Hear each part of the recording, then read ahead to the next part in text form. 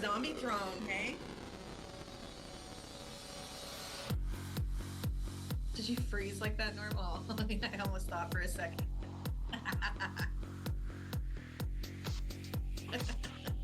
Oh, and it says. Are we supposed to be live right now? So what's live on the front screen right now? Oh, good. Because my camera says it's on. What is it? Can you see it?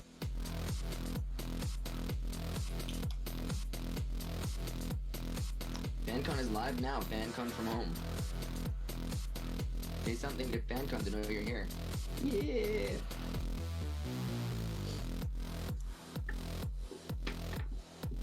Oh, okay. I'm glad you're enjoying this. Share this video with friends so they can watch too. Nope. The voices are live on here. Yeah?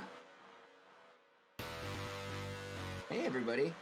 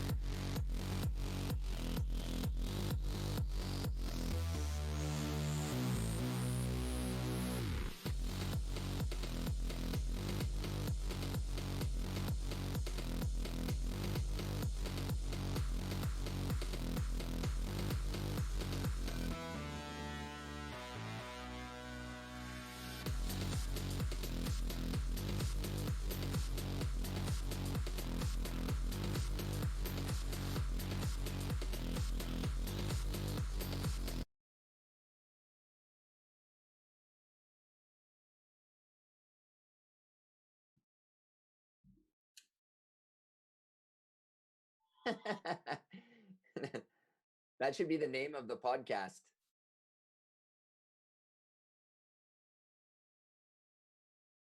Hey everybody, I am Norm Coyne. I am the co-owner of Northern FanCon. Been here since the beginning. Is it all three of us on right now? Yep. Awesome. Cool. Perfect.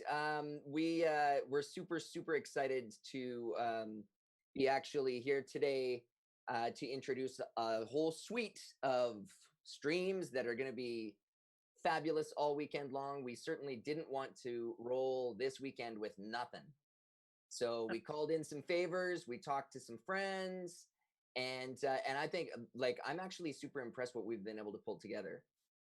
Joining me today are my co-owner of Northern FanCon, Paul Glendinning, and our esteemed director of brand development slash interview extraordinaire slash outspoken little little Leah, man. Hi, you guys. So happy to be here. We're gonna have so much fun this weekend. Woo! Yay. Starting off this weekend, we're at 2:30. We've got very good friends of FanCon, Elisa Swanson and Tina Teoli. These are two filmmakers that I have a lot of respect and admiration for. Tina is a fabulous makeup artist. She worked on Flash, The Good Doctor. She is a Leo Award winner. Elisa Swanson's worked on The 100, Once Upon a Time. Both have been guests of FanCon and had a fabulous experience. I'm pretty sure they met at FanCon and have gone on to become, fairly decent friends. So that to me is like the spirit of this weekend is about connection, right? It's about don't even. We still have this community and we still want to see it keep going, and we want to do our part to help everybody smile, have a great time, and man, that's how it's gonna roll. Leah. Off to me. I was just looking on our FanCon feed, on our Facebook feed, and they're saying that they're not hearing sound from only Norm. Or Paul has no sound apparently. So just technical difficulties in the real world, you guys. Well, we can see that. Pretending he's frozen.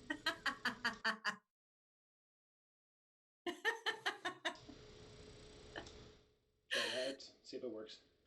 Might double up now. Now we hear Paul. They say, "Yeah." There we go. And I've got the chat working now too. And we're live on all three platforms. And this is a good segue to say, to let us know you're watching out there, you guys. We've got a great contest going on. Any platform that you love, Twitter, TikTok, Instagram, Facebook, whatever. Take a picture, take a video of you watching, and tag us using the hashtag FanCon from home. And, you might win some stuff in junk later. Ooh. That's right. So if you have any feedback as to how things are going, we're going to adjust as we go. So give it all to us. If you can't hear sound, you need things to step up, need videos change up a little bit, hey, let's see what we can do on the fly. Yeah, we're building the plane as we're flying it, folks. Which is just typical with you, Norm. Yeah, this is last minute productions.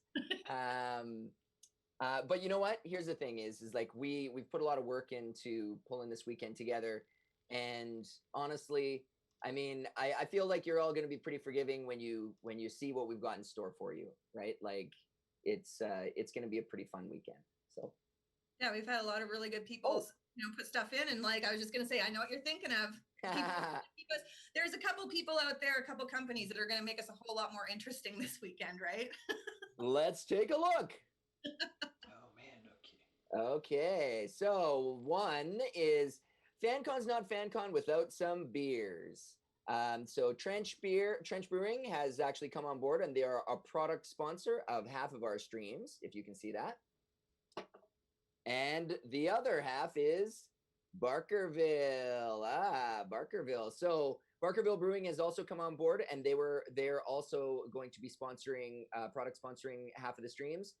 So for those of you who were in with us in 2018, this was the belle of the ball. This was in Ming Chen's hands, Michael Hogan's hands. I spilled it all over my shirt. We had lots of good times with both of these folks, truly. So you'll be seeing these pop up. We highly encourage you to go out and get yourself some. Not right now though, because we need your eyes. But or send somebody. Deliver.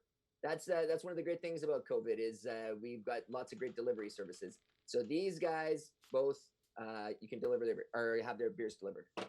It's far too early for me to get started. I would be very drunk before my panels later, but I will be sipping in a little bit. Cool. Sipping in spirit. Sipping in. We're gonna build this plane as it's flying and drink too. Yeah. So there's like nothing could possibly go wrong. No, not at all.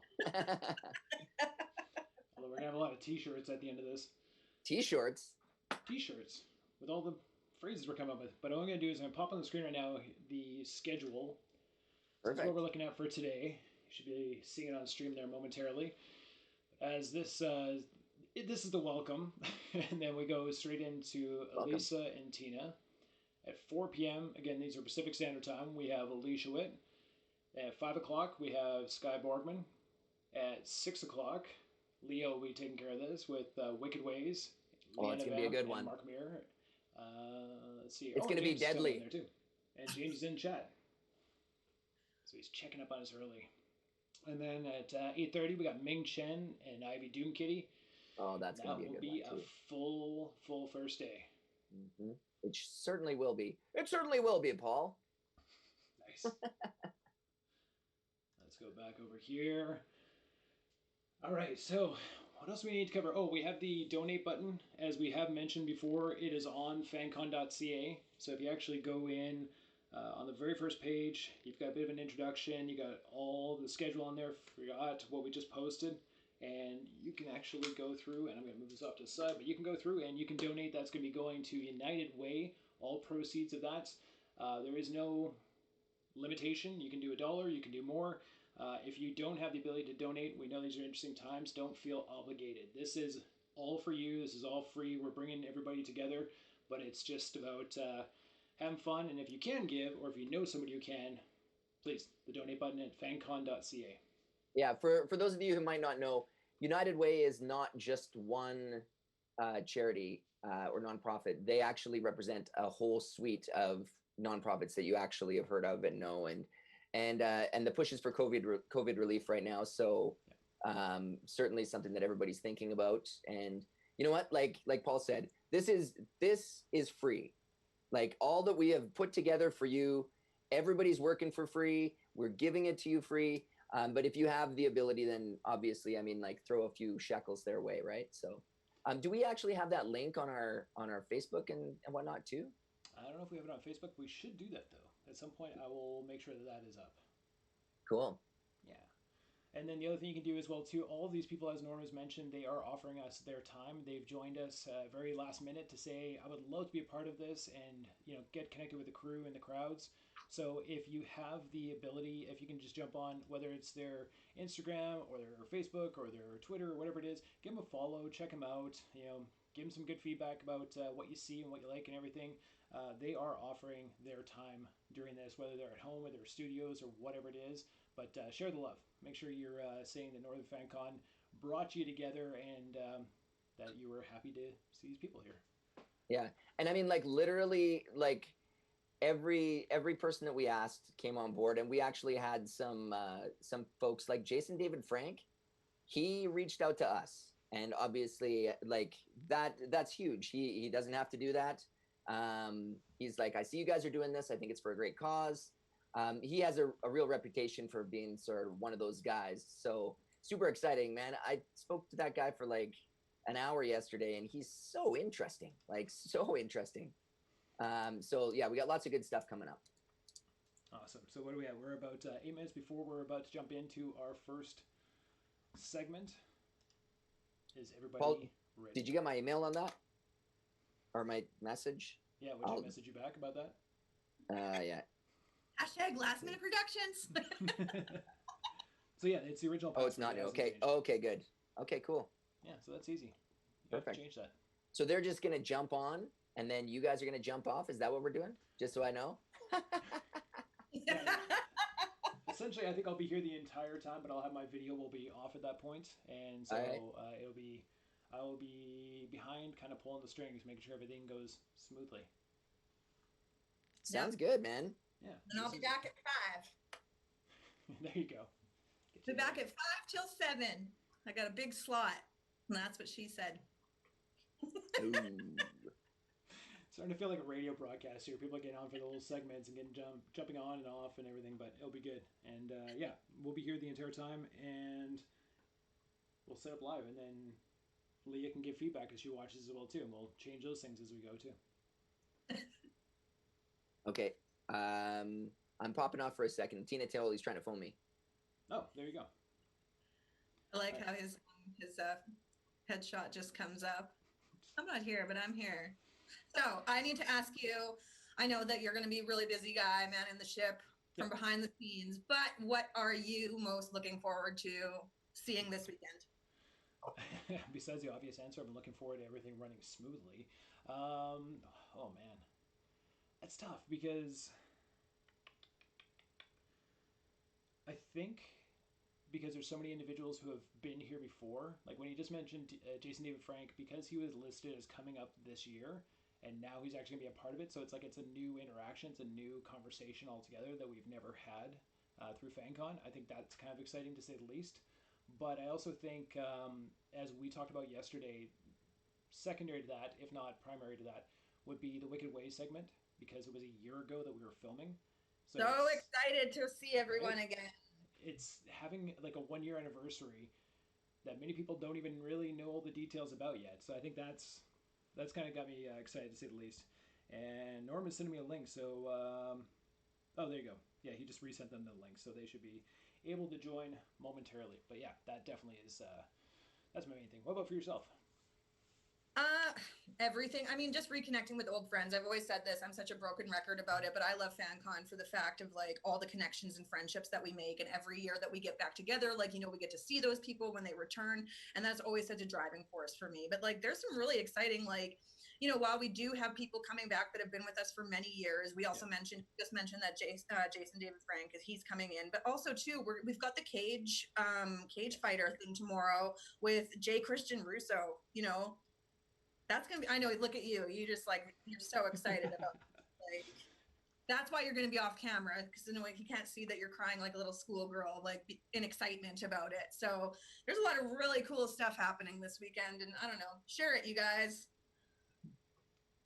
Yeah, no, I think it's, you definitely revealed all my cards right there. I am going to fanboy out a little bit. I have been a fan of Christian or Jay for many, many years, followed him through his career with the WWF and WWE, and then to come forth and what he's been doing with TV shows and movies and everything like that. I'm super excited for that segment, and yeah, I'll probably squee in the background a little bit, but that's okay. In the background. That's fantastic. And I noticed that we're starting to get participants are starting to load up, which is good. So we're almost ready for our next segment, which we're actually a couple minutes ahead. Go figure. A couple minutes ahead. Okay. The ship is flying straight. So there we go. I see them both there. Okay, perfect. So yeah, I told Tina as now Alisa will be able to hear as well. We'll hang tight until 2:30. Okay. That's a good little reminder, though, that probably I shouldn't be in charge in sending out the links. That's okay. I can actually do it going forward. I want to make sure that that was all working, but as long as I have all the contacts, I can continue to do that. Cool, man. Because I pulled it up on my screen. That was totally, ladies, that was totally my fault. I had an email half sent to you, and I must have gotten distracted. No distractions will happen this weekend. Never. No, everything's going to be perfect, and it's going to get better as we drink more of our sponsored beer. So when you do that, when you hold it up, Norm, just say a little something, because then you'll go to your camera automatically. Okay, Paul. There you go. All right. Perfect. Okay. Well, would you like me to load up the next section there? Sure, what do we got? Well, we'll wait until 2:30. We'll keep these guys in suspense. What is it right now? What time is it? 2:28. So I am going 2:28. I'm going to leave you guys. Have a great segment, and I'll see you back here at 5. Awesome. Thanks, Leah. Cheers.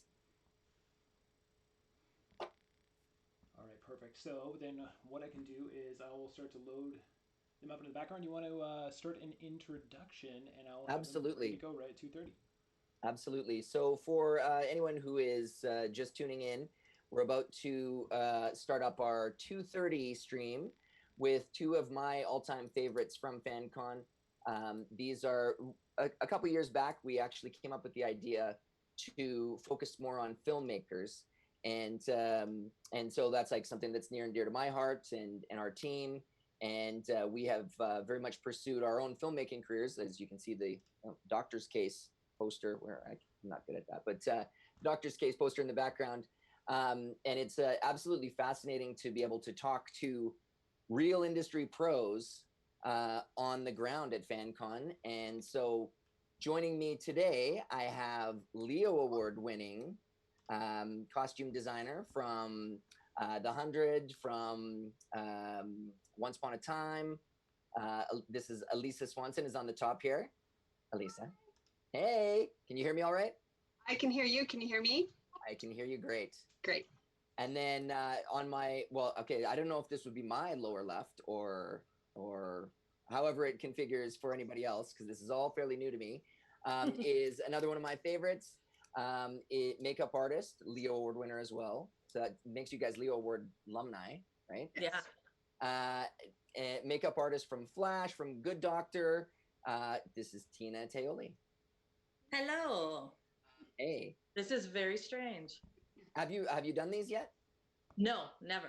Really? Besides my family, I've done like, with my family. That's it. Yeah. Elisa, have you been doing them? I belong to the board of CAFCAT, which is a professional Canadian costume association. And we have our board meetings and we've been doing it this way. So that has been helpful. But yeah, it's doing it out to the public without seeing the public. This is a new thing. So. Yeah, I'm super excited to see how this works. Like I've mentioned a couple of times, we're kind of building this plane as we're flying it. But we certainly didn't want to run a weekend that was supposed to be FanCon without anything happening. And so like we're trying to focus in these streams on, the culture of connection and the community that we're able to build, on the convention circuit. And so that's here we are, right? The best possible way to do it in these strange times. It's a great idea. Hey, thanks. So I kind of wanted to jump into for each of you. Obviously, was FanCon for you? Was it your first convention? It wasn't.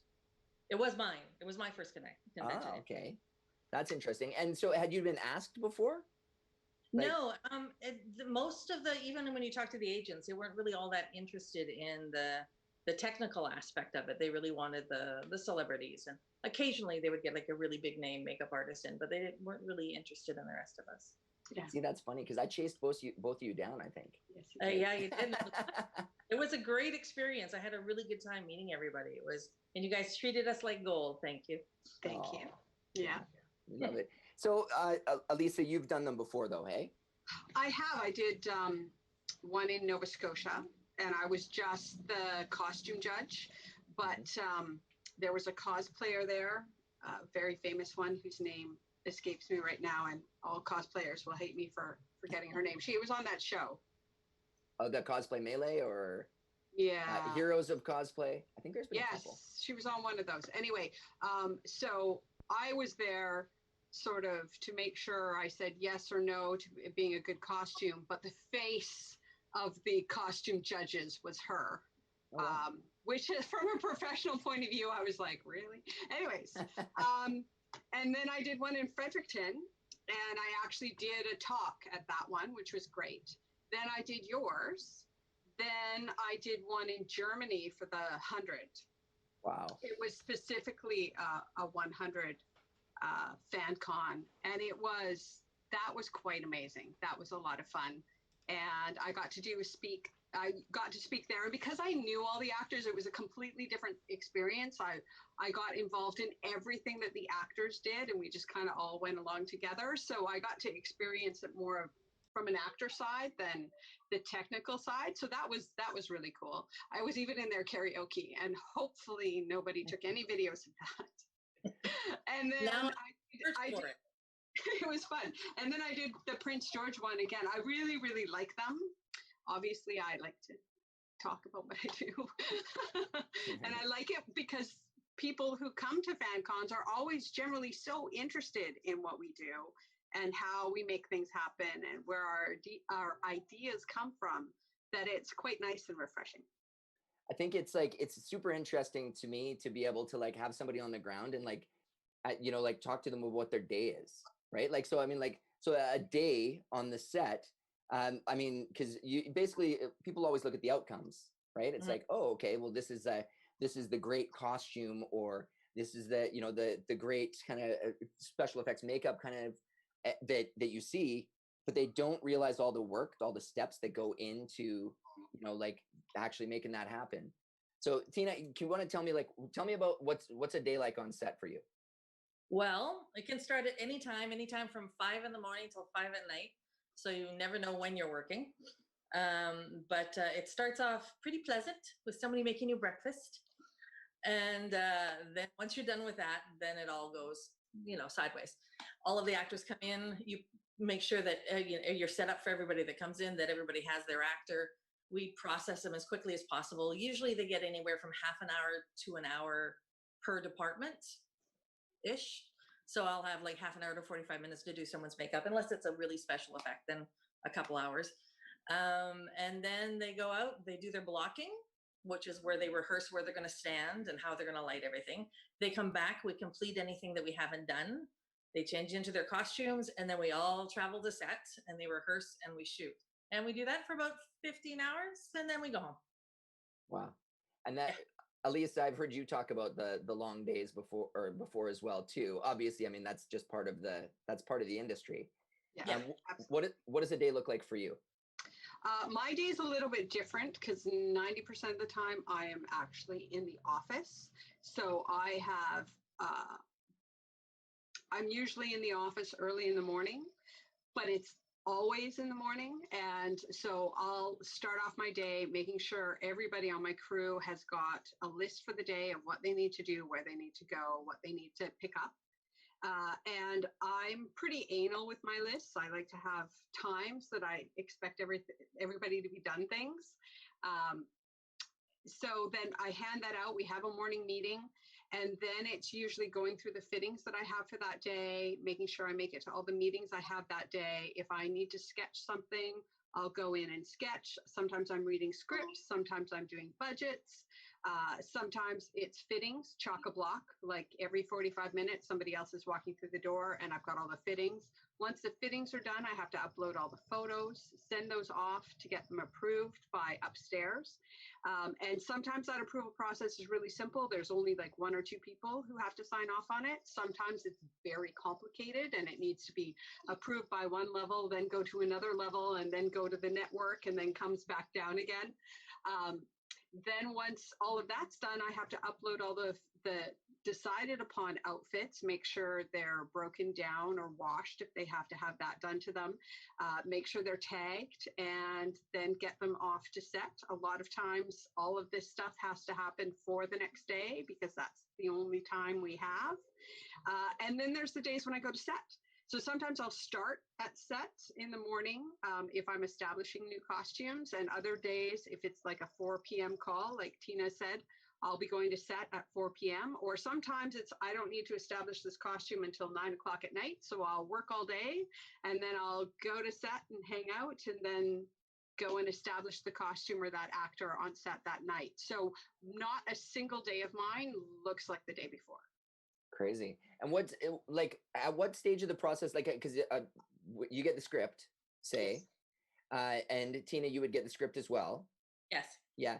At what stage of the process, like, is there like what kind of turnaround? Is it sort of like you get the script and then you've got to have everything planned out inside a week, inside a couple days, because I mean, things can roll fast and slow, I imagine. But I mean, like, is there like, basically it's like, you know what, usually we've got about 3 days to plan? It depends on the show and how quickly they get their scripts out, how organized they are.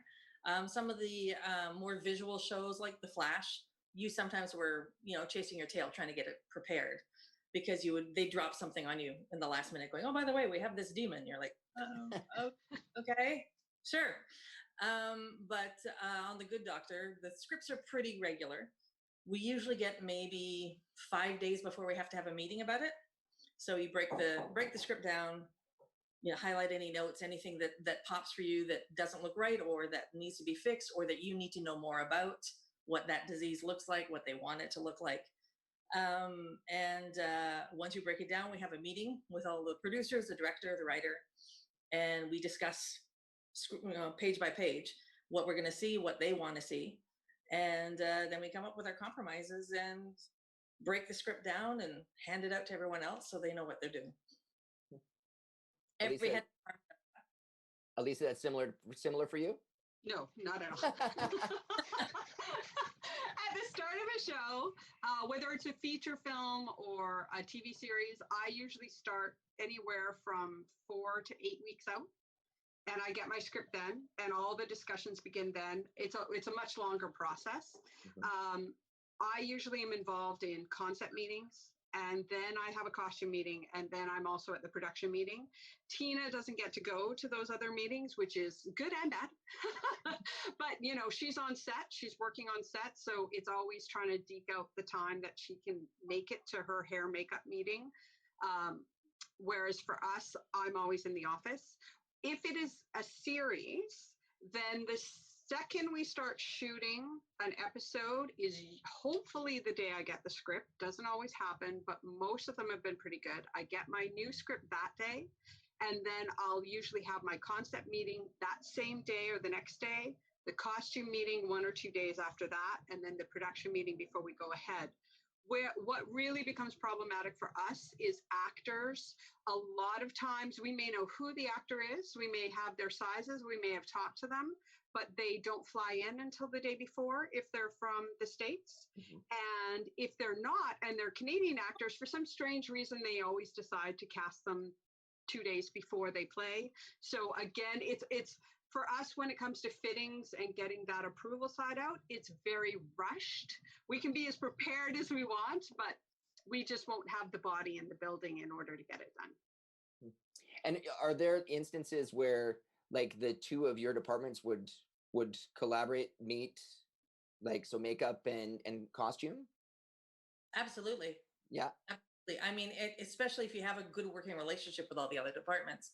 Because if it's something that's extremely visual, if one of the departments doesn't get it right or isn't on the same page, it's going to completely look off the mark. Yeah. So if you have an episode where everyone's going to a huge party and they have to look glamorous, or they're going to a theme party or something, you have to all check in and be doing the same thing. So it's good for us to make up a look board, where we have sort of examples of what we were thinking of, and the hair department does the same thing and the costume department does the same thing. So we're kind of all going in the same direction. I always offer, doesn't always get accepted, I always offer to send all of my costume boards going out, usually the original board, as well as once the fittings are done and the fitting looks have been approved. Very often I will send those out to the hair makeup. Sometimes they're like, no, thank you, especially if it's contemporary. But if it's something like the show that I just did, where we did 1970s and then we did 1980s and then we did 2003, I would just send all of the approved costumes out so that they could see ahead of time what they had to work with. And that helps a lot. And very often too, I'll get sometimes the scripts before they do. So if it turns out that there's something in there that I think affects us all, I'll usually pop in and see them or give them a call. Nice. So, I mean, because especially I would think for episodic where things change fairly quickly, you guys must kind of always be on the hunt for inspiration, right? Like, I mean, you're always probably looking at things and being like, do you catalog ideas? Like, where do you get your inspiration ideas from? I actually do catalog ideas, but I usually catalog them in accordance to what we're doing. If I see something coming down the pike, like if they're going to do a drag episode or something like that, which they did on our show, they'll let you know a couple episodes in advance. You won't have the script, but they'll say, this is what we're going to be doing. So you can start sourcing things out. And then I like to get a board together for my assistants, because we're going to have extra people on that day. And I want to make sure that they all know visually what we're going for. So if there's like a background room, then I'll usually hang up a bunch of looks for them. This is what we're going for. Don't identical copy them. Use your own imagination, but that's the direction we're going. All of these people should belong in the same room. Elisa? I totally lost the train of thought. I was so busy listening to Tina and thinking That's about awesome. background looks and having it all. I can't remember what the original question was. That's okay.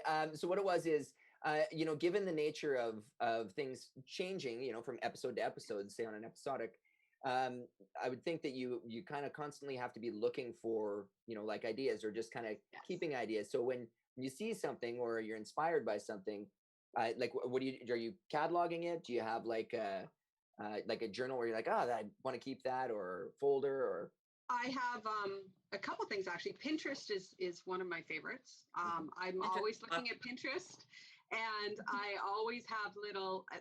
I have open ones, but I have a lot of secret ones, either for specific shows or just really good ideas that I find that I want to save till later. And sometimes I have them categorized like sci-fi or fantasy or contemporary or period, all of that stuff.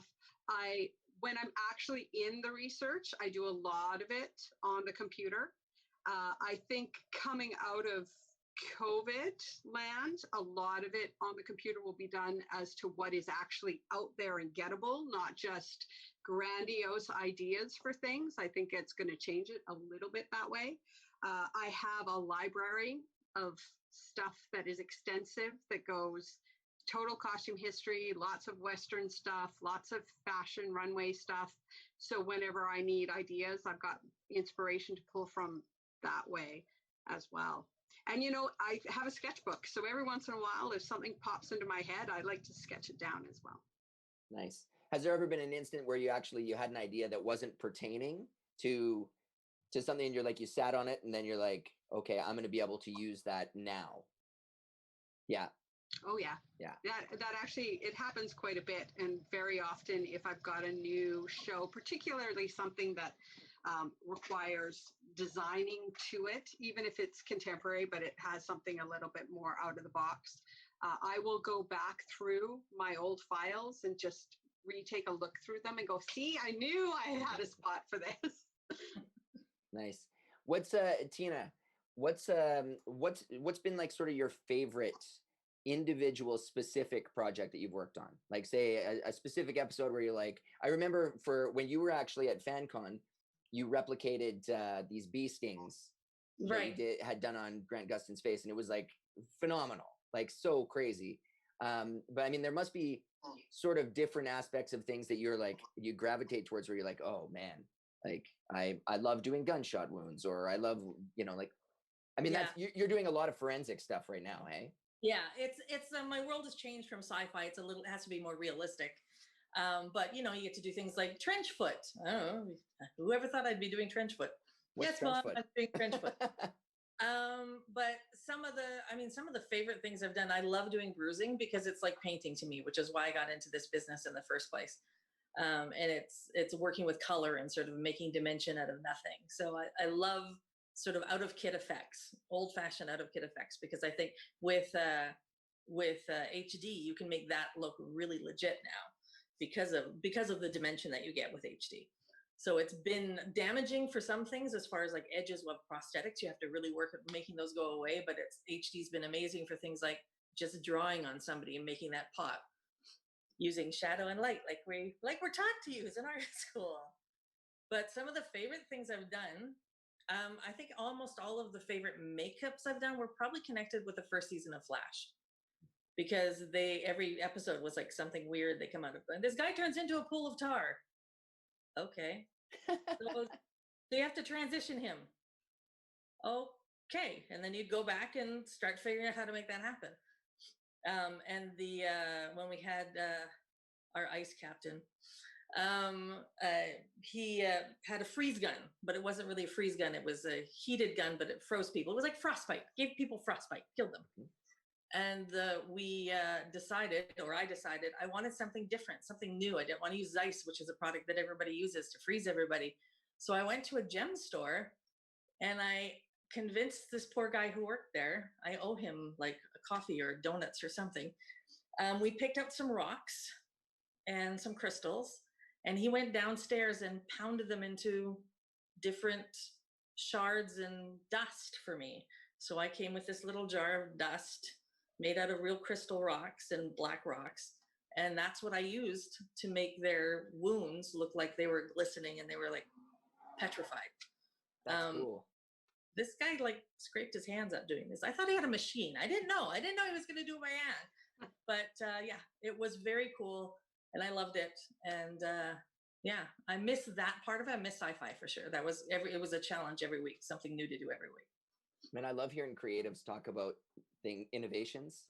It's like, yeah, it's so thrilling for me. So that's awesome. Well, it's hard to find something that's new, hard to find something that hasn't been done because it's all been done, really. Yeah, for sure. Elisa, what about you? I am like Tina in that I like the sci-fi and I like particularly that stand out. And one is actually contemporary. But The 100, I did not start season 3. Somebody else did, and I came in and took over 2 or 3 days into the second episode. They had removed themselves, and I came into a department of, God, there was like 25 people. Biggest show I'd ever done to that point, bar none. And just trying to remember how to get from my office to the build room it took me like a week and a half to try and remember how to do that. I needed somebody to take me every time I wanted to go because they were in 2 different buildings and spread all out. But that very first day, they're like, okay, great. You have got 9 clan members. They're heads of their clan. They are on set tonight. They don't have a costume. All you've got are capes. Go. So it was all hands on deck, me included, like full-on respirator, gloves, the whole bit. I was all prepared and just painting and throwing stuff on and sewing stuff. They didn't turn out, obviously, to be the best costumes I've ever done had I had the time. But considering our time frame, every clan leader looked different. Every cape had a different aspect to it. I managed in that short amount of time to come up with the books that all the clans avoid.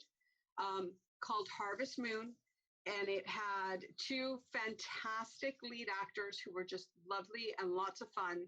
And she was supposed to be a very wealthy Beverly Hills girl, and we had less than $20,000 probably to do the entire movie, everybody head to toe.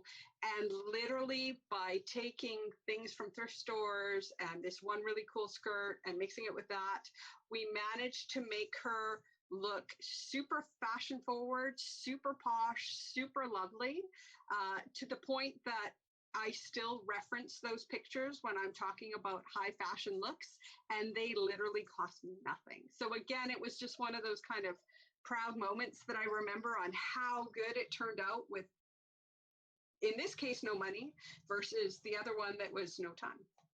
Yeah, that's amazing. I love, you know what? It's super inspiring to me to be able to actually look at something, be like, I made that, like that there was nothing before. And now there is something, and that's me. And like, that's like a big piece of film industry, right? Like, it's like you're a piece of that story, right? And the art of telling it. And oh man, super, super inspiring. I love talking to you guys. We actually have a question. So I didn't even know we could do this. I got a little chat question. So, okay. Question is, this question's from Dean. Hey, Dean. So, do you prefer practical effects or CGI, and what's easier to deal with? I imagine this would be like sort of an integration, though, like with both of you, probably. For me, practical effects are what I prefer because it's what I do. Yeah. CGI, you have no control over. It goes to some office and some editor somewhere in LA, and they imagine who they're great at what they do, but they're not makeup artists, so they don't necessarily know what they're looking at. So sometimes they'll put a blood splatter on somebody because they feel they need it there.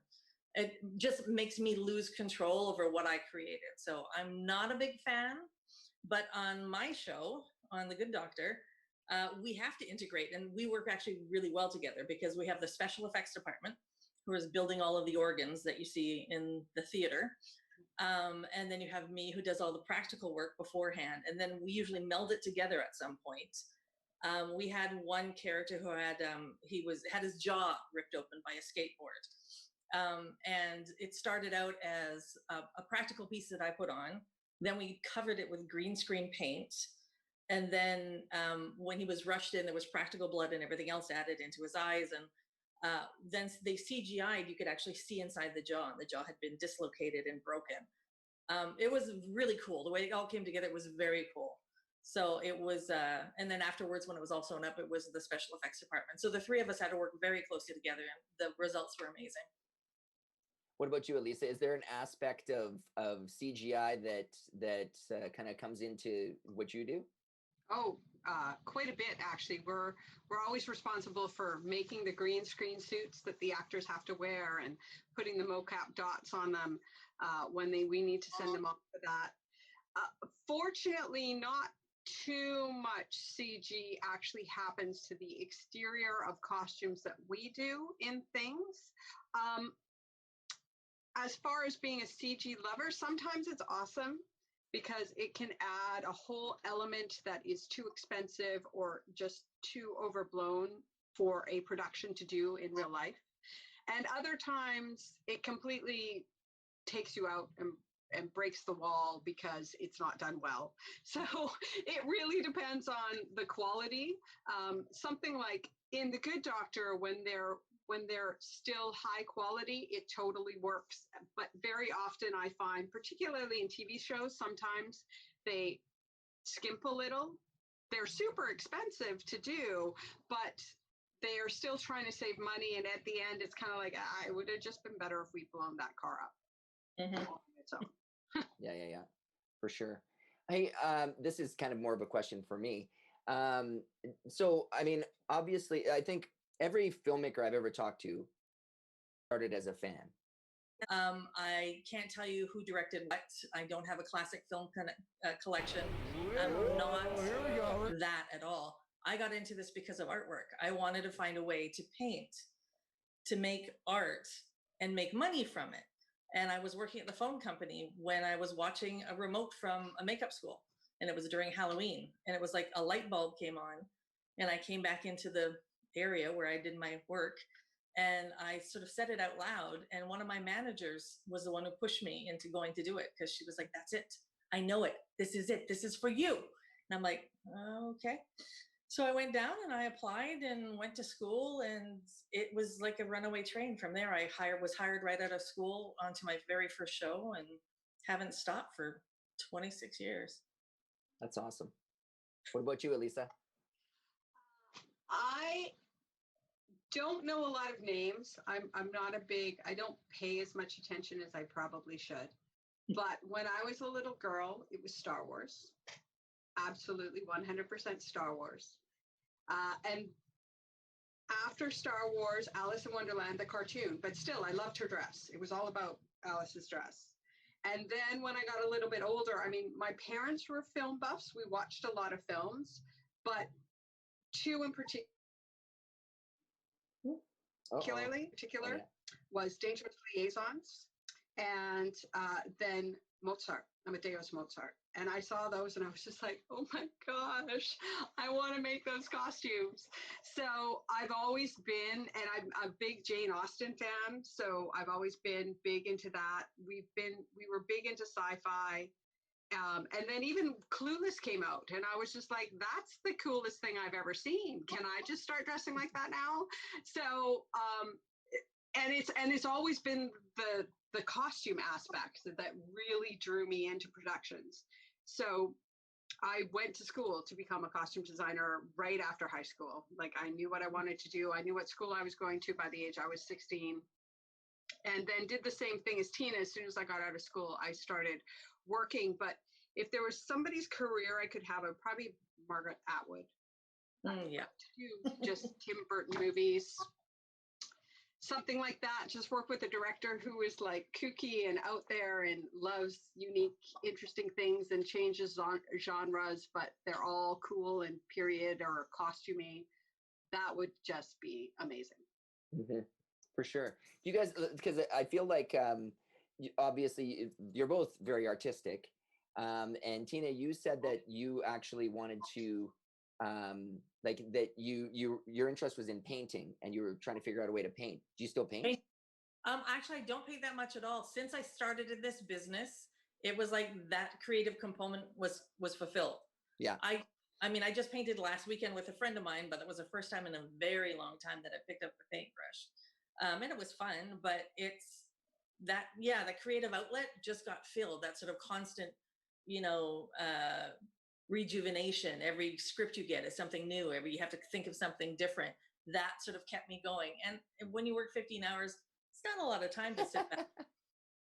not a lot of time to clean your house. So For sure. Is that sort of a similar story for you, Elisa? Yeah. I used to sketch and illustrate and sew all the clothes that I wore all the time when I was younger. I make all my Halloween costumes now. I mean, I have two little kids, one's 7 and the other's 3, and trying to get their Halloween costumes done for the year is like, a lot of times I'm just like, last year I shopped it online on Amazon and had it sent in because, and when I'm off, the last thing I want to do is go into my sewing room. I'll have great ideas, but it's like, oh, but I don't want to do it because, like Tina said, all your creativity sort of gets dealt with at work, and we are so creative at work, and we I'm sketching for work all the time. I'm playing with fabric all the time. I'm designing stuff. My brain is working. So to go home and, make myself a skirt is not that interesting. For sure. Hey, I got a question. Did you guys meet at FanCon? Yes. Yes. Yeah. Okay. And have you spoken since, or is this like the first time that kind of we? No, we've run into each other actually at the studios. Oh, really? Worked on a show together. No way. I hardly saw her though, but we worked on a show together. Yeah. Cool. Is it something you can talk about? What was the show? It was a pilot. It didn't get picked up, so yeah, we can talk about it. Oh. It was first called Frankenstein and then was changed to Alive. It was an interesting concept and a great cast and had an awesome time, but it was unfortunately not picked up. So cool, man. And like I'm always really, really fascinated by, like, I love being sort of a facilitator of connections, right? FanCon is like very much full of connections, and it's such an empowering space. I love seeing people show up in their costumes that they've worked on for a year, and like people that get to shine that maybe otherwise wouldn't, like be as confident in doing that. And I feel like when there are friendships that come out of it, like I see people who I know have met, like from the convention, it's like, it's really, really cool to me. Right. I feel like too, one of the things that I've really appreciated for the stuff that we're doing, like we haven't worked on the scale of productions as you guys have, like we're doing our own kind of little independent films and whatnot. But there's like a real sense of camaraderie on set. Like, it's like there's like, and I think it almost mirrors conventions where it's like you're there and it's a concentrated kind of energy where, like you become better friends than if you were just kind of, at a coffee shop kind of thing, if that makes sense. Yeah. Like, I mean, I'm sure you guys must have made, like the same kind of friendships through the years. Is there a show or like an experience that you had where you're like, you know what? This is something that, like, these people are still my dear, dear friends, and like we're still so close. Who's that for? Okay. Tina. Sorry. I just been kind of going Tina, Lisa. Sorry. It's actually, there's been a lot of shows. I've been very lucky. I've been on some horrible shows, which I won't name, but I've been on some shows where it's like, you can work on a show for a year or 2 years or 3 years. And from that show, you will meet a lot of really good friends, but you will take with you maybe 3 people and put them in your pocket and they stay with you forever. Smallville was one of those shows. Crew and cast, they're people I'm still in contact with. people I consider to be very close friends, people I can count on and talk to. The Chris Isaak show, an amazing show to work on. Everybody was in a band. Every department had a band. So there was always like these jam sessions that happened. Very creative camera department. And you got to see a free concert every week. So, I mean, it was the best show ever. And the first show, yeah, it was so much fun. Also the first show I worked on, which was, oh no, I'm just blanking out. No! It was about high school in Vancouver. All right, come back to me later. Right on. Okay, Elisa, what about you? I would say, I mean, I've stayed really good friends with a lot of people in my actual crew, for sure, or people who you bump into and you're like, oh my God, it's good to see you again. But I did Edgemont, going back, makes me seem very old, in the early 2000s, late 90s. And it was my first show that I had, not the first one I designed, but the first one I got paid to design. It's a big difference. And I did all of the seasons. And so the cast on it and the crew were all there, and we kind of all grew up together. That's how I feel about it. And though I don't, stay in contact with everybody, there's still, like, I bumped into Grace Park a couple of years ago, and it was just like, oh my God, it's good to see you again. Because that's where she got her start. Kristen Kruk got her start there. A couple of the other actors, some of them are still in film, and the most. Nice. That's interesting that you mentioned people that maybe aren't in the industry anymore. Mm-hmm. And I always think about this. I'm like, if I wasn't doing what I'm doing, what else would I be doing? Tina, what if you weren't doing what you were doing now, what would you be doing? Well, I love to cook. I love to cook. I've always thought that I'd like to own a restaurant, which I know is a stupid idea because it's a horrible thing to do. It's a lot of work and most of them fail. So yeah, I think because I view cooking as a creative outlet as well. So maybe cook, although I did cook for a while. I wasn't very good when I did it. I'm better now. I think when you do something for a profession, you really have to love what you're doing. And when I was cooking for a living, I did not really love what I was doing. I hadn't quite figured it out yet. But I don't know. I don't know if I could start it all over. Rock star, maybe. I don't know. That's a great answer. Elisa, if you weren't doing what you're doing now, what do you think that you would be doing? That is a really good question. I really wanted to be an actor for a really long time. To be honest, I don't think I have the constitution to be an actor. It's the stuff that they get bombarded with on a regular basis, I think would have broken me years and years and years ago. I'm not the best writer in the world, but in my head, in my fantasy, if there was another job, I would love to be a novelist because I do like to come up with stories. I just have no ability to actually flesh them out and write them down. But as far as being a storyteller, I really like that idea. Yeah, it's interesting. Both of you, like, I mean, both of the alternative jobs involved creation, right? Absolutely. So I mean, like, it's you're true creatives. You're like, oh well, I'd like to actually make something.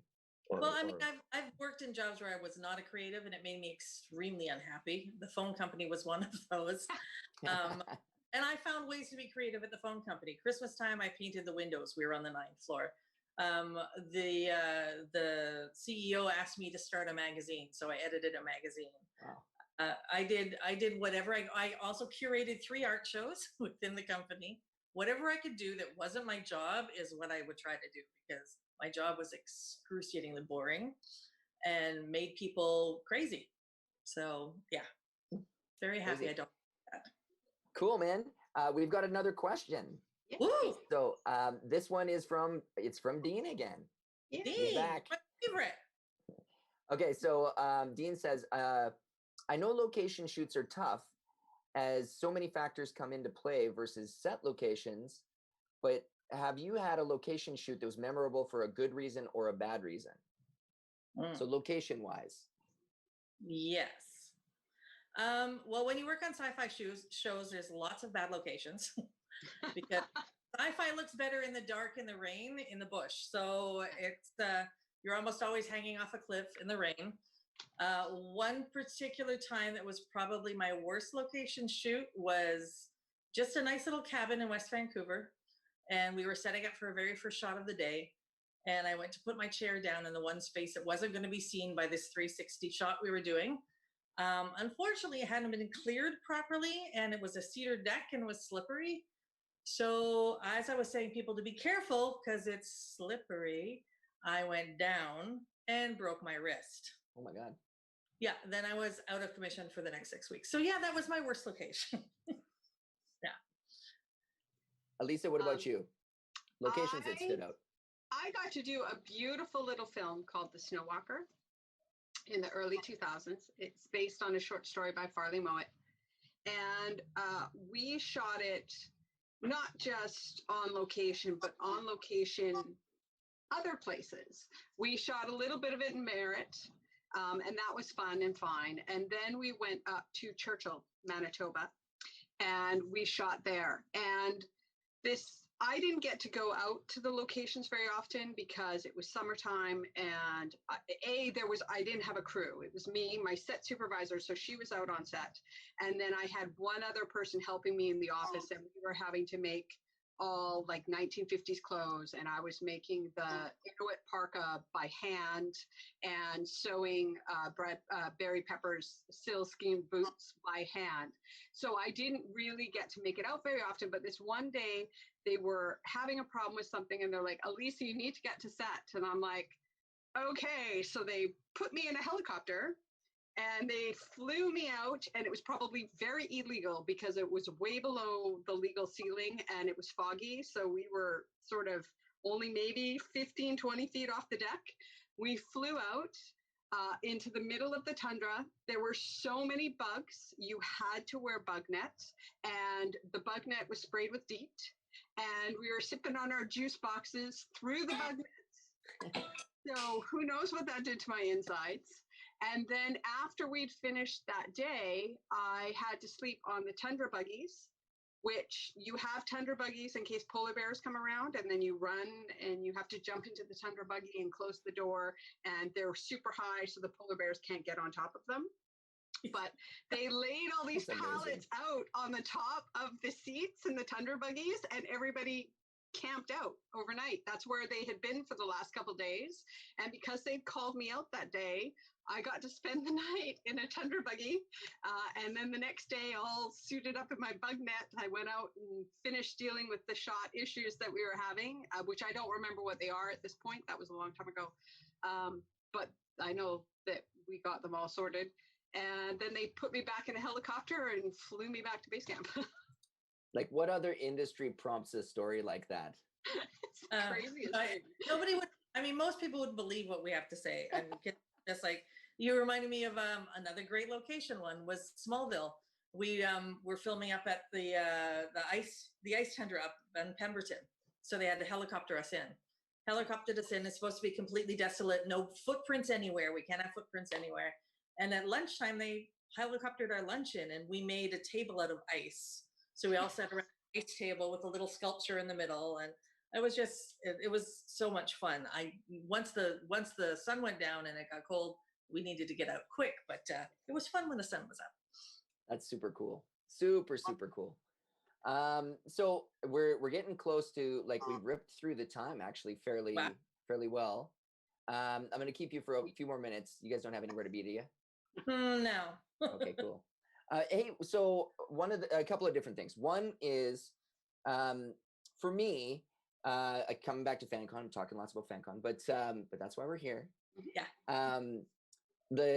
It's funny because I had to do this documentary. It's like a short documentary about FanCon with TELUS like 3 or 4 years ago. And they're asking me, they're like, why do you do it? Like, what is it about this event that makes it so important? You know, like, why, like, you put all this time and effort into it and all that kind of stuff. And I didn't realize that this is something that actually was one of my core values, but she kept asking me in different ways. You know how a good interview will ask you and then ask you in a different way, and then because they're looking for an answer. As soon as I said it, I was like, oh my God, this kind of almost helped define me as a person.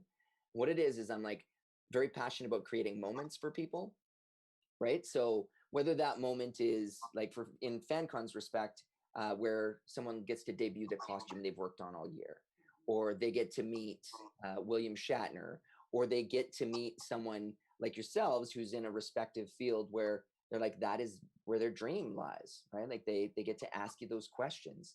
And I mean, like moments, I think about them all the time now. I'm like, they can be small, they can be large. When like with us at FanCon, did you have any kind of special experiences or moments where somebody came up and they were like, oh my God, you know, like it's so great talking to you, and this is my piece. Tina. I think there was a lot of them. People were really receptive. At first, they were sort of shy. They weren't quite sure what to say or how to approach us or what to ask us. So, you know, we had to get aggressive with some of them. Hey, you, come over here. But a lot of it was interesting because you had us up for that panel on women in film. I don't even remember what I said. Really, we were just up there yapping, talking.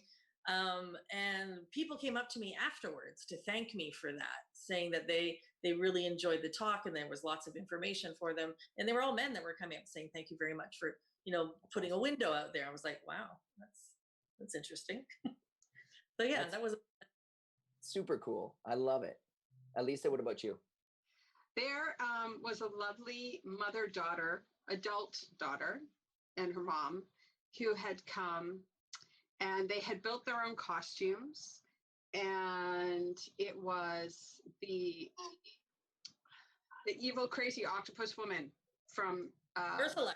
Thank Ursula. you. It was Ursula. And it was really cute because they had showed up in one of my talks as well. And we discussed, they talked about their costumes. They'd come by to see me at one of my talks. Then they came by in their costumes. We got to talk about their costumes. And then the next day they showed up at another one of my talks and they're like in the background going, hi. And it was really neat to see that costumes mean so much to other people as well as me. I mean, that's why I got into it in the first place. Doesn't mean everybody's lucky enough to have the ability to follow through on what they find interesting or unique, whether it's because they just don't have that creative mindset or whether it's because they don't have the work available to them, depending on where they live.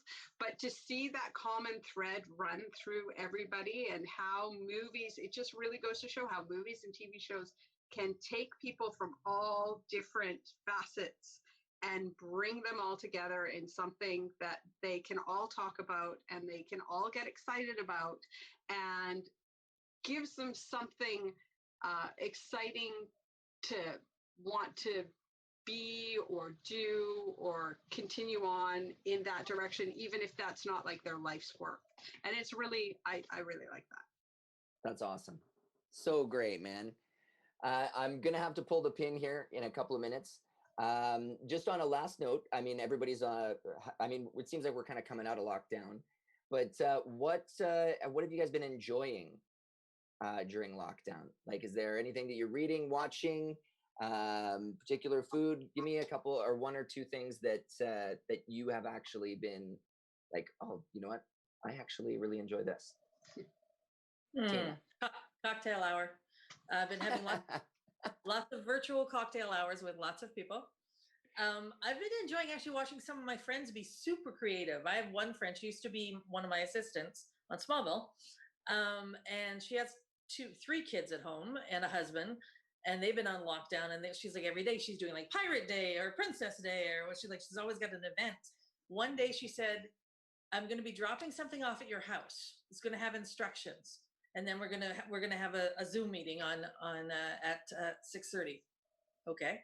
So her husband is a chef, so he prepared, and she's also a very good cook.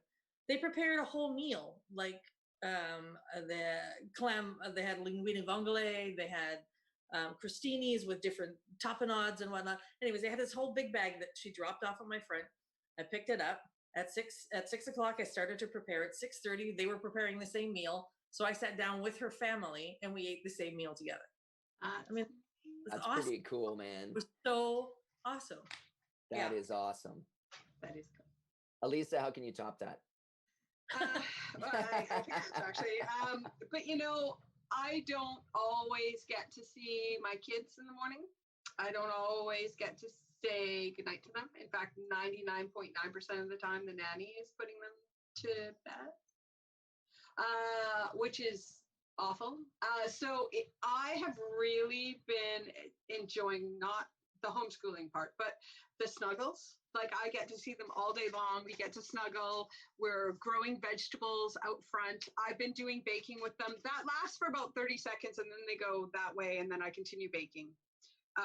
But it's just them being, us being home and getting to see them, all of them, like the whole thing. And it's, you know, it's really nice. I'm going to miss that when I go back to work as much as, the other day, my daughter found a piece of fabric and she brought it upstairs and she wrapped it around herself. And she's like, okay, I would like you to sew it here. So we went down to my sewing room and she directed how it was going to be sewn. And she designed herself a little silver Princess Leia dress that had 2 different kind of straps and it had a little slit in the front. And I just sewed it up, but she did all the designing and that was super fun. That's amazing. I love it, man. I love it. I can't tell you guys how much I appreciate this. You know, like this is the first of many panels this weekend, and the fact that you're so gracious with, you know, like donating your time for us, and it's great to see you again. And these are all free for everyone to enjoy throughout the weekend, but we are encouraging people to also donate to the United Way. A product sponsor for this weekend is Barkerville Brewing. Whoop, I'm not very good at that yet. So these guys are big time supporters of FanCon. So just giving them a little plug. Aaron Harrison says hi. He's on our chat now. Hey. But thank you guys so much, and I can't wait until things open up and we see you guys again in person. That would be lovely. Lovely. It's been a pleasure, and I think anybody would do anything for you, Norm. You're such a great guy. Oh, it's true. I appreciate that. You guys. I love you guys. All right. Thanks so much, guys. See you later. Thank you for having us. It was fun. Bye.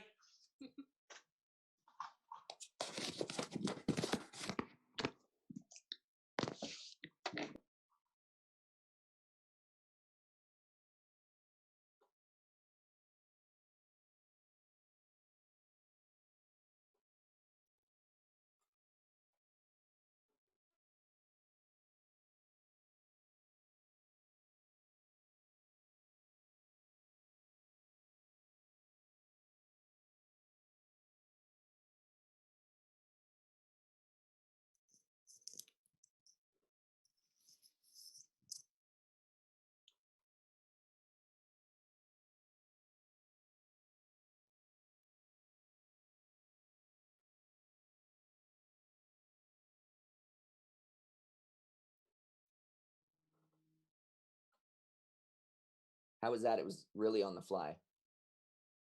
Okay.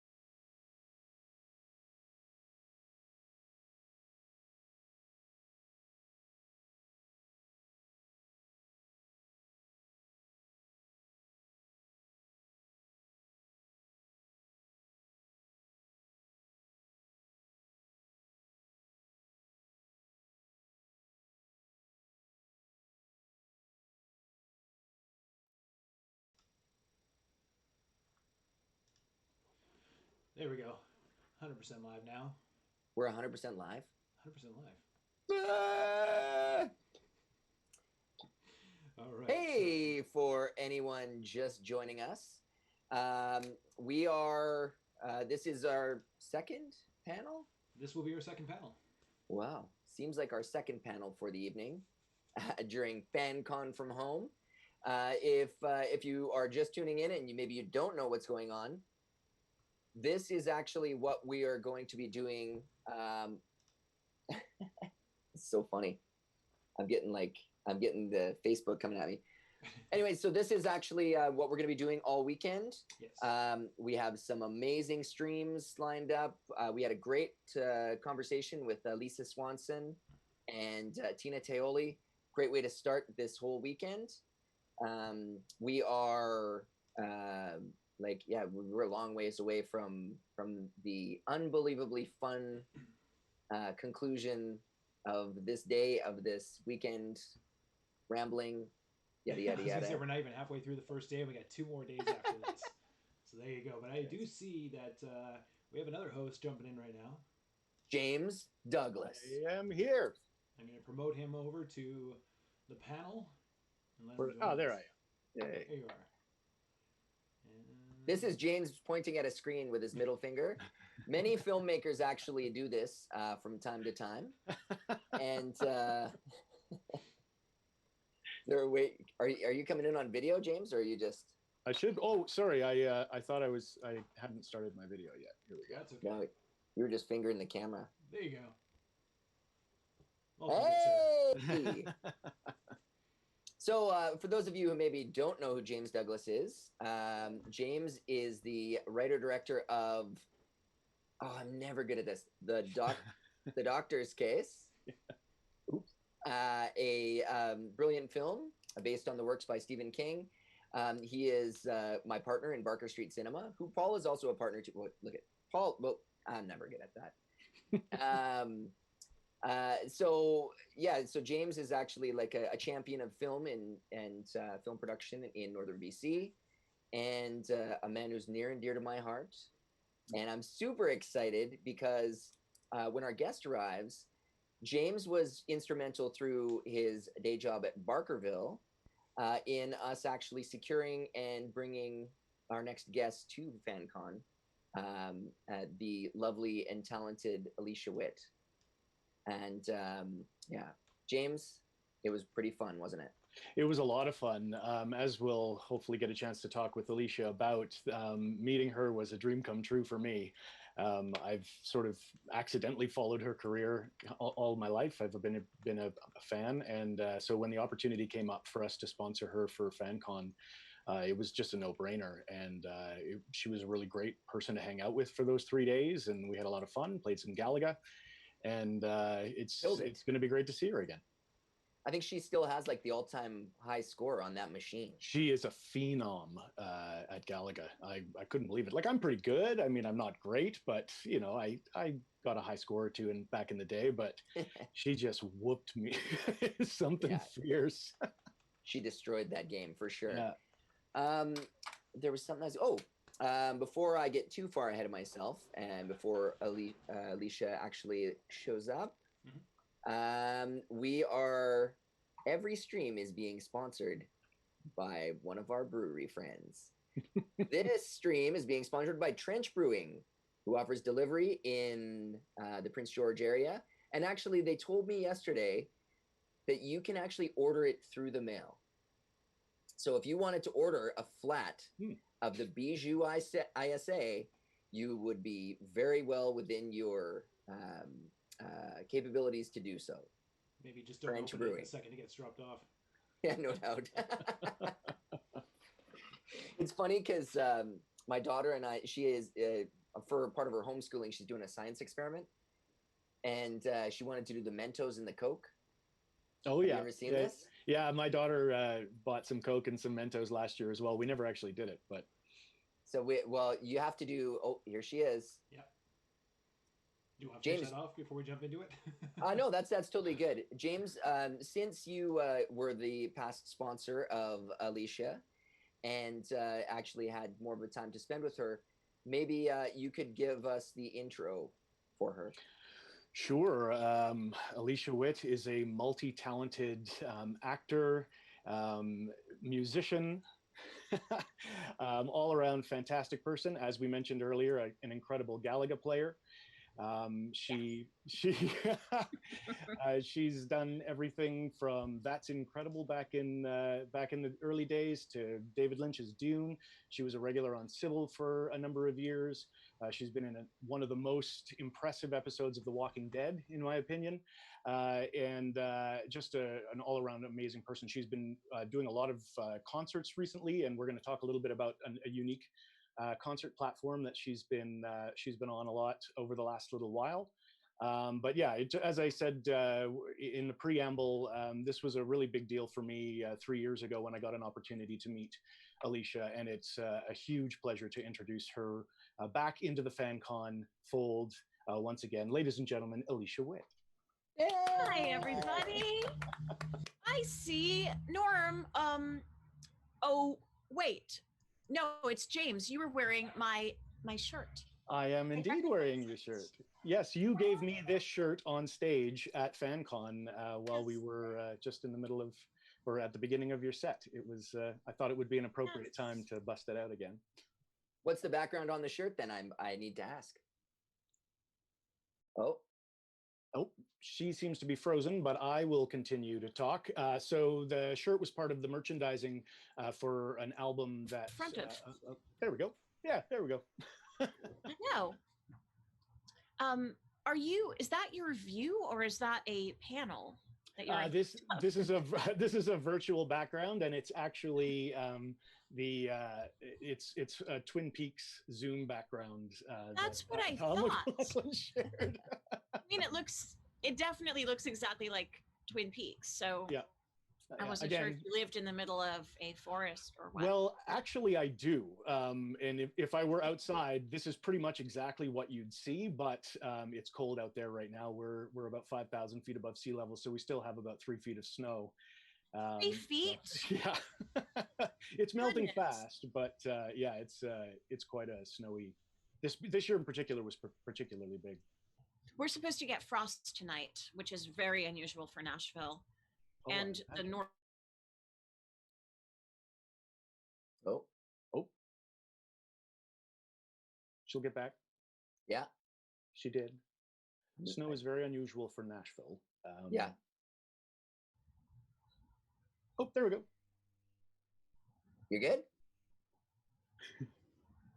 So we know you guys froze up for a second. Yeah, you froze up. We were talking about you freezing up, but we thought it was maybe because there's no snow in Nashville, right? So it might be. I don't know, but I'm sorry about that. I've got full service right here. I'm making sure it's on the right Wi-Fi. Yes, it is. I'm in a temporary house. My house was, as they say here, tornadoed a few months ago. So the house is being repaired. It is not destroyed, thank God, but it was damaged, and we're now galloping towards the finish line in terms of having it be ready to move back into. Wow. That must have been a terrifying experience. It was. It really was. But, it's just overwhelming gratitude that we were okay. All of my neighbors were okay. There was a lot of damage in my neighborhood, and just unbelievable that people weren't killed in their homes in East Nashville. It was hit very hard, but the spirit of that community and the people who live here are like nothing I've ever experienced before. So it was a huge disaster, but I think everyone I know feels the same way, that if they didn't lose their lives or their loved ones, we're all feeling pretty grateful. Absolutely. Yeah, it's strange, that's for sure. Totally. How long have you been in Nashville for? I moved to Nashville 2.5 years ago. I had been coming here since 2012, and just it was really that the spirit of the people here that made me want to move. I've since made some of the best friends I've ever had, and I make music as well, so I was coming here to write, to record. It's been a place I've been spending a lot of time for the last 8 years. And when I was on the show Nashville 4 years ago, I really started thinking that it was making more and more sense to make the move, to make it official. And then in 2017, I just couldn't think of any more reasons not to do it. That's cool. So that's actually that's around when you were in Prince George, I think. It was 2017. I think so. Yeah, it was April of 2017, right before I made that official decision. I put my house on the market, I think in May 2017. Crazy. Yeah.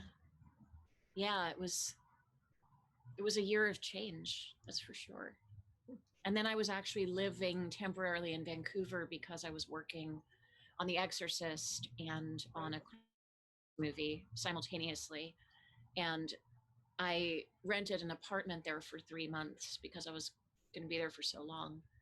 And while I was there working, this house in Nashville that I fell in love with and bought came up on the market. So in between the two jobs, I flew first to LA to finish packing up my stuff because it had sold by that point, and then to Nashville to get the construction underway on the work that was going to be done there. And it all kind of happened while I was in Vancouver. So by the time I left Vancouver, I no longer lived in LA, and I owned a place in Nashville that was under construction. Right on. I can't tell you how much, how grateful we are that you're joining us for this weekend. What we've done is, because obviously COVID has affected everyone, we didn't want to see this weekend, which is, historically very special for people. We didn't want to see it just go by with nothing happening. And so we've reached out to some of our very favorite guests throughout the years. And I'm, from the bottom of my heart, thank you so much for being with us here today. My pleasure. Thank you for asking me. I had a great time up there, and it's really good to see your faces again. Yeah, cheers, man. And I think that you've still got the high score on the Galaga machine. Yes, cheers. Cheers. Oh, I'm glad I do. I'm very competitive about my Galaga, as you alluded to earlier. Yeah. So if you were to tell me I didn't have the high score any longer, I might have to make Prince George my first flight once this all eases up and we can travel again. Oh man. Well, I mean, like, we've got to get you back up here at some point anyways. Like, I think we still need to do like we need to bring you up here for a concert or something like that. Right. Absolutely. Like, it's definitely one of the things that we're going to look forward to once things fire up again. Me too. So I had a I guess, like, for all the fans that are joining us, we wanted to kind of start like from the beginning. You've got such a long career, I was going through your IMDb the other day, and I was like, you have not stopped working. Like, are you a workaholic, first of all? I guess you could say that, but I mean, I love all the various things that I do, that I make money at. I love them all so much that, to me, that's more interesting than, say, sitting on the couch and watching TV at night. I do that sometimes, but I can't, if I don't, like, I have this weird thing where if I've worked a 14-hour day, I still, as I'm going to bed, I'm still making lists of things I have to do. And I enjoy that. It makes me feel productive. Like, I'll write song lyrics as I'm going to sleep, or I'll be reading scripts or learning lines or thinking of, at the moment, I'm actually writing a book, which I have to turn in by October. So that's giving me a lot to do. And I guess it's technically work, but I really enjoy it. So if that makes me a workaholic, then I might be. No, there's nothing wrong with it, I think. But I genuinely am so lucky that I get to make a living at what I love, all these things I love. So it doesn't really feel like work. I forget how much I work. That's awesome. Can you go ahead? Sorry, I was just going to say, I'm curious about the book. Is this? Yeah, that's what I was going to say. Yeah, is this going to be the first time that you've published something? Is it fiction? Is it nonfiction? It's nonfiction. I'm going to wait a beat to talk too much about it, but okay. It's something I've wanted to put out there for a while, and it's a lifestyle book more than anything else, but there is some biography in there too, because there's a lot of anecdotes and there's a lot of life I've lived and experiences I've had.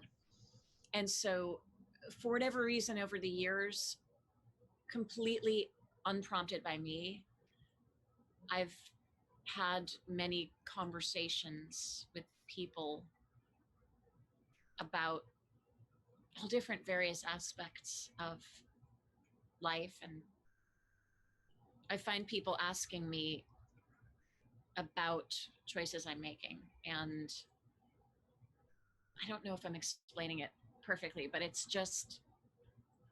a way of helping people to make adjustments to how they eat, how they exercise, how they do this and that. And if they wish to make those adjustments, they can. And if they don't, they,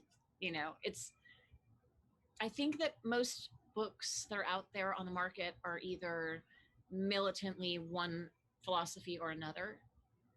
And I have learned from experience that an all or nothing mentality can lead to feeling like you failed. You take a few steps forward in whatever it is you resolve to do. And then you all of a sudden, you find yourself having a rough day or two, and then you just throw your hands up in the air and say, well, clearly I can't do this. I failed. And then you go all the way back to zero when you don't have to do that. I guess that's the crux of what the book is. And when I can talk more about it, it'll probably be a little bit more clear. That's awesome. It's Harper, and it's going to come out in 2021. Sweet. Look forward to it. Yeah. My dog is tearing up some tissues down here. Wait, let's not do it. Well, speaking a bit of biography, I promise we won't dally too long in your childhood, but there's a couple of things just for our fans and your fans that we probably should talk about. One is that I alluded to That's Incredible, which was the very first time that I remember seeing you. In fact, Norm and I were talking about this a little bit totally earlier. remember we both seeing completely remember where we were when we saw you do the balcony scene from Romeo and Juliet with John Davidson. You were 5 years old, I think, at that time, and obviously you had been demonstrating that you were very talented in a number of things, a reading phenom for one. But what was that like? I mean, do you recall what that was like? I mean, for those who are younger, That's Incredible was a huge show. Like, everybody watched that show, and it was a sort of a magazine style variety thing with some really incredible segments. And so what was that like for you as a child, suddenly being thrust upon this international stage? I had no concept, because we didn't really watch TV in my household. So I had no concept that it was a massively seen show. It wasn't like I was going to kindergarten or preschool or anything like that. I was homeschooled, and I didn't really have kids my age that I hung out with. So to me, I had no perception of how many people watched it. I really didn't know that until so many years later. I mean, as an adult, I've found out people like you saying that you watched it every time it came on, and that you actually would remember a guest in a segment from how many years ago? 40 years ago.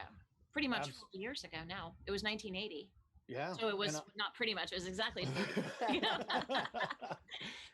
Yeah, but I remember it clearly. I mean, I was 5 and I remember loving Los Angeles. It was my first time. And I think we stayed at the Hollywood Roosevelt Hotel. So we were right in the heart of downtown Hollywood.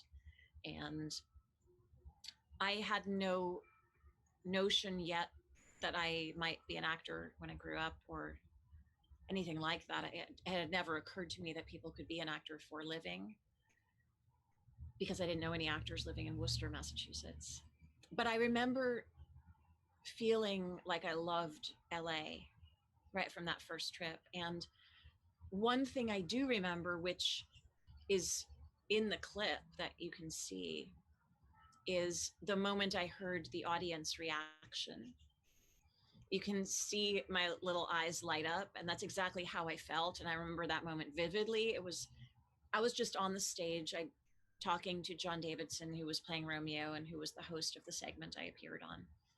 And I said something, I forget if it was a line or if it was something that I answered that he asked me, and I didn't mean to be funny, but the audience burst out laughing. And I just was like, and I think it was in that moment, in the subconscious brain of me, that I thought performing is fun. And it's a similar feeling when you're on stage and you get a reaction from the crowd. It's a high like nothing else. So I remember that, and I remember how cool it was to have my own dressing room. I mean, that was a first experience for sure. And then I didn't really think much about it after that until 2 years later, when the call came in from the casting director for Dune, who had seen that episode and was asking if I could go to New York to audition for David Lynch. Well, and first audition for her, and then when I passed that test, she said, well, David Lynch is coming in tomorrow, actually, from Mexico City. Can you stay in town and meet him? And that segues into the second part, which was Dune. I mean, of course, Dune's in popular culture again because of the new Denis Villeneuve film that's coming out. But for you, again, as a child, walking into that kind of fantasy world, what was that like? Do you have like general impressions or very specific things that really struck you for the first time? Yeah, I can remember setting foot on the stages for the first time when my mom and I flew out to have rehearsals and wardrobe fittings ahead of coming in for the long haul to actually start filming. And we walked onto the sound stages where they were still building the sets. And I had this absolute certainty in my core as I walked on the stages, thinking that this is what I want to do for a living for the rest of my life. Just instantly fell in love with the smell of the sawdust and the magic of watching the rooms and the locations come to life. I already knew the script and the story, so I knew what I was seeing being built. I knew what was going to happen there, and to think that this was all, it's like a giant playground, really, for a child. And then that feeling just got stronger and stronger as I met the other actors and started realizing how viable a career acting could be.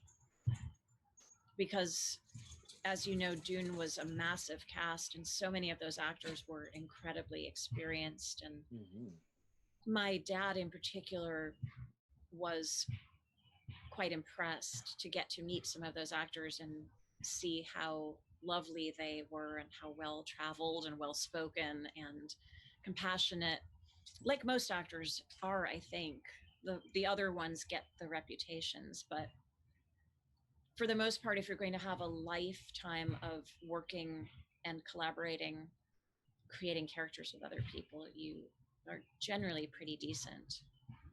and so it was just, when I did get there to start filming, it was 3.5 months of being immersed in that experience. And by the time it was done, there was no question in my mind I wanted to be an actor. And that started a relationship with David Lynch that has carried you throughout your career. I wonder about that. Like, what is that like? David Lynch is such an interesting pop culture character for those of us on the outside looking in. So to have somebody like that be such a force in your life as you've progressed, what is that like? I mean, I hadn't worked with him since Hotel Room when I was 17, until I did the Twin Peaks reprise of that character. But I think of him as, he almost seems like a family member. He's so familiar to me. And what he did for me in the beginning of my career can't be measured, because I have no idea if I would even know that you could act for a living if not for him. If I hadn't ended up in Dune, who knows? And then when I had moved back to LA, when I moved to LA in the first place, it was my mom who had made sure to stay in touch with him. We'd seen him a few years before that when I was in LA doing the That's Incredible reunion show when I was 12. And then when we were out in LA with the intention of possibly staying, or at least making a go of it and getting an agent and all that, my mom let David know that we were in town, and he wrote that part on Twin Peaks for me. So that was all him, and it was such a gift, because having a role on that show gave me a recent credit and really helped me to get auditions. And then 2 years after that, to have such a meaty, challenging adult role on Hotel Room just meant the world to me. And I don't think I can even measure what those early roles did in terms of just putting me on the radar. And then to get to revisit that all a couple of years ago and go back in time and be on the set of Twin Peaks again, it's just, it felt both like no time at all had passed and also like 25 years had passed all at once. I'm sure. Yeah. You played piano in your first Twin Peaks appearance, did you not? Yeah, and you were saying how you had gone to the reunion show for That's Incredible, and you played piano, I recall, there as well, which is then, I seem to remember it being the first time realizing that there was this musical soul that was involved in this incredible actor as well. And at what point did that happen for you? Like, at what point did music really start to become part of who you are? I started playing piano when I was 7. So when I made Dune, I actually had already been taking piano lessons. Sorry, tissue shreds on the ground as well. Yeah, I'd already been taking lessons, and I had competed for the first time that spring, and that went well. So it kind of took over my life.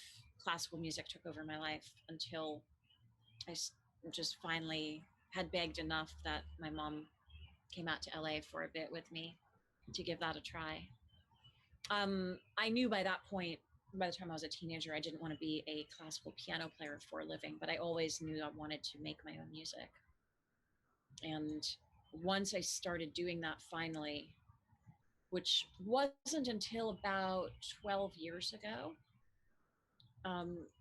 but it was like the missing piece, that it had all kind of come full circle, and I realized how important making my own music is to my form of expression, to fully being able to communicate. Even I feel like there's something I can't quite say in terms of communication when I'm just talking to people, but there's a different way of connecting that music has. And I don't think there's any better feeling than managing to put to words and music an exact feeling and see a whole group of people in a room relating to it, all in different ways, but all connected through that song. It's got an energy like nothing else. Like it's I just saw this interview with a fella a little while ago. He was talking about how when you're playing a note, like, and it's in a room full of people, and you know, it's a note and it leads to a note and it leads to a note. There's nothing else. There's like nothing else in that moment. It's like you're sharing it. It's like a communal feeling. I think it's like something really profound, right? It's like, yeah, it's so crazy. Gives me chills, man. Yeah, it's magical. How much of your time do you like right now? How much time is spent? Well, I mean, obviously now everything's kind of we're on lockdown, obviously, but before that, how much time was being? What percentage of your time was being spent on acting, and what percentage of your time was being spent on the music? It's been half and half for many years. Yeah, I think so. and then I know, like, I mean, say with roles like Nashville, I mean, there's overlap then. Yeah, I'm trying to think of another one. There have been a few where I played music. The last Hallmark Christmas movie I did, my character was a singer, and so I sang a few songs in that. That's fun. And I sang on Ally McBeal, and I played piano in playing Mona Lisa. And there have been other roles where music kind of played a part in that. But in terms of own music, I don't know if there hasn't really been all that much of an overlap yet. I've had many songs that I wrote used in movies and TV, mostly that I'm in. And so that's a bit of a fun crossover. I've been loving doing the online shows since we've all been in isolation. I've been playing them every Saturday night on Stage It. And it's incredible how much they feel like a live gig. I mean, they are a live gig, but the fact of it is the show begins and I'm all alone, and then the show ends and I'm all alone, and it's odd to not have the human interaction face to face. But what's cool about Stage It is there's a chat log on the side, and at a live show, of course, people can't talk to one another. But during Stage It shows, people can. They're watching the show, but they're all alone, so they can type to one another. And so people from all over the world are talking to one another while I'm playing, and they're asking how each other is and where they are, and sharing stories about their day and what's challenging about this quarantine and all the uncertainty we're facing. There's people who are healthcare workers who have come in every single week. And then there's people who have been to a number of shows of mine, but never in the same city because they live all over the place. So now they're starting to get to know each other. That's super cool. It's just amazing. Were you doing that before? Like, was Stage It a thing for you before the isolation, or is it sort of, has it become like it's a result of being isolated? It's a result of being isolated. Stage It is a platform that actually launched 8 years ago. Mm-hmm. And when it first launched in 2012, I did play a series. I did a month-long residency. So I played 4 shows, and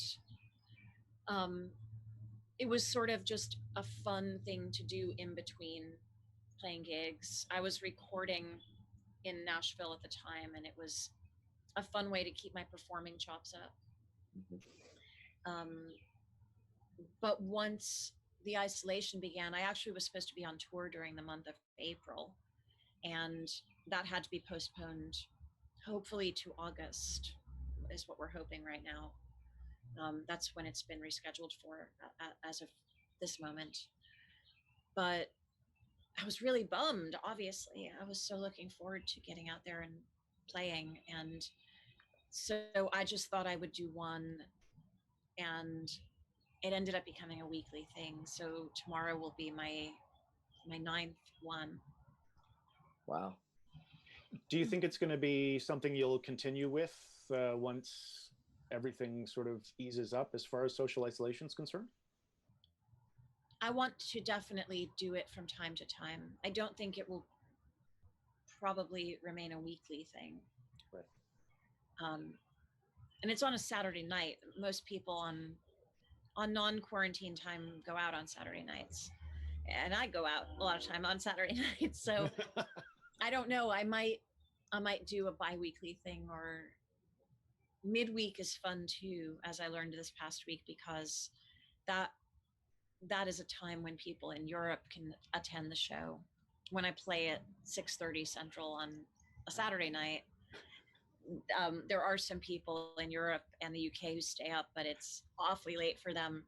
And I just, I really appreciate it though. I see that we have some questions from our viewing audience. Would you mind if I read a question out to you? Let's do it. Okay, so this question is from Dmomo of 6. I don't, you know who that is, Norm, I'm sure. So the question is, Alicia, you put out 5 wonderful songs on your 2018 album, 15,000 Days. I saw a video you did once where you mentioned that you had so many more you wish you could have put in. Are you going to put out those songs, and could you share a little one with us now? I don't have my keyboard with me now.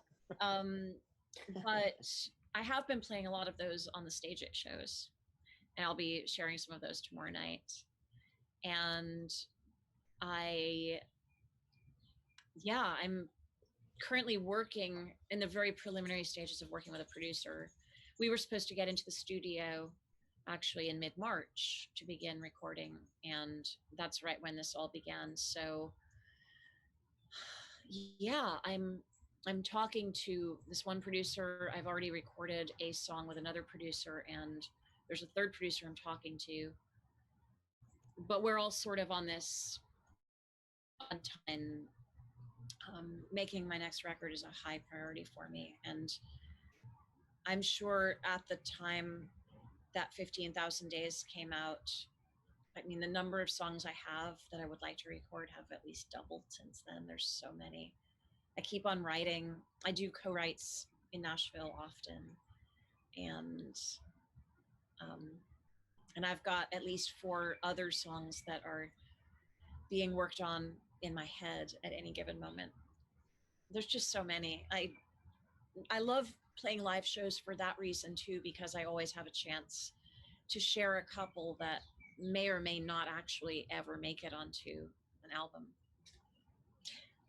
And I really enjoy doing that. And so you're on stage at tomorrow night. Yes. We'll post the details of that after the interview, in case people do want to get a chance to check out some of those songs, for sure. Oh, thank you. Thank you for asking the question. For sure. We've got another question here. This one's from Dean. So we saw Dean on our last panel.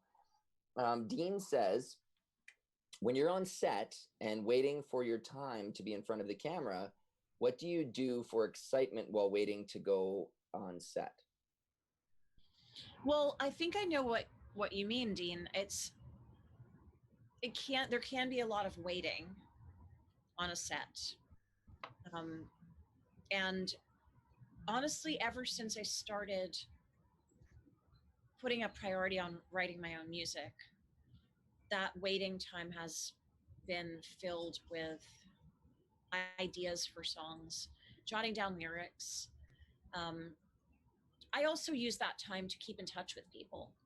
So if I'm out of town, for example, and there are people that I'm missing, that time in between waiting is a great time to text people, send them a photo of something that I'm seeing, and ask them how their day is going, or a picture of my dog Ernest if he's around. Just just try and use that time to catch up, often with people I haven't spoken to in a long time. But working on the lyrics is a really good way to fill that time. It helps keep it from being boring. Like when I'm sitting in the hair and makeup chair, which can take a really long time, and it's passive for me. I'm just sitting there and someone else is performing their artistry on me. So that's a time when I do a lot of thinking. Sometimes I'll listen to a book on tape or meditate silently. But more often than not, I'm working out song lyrics. There's always something unfinished. That's awesome. Hey, I got a quick question for you. Yeah. So I actually, this came up in our last panel. Obviously, lockdown has, you have a little bit more time to kind of maybe get around to that book that you've been meaning to read, or that movie that you've been meaning to watch, or that song that you've been meaning, or album you've been meaning to listen to. What, during lockdown, has there been something that you're like, oh, I finally got around to that, or I've really enjoyed this specifically? I really enjoyed Friends from College. Have you heard of that series? Yeah. No. A lot of people haven't. Isn't it not Jordan Peele, but the other? Yes. Yeah. I can't remember. Key, yes. Yes. It's a good thing he's not listening. Yes. Dang. What's his name? It's somebody help us out. So good though. And the whole cast is phenomenal, and Fred Savage is in it, and he's amazing in it. Like everyone, the whole cast plays beautifully off of each other. I'm a big Curb Your Enthusiasm fan, and yet you watch Curb Your Enthusiasm and you know it's heightened, and Larry David is a very specific brand of comedy, and most of us don't actually know somebody exactly like Larry David. Right. But Friends from College is ridiculous but very believable and very realistic. So the characters feel like people that you could know. They could be your friends from college. They're just they've all gone in their own directions, and they have their secrets and their relationships with one another that are different from the group dynamic. And I enjoyed that thoroughly. I found it by accident, and I ended up watching the whole thing in 3 nights, 2 seasons. Wow. It's on Netflix, and I highly recommend it. It's exactly my sense of humor anyway. I found myself laughing out loud by myself in most of the episodes, and that rarely happens. I've checked out a couple of other things. I'm not a big series watcher. There's some, even a series that I really like, I tend to take it in smaller doses. I'm not generally someone that's going to spend hours and hours and hours on one series unless I've just fall deeply in love with it. What's on your playlist right now? What are you listening to?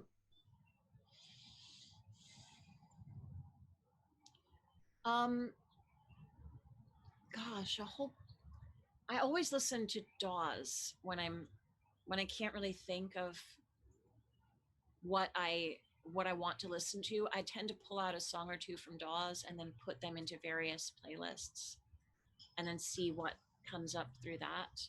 I love Nathaniel Rateliff's new album. I love every song on it. I was just listening to one the other day. I'm forgetting the artist right now. I've been spending more of my time listening to books on tape. I actually never read the book, which was The Goldfinch. Oh yeah, it's a great book. It's a great book. So good. And I'd heard so many people when it first came out recommend it to me. And sometimes with how busy I am and the writing that I do, it's hard for me to find as much time for reading as I want to, especially at this time of all the bad news and the just the stress and the people being divided by all that's going on instead of coming together. I just really need to detach from the news a bit.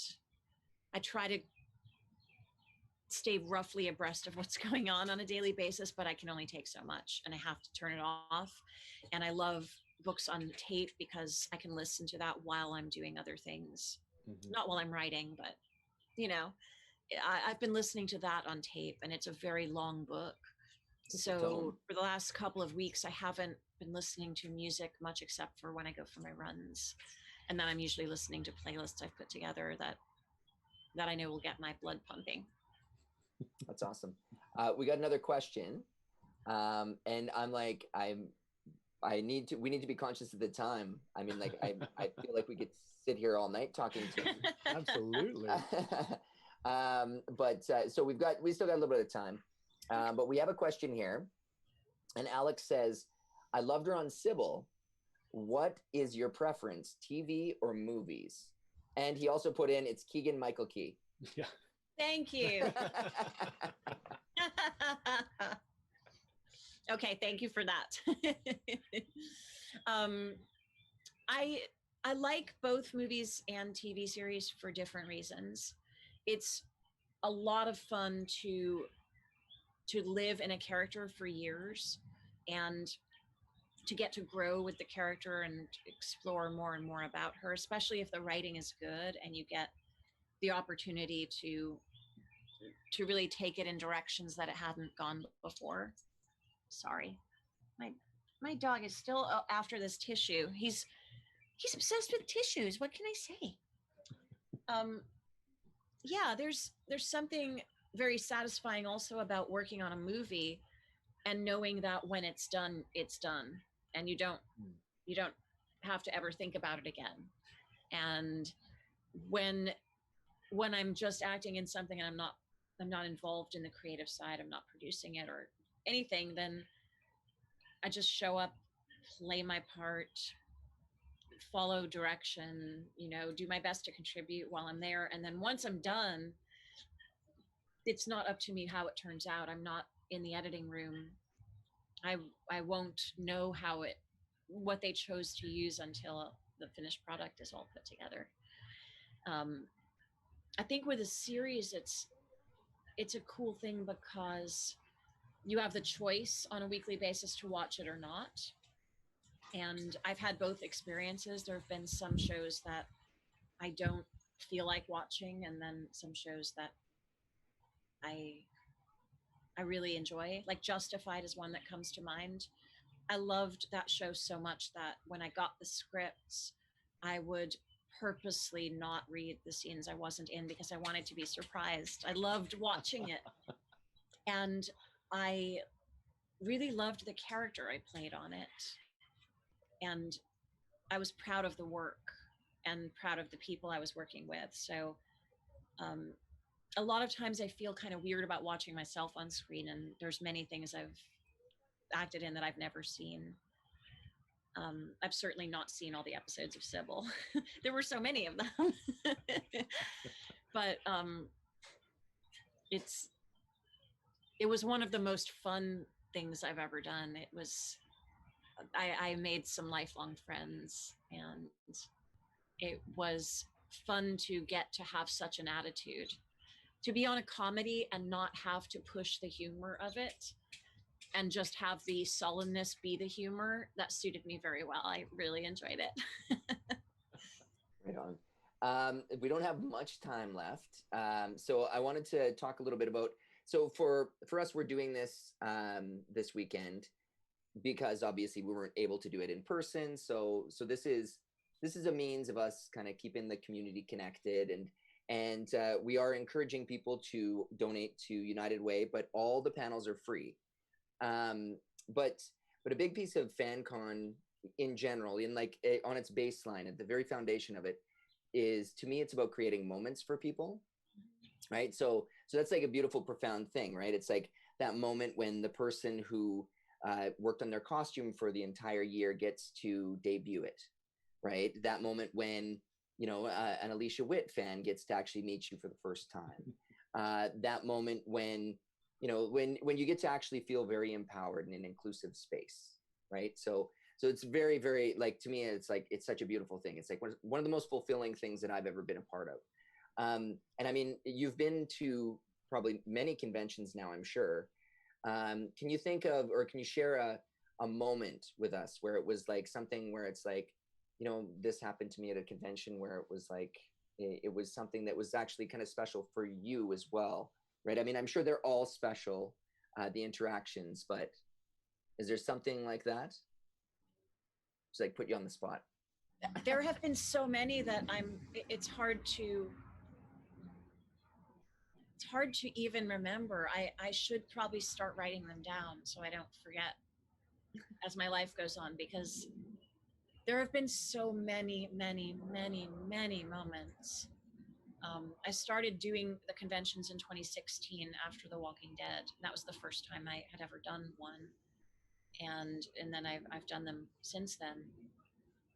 But every single day there are multiple moments that I'll go back to my hotel room and call or text the people that are dearest to me and say, "You're not going to believe what happened today. This person came up," and I remember what really blows my mind is when people come up and they are quoting lines that my character said, and especially when it's in something that I don't think most people ever saw. There's a movie called Playing Mona Lisa that's very dear to my heart, and I've had people come up to me and tell me that it is their favorite and that they watch it regularly and that they were going through exactly what the character was. It's a very lighthearted movie, but it's about sort of a late coming of age almost. And it seriously means the world to me when people mention that one, because it's never one I expect to hear. And then people will come up dressed as characters. I've had some people at the conventions come dressed as my character Cherish from Cecil B. Demented. Oh, wow. And that is quite a specifically dressed character. So when I see them coming, I usually can spot them from a ways away. And it's the fact that somebody would spend all that time thinking how they can access all of those fabrics and cut the shirt just so and write exactly the same way the writing was on it, and they're walking like me and everything. It's such an honor. It's incredible to think this is something I did over 20 years ago. It was a couple of months out of my life. I loved the experience, and I'm proud of the movie. And then all these years later, there's somebody who that character made such an impression. They spent all that time getting ready to look like me, and the makeup for Cherish is very, very specific as well. Man, that's awesome. Thank you so much. Yeah. I'm like, I wish that we had some more time with you. You're such an absolute gift, and you're so generous in your conversation and your time. I mean, there's nothing more precious than time, and you've given it to us tonight. So my pleasure, my absolute pleasure. And I miss you guys, and I'll look forward to coming back up there soon. Awesome. Absolutely. Well, we can't wait to see you again when things fire back up. So yeah. Thank you so much, man. Thank you. Cheers. Thank you to everybody out there. Nice talking to you tonight. Cheers. And tomorrow on Stage It. Yes. All right. Really great to see you again, Alicia. You too, James. Cheers. Talk to you later. You bet.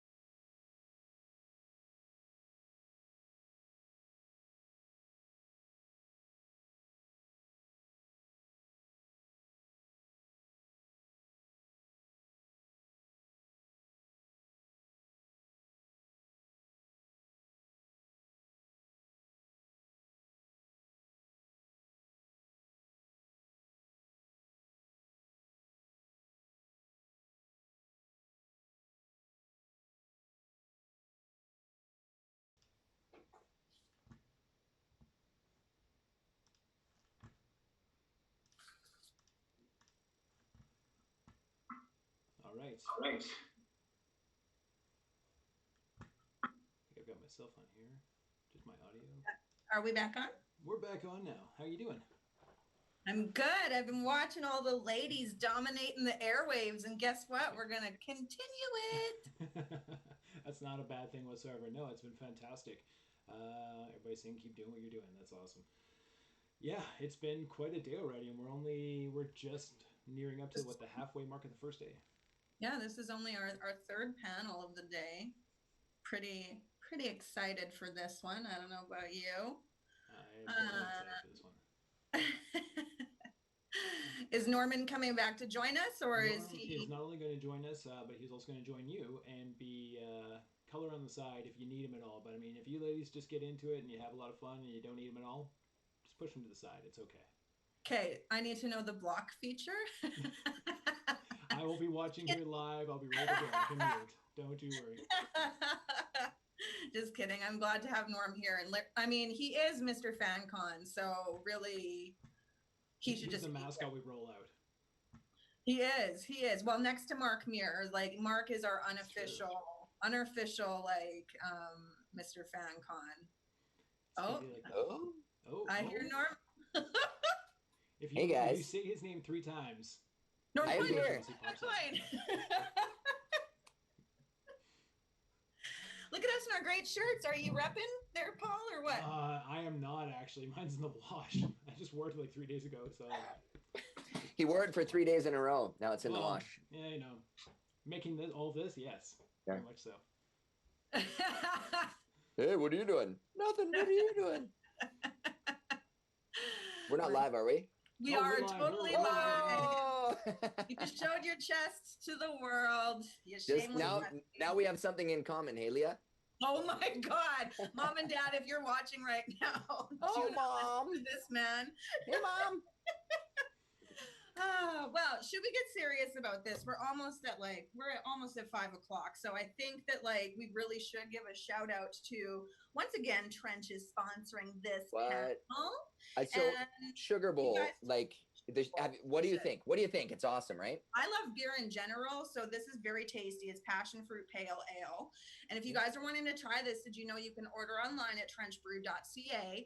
And if you're 19 and above, for only $5, they'll deliver it to your house. So, I mean, I did that a couple weekends ago, and that's pretty sweet. So cheers. Are you having a bevy with me?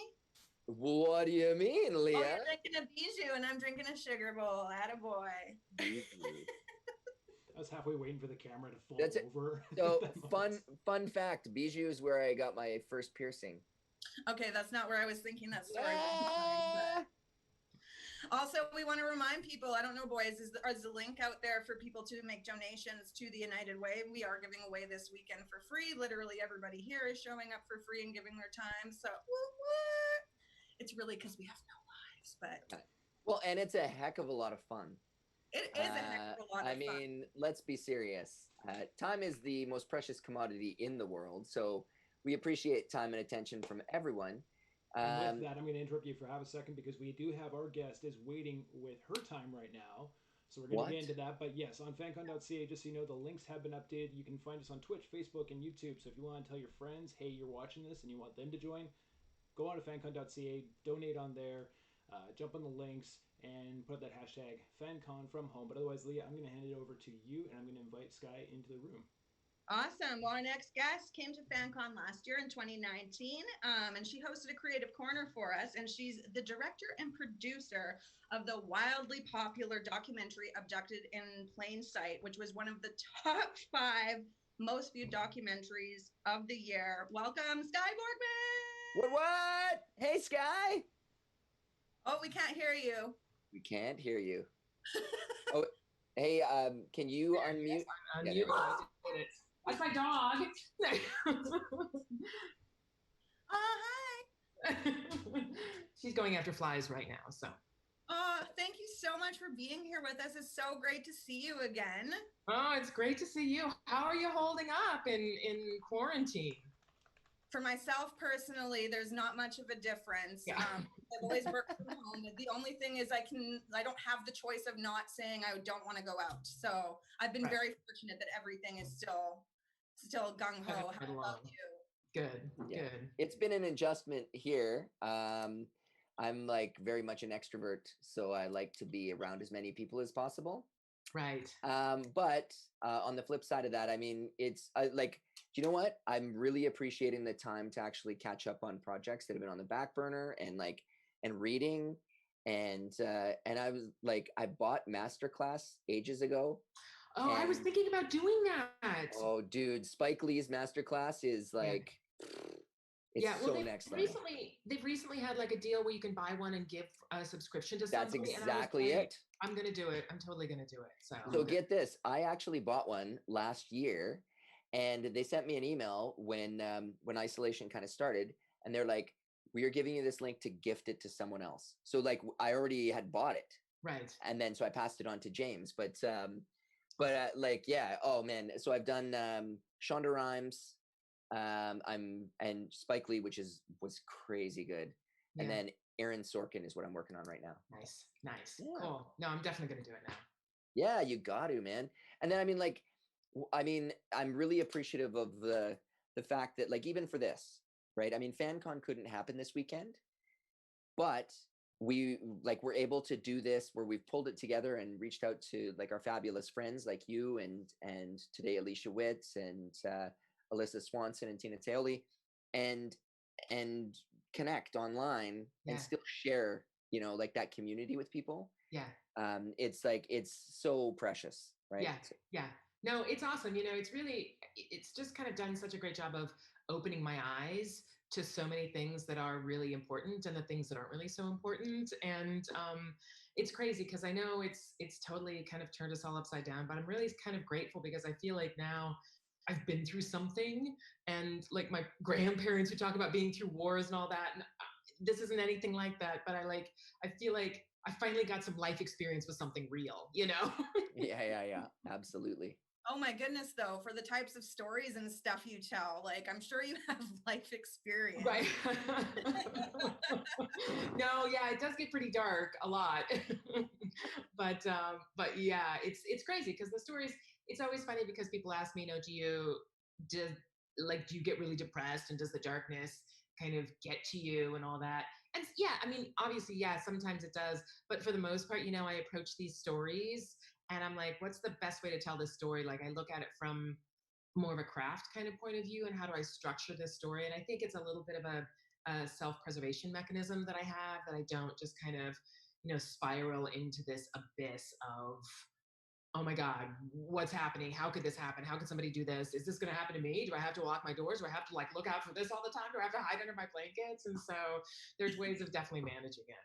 I think that's really funny because last year you and I did get to sit down and have a chat on film, and like I was coming fresh off the boat of watching Abducted in Plain Sight. So I was literally exactly what you just said of like, oh my God, this is insane. And I was like, how do you deal with this? And you're like, meh, I've been in this for a while. Yeah. Yeah. And we've got some really exciting news too about Abducted in Plain Sight that was just announced yesterday, I think. So NBC Universal picked up the rights for a limited series. So a scripted limited series. I actually ask you about that. I saw it on Bloody Disgusting that they released it, and that both Jan and her mom are going to be producers on it. So I was wondering, like, is there just like so much more of the story that we didn't get to see in like your 2-hour or whatever, like feature film? Yeah, I mean, I think there is a lot to the story that you didn't get to see in the documentary. And what I think that is really is kind of knowing like Birchhold, you know, like in a scripted series, you can bring Birchhold to life where we couldn't really, I mean, we tried really hard in the documentary, but we had some audio recordings and we had pictures, but we couldn't really sit down and talk to him or do an interview because he's been gone for such a long time. Right. And so I think that's something that's going to be really great about a scripted series, to really sort of dive in and really kind of look at the relationships and how these relationships developed and evolved. And Nick Anacosta, who is the showrunner and creator of The Act, has signed on. So, and I remember sort of watching The Act and Mommy, Dead and Dearest and kind of looking at those two. And what I felt that he did so incredibly well with The Act was really get us into the mother's mindset, which was impossible in the documentary too, because she was dead. And so I'm really excited to see, what he brings to it. And with a limited series, I think it just gives us a lot of opportunity to sort of dive into the LDS culture a little bit more, into the FBI a little bit more, and how they understood or didn't really understand kidnapping, and how it's by somebody that you know, love, and trust. And so I think there's just a lot of places to just spend a little bit more time that we just couldn't quite get in a documentary format. Yeah, it's gonna be really exciting to see. Really interesting. Yeah, I can't wait. When do you break ground on that? I don't know. So we just signed the deal for it. And so they're really kind of looking at it, sitting down, thinking about it. And so I'm not sure. I'll keep you posted. Definitely keep us posted. Yeah. That's so exciting, man. Yeah, it is. I mean, I've never had a documentary that I made sort of turned into a scripted series or anything before. So it'll be the process. I'm really excited and interested in seeing what the process is like. That's deadly.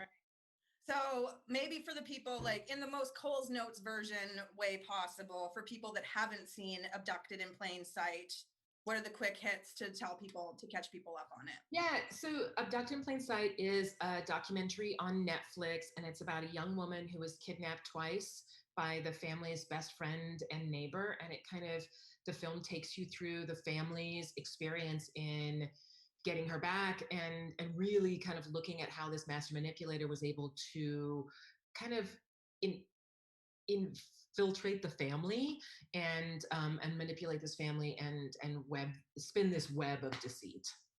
That's right. Yeah. So I want to know for you, because like you did this outside of a pandemic, Tiger. Right. How does it feel to land in the top 5 of the most like watched documentaries on Netflix last year? Because I mean, it's crazy. It's crazy. I think actually we were number 6, I think. And I'll tell you, I've never been more proud of coming in 6th place in my life. Yeah, it really. It's just crazy. I mean, to know that so many people really appreciated the story, really wanted to watch the story, were really impacted by the story. It's just, it's an incredible feeling. It truly is. Dude, it's like nothing else though. Like, honestly, like, so it's funny because when you and James met at the Julienne Dubuque Film Festival, he phoned me and he's like, man, he's like, I met this amazing filmmaker, Sky Borgman, and he's like, her film is ridiculous. Like he's like, it's like probably the best true crime drama I've ever seen in my life. And I was like, oh, okay, awesome. Like, and I mean, like, we've met filmmakers on the road, and I'm like, yeah, that's awesome, because we are both very excitable people. Right. And then I watched it, and I was like, oh my God. Unbelievable. I know. It really was, in a way, capturing magic in a bottle.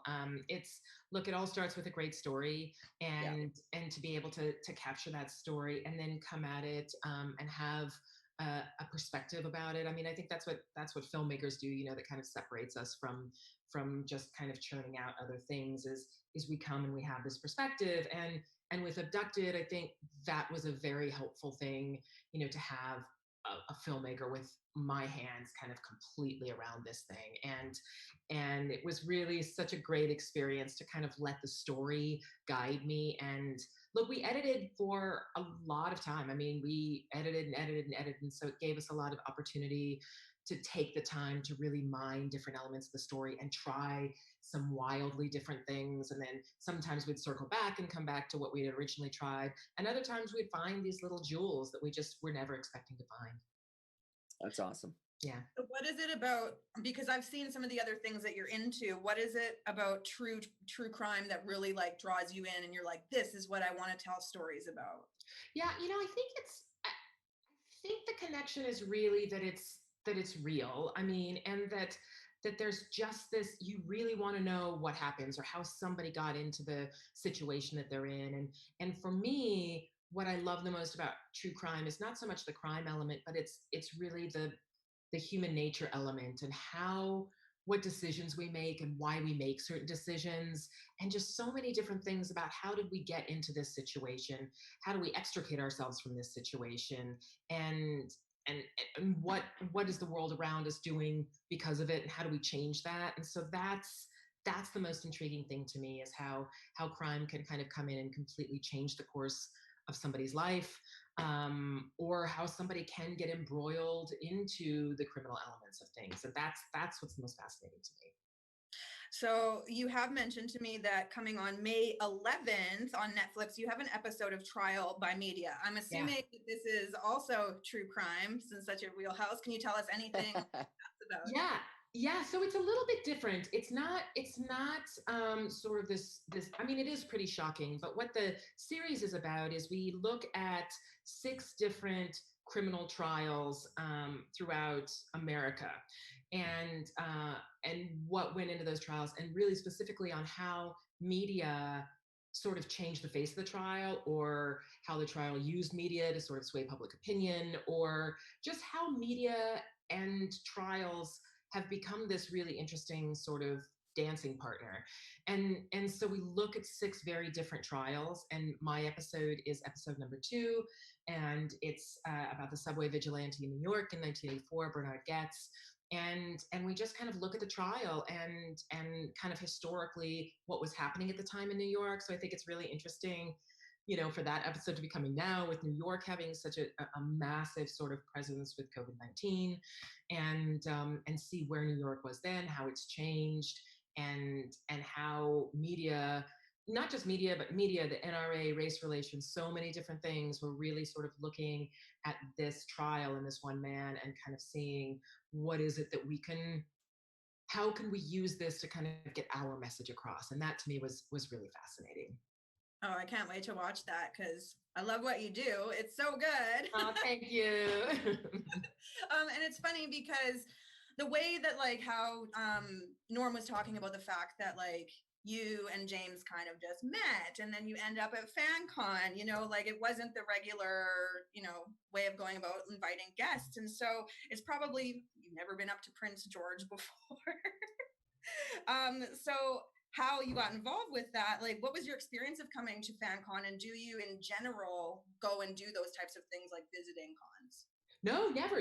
FanCon, Northern FanCon last year was my first year ever of going to a con. So it was such a different experience to me, and it was amazing. I mean, because I'd never been to anything like this before, and I met Rachel Talalay, and we became con buddies, which I didn't know that was a thing, and it was.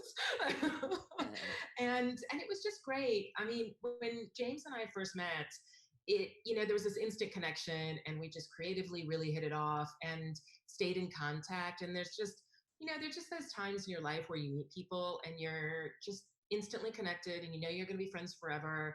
And he was certainly that person to me, and so when he and Norm sort of called me or emailed me or whatever and said, come on up to Northern FanCon, I was like, absolutely. And James had talked about Barkerville, and so I went out to visit Barkerville, and it was just such a great trip. And what the Northern FanCon was to me was just this incredibly welcoming, safe environment for everybody.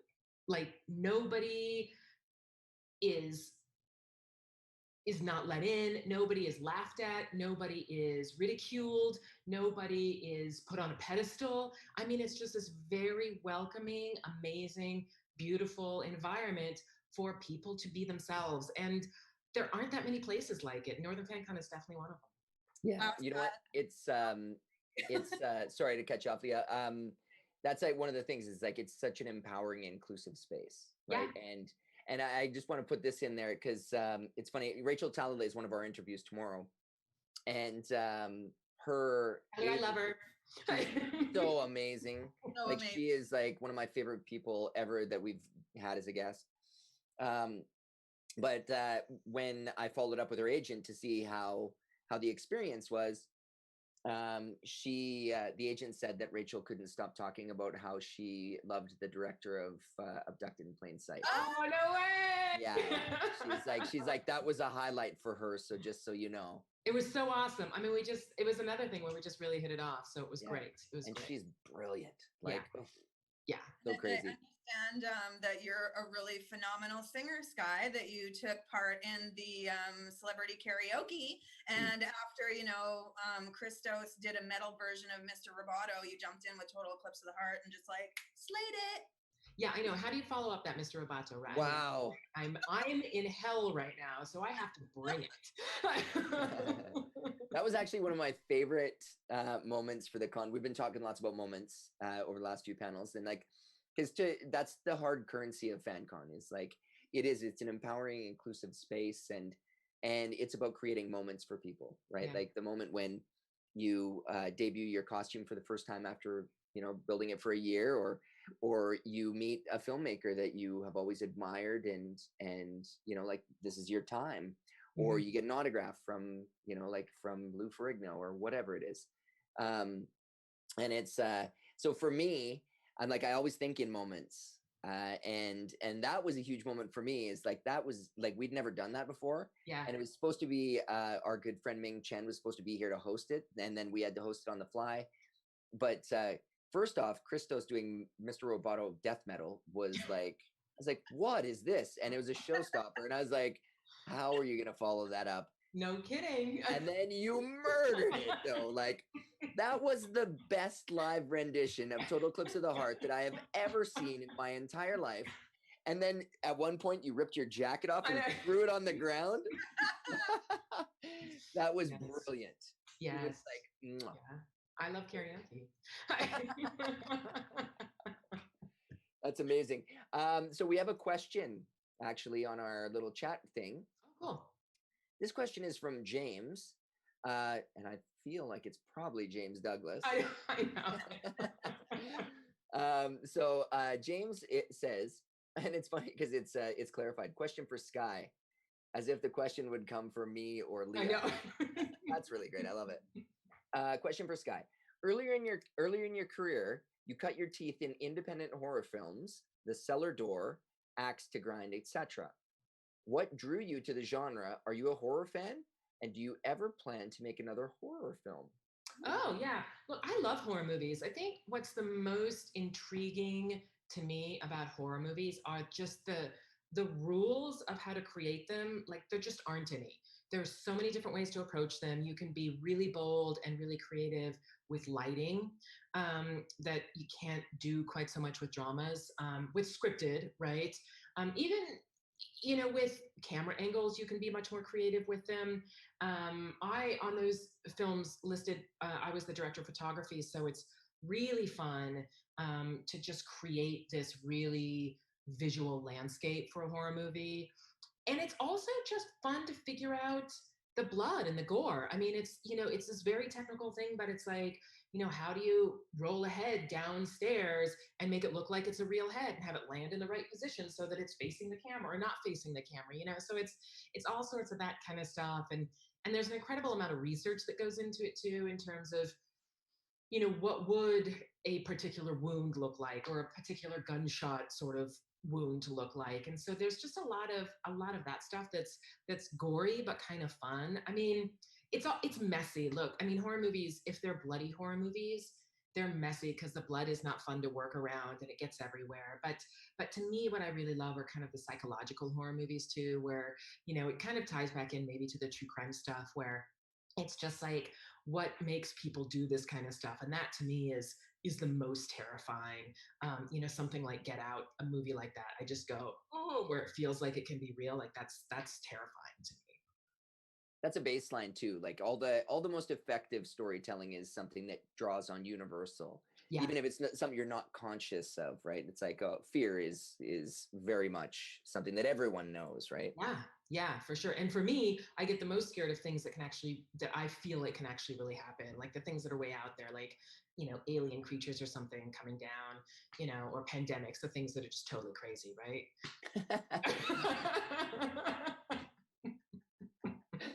That's amazing. So for the types of stories and the things that you work on, where did these come to you from? Are you researching? Do people tell you about them? And which are the ones that you're like, that's what I want to do? Yeah, it's all of it. I mean, I research a lot. I read a lot. I'm online searching things out a lot. I'm following the news. But it's also people, sort of emailing me and saying, oh my gosh, have you heard about this? And then I'll look at it. Or even now sort of, production companies coming to me with a story that they've developed or that they're interested in developing, and seeing if I'm interested in working on it. And I think, the stories that kind of rise to the top for me are stories that have these great kind of what the fuck moments in them that allow us this way into something deeper. So a great hook and a great kind of vehicle to kind of keep the audience involved and interested, but then to be able to go down and talk about real issues, and that's the most interesting story to me. Mm-hmm. Mm-hmm. So do you have a go story? Sorry. Do you have no, a you go ahead. story that like you're just dying to get into, whether or not you can share that with us or not? I don't know.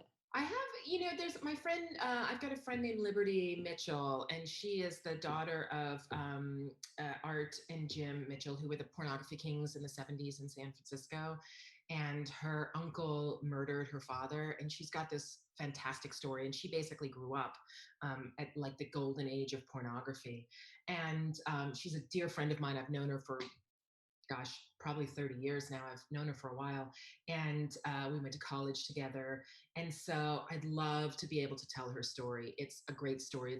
It's her story's never really been told. I mean, various different incarnations of her dad's story have been told. Like the Estevez brothers did triple X, double X, triple X, one of those. But it was the story of the Mitchell brothers, and so I'd really love to one day be able to tell her story, because I've known it for forever, for 30 years. We've talked about it. She's done a one-woman show that I directed a few years ago. I did some video work for another incarnation of her show. So it's been in her blood forever, and it's been in my blood for quite a while too. Yeah, I can't imagine growing up in that lifestyle, and then boom, that comes to that conclusion of your uncle killing your dad. So and then how do you, what are your relationships like as you're moving forward in life? What is that relationship you had to your father? How does that affect your relationship with men and marriages, and your relationship to sex? Like, what is that about? Because sex for this young woman was always this very different thing than what it was for most other young girls. I mean, as a 6-year-old, she was sitting in his lap watching pornographic dailies. Wow. And what does that do to you as a grown woman? So it's questions like that I'm really intrigued in. That's fascinating, man. Yeah. What about stuff that you like? I mean, obviously, like documentary true crime is like where you have gone. Who do you watch and you're like, oh my God, like this is something that's super inspiring? Yeah, I mean, I love the documentary filmmakers that are out there right now. I mean, we are at this moment in time, I really feel like we're just given the opportunities to be at the top of our game. I think Erin Lee Carr is doing incredible work with her documentaries. Lucy Walker, I think Lucy Walker's always been such an inspiration to me with her films. And so I just, I watch those films, and I watch how these women's perspective on documentary is really, really incredible. And that's kind of where it sits. Like I'm big into the docs, and Rachel Talalay. Oh, he's so great. So I want to ask you then, have you, because everybody's talked about it, and like the number one like sensation of binging on, was a documentary. Have you seen Tiger King? What do you think of that? Yeah, it's interesting. I'm a little bit split on Tiger King. Like I thoroughly I watched it all. I kind of devoured it. I love those big cats, and so I'm really kind of torn by it, but I think in kind of the best possible way. I think you're supposed to come away from it really torn. Like, are you supposed to like this guy? Are you supposed to hate this guy? How are you supposed to feel about this guy? Because you do, I mean, they do give a lot of sympathy to him, which I like that. But look, I'm thrilled. I'm absolutely thrilled that people are talking about a documentary in such a massive way. I think it's the most successful documentary ever, I think. And every single person is talking about it. They all know what it is. So there's so many memes, and like, the whole world right now, we all just hate Carol Baskin and she can fuck off. Like, I know. So that's exciting that everybody's talking about that and not talking about Game of Thrones or whatever, So that's so true. Yeah. Norm, do you have anything you want to chime in about? You watched that? I did watch Tiger King. I saw that they're actually turning that into a series with Nicolas Cage as the lead. Yeah, yeah. I'd seen something too where they were thinking about Rob Lowe, or maybe he's in a different part. But I immediately started imagining Rob Lowe as Tiger King, and I have to say I prefer Rob Lowe than Nicolas Cage. Yeah. I think Maybe Rob Lowe's the husband that doesn't have the teeth. Could be. Or the husband who does have the teeth. Which one? Yeah. Right? That's funny, man. So I mean, obviously you've been keeping busy, right? Like you've. Yeah, it's funny because it hasn't really. So COVID hasn't really shifted much for me either. I mean, obviously, we're not going out right now in the field, but I just finished an oxygen show, shooting an oxygen show. We'd shot the majority of it kind of in October through December of last year, and then went back and did some reshoots in January. So we had kind of wrapped that up. So I've been in post the whole time. And so it was really sort of 1 week we were all in post at my offices at Top Knot Films. And then COVID-19, everything was closing down. And so the editors took the computers, went home, and we just carried on. And so we'd kind of been prepping it. We had a week to kind of make sure we had, a way to communicate and share large files. But beyond that, like, it hasn't changed all that much. I mean, it's, communicating is harder because if you're, there's a lot more emails, it takes a lot more time to kind of get across what you're saying through a text or through an email isn't so easy. But I've been really fortunate that I've been able to work and have something to throw myself into, so I'm not just kind of stressing about Corona. And so that's been really nice. And so that, I think that'll be out sometime in the fall on Oxygen. Nice. Yeah. Nice. And then just prepping a lot of other projects too, developing things, talking to people, writing, and keeping the brainwaves kind of going. What are you appreciating right now? Like, say, I mean, obviously we talked a little bit about maybe Tiger King isn't what you've been watching on your lockdown experience, but like one of the things we've been asking people on the panels is, like, what are you reading? Well, what are you watching? What are you listening to? Like, or what is, that seems to be a consistent theme, is like, what is the positive takeaway? I mean, like, obviously you just spoke to that. Like, I mean, you didn't really get affected, but I mean, like, is there like maybe a food that you're like, I've never tried that before? Or definitely cooking. I mean, we've been cooking all of our meals, and we've been cooking a lot more rice bowls, and I love them. And it's really weird because I'm like, we haven't eaten rice in years. And all of a sudden now my husband was like, we've got to get food that's going to like last through the apocalypse. So we have like 50 pounds of rice.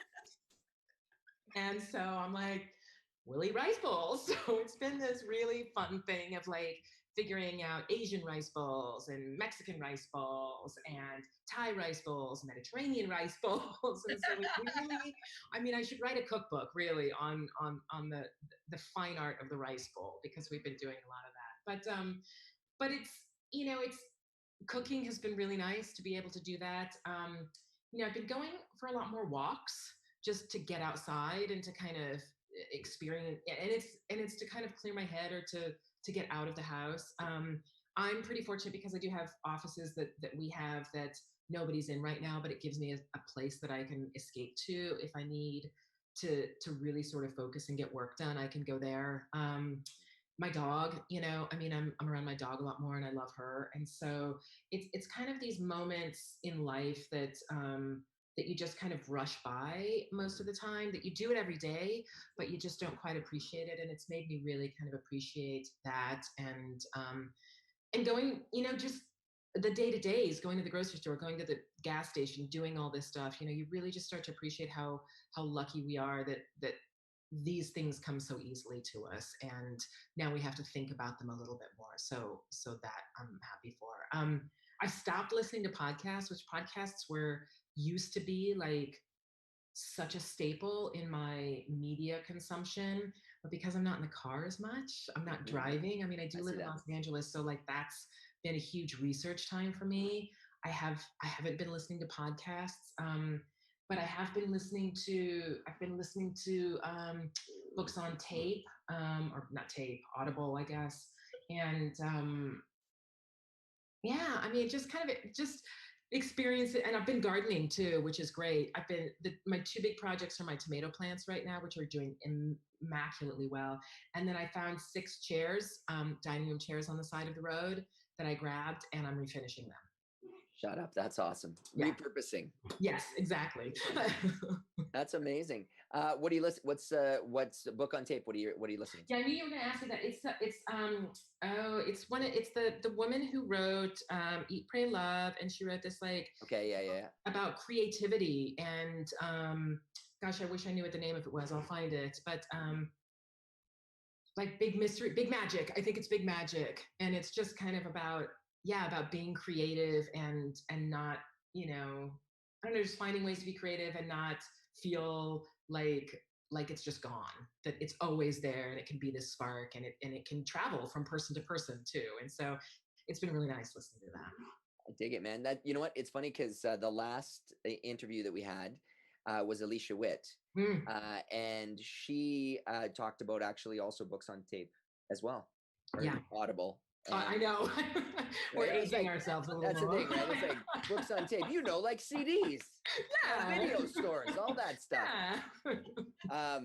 But I think that's interesting. That's an interesting point, because it's like now it's almost like a longer form kind of novelistic consumption, right? Like, and I also that's the thing is, what I did not do is like I have downloaded a bunch of books that I'm like, these are books like I've always wanted to read The Water Dancer.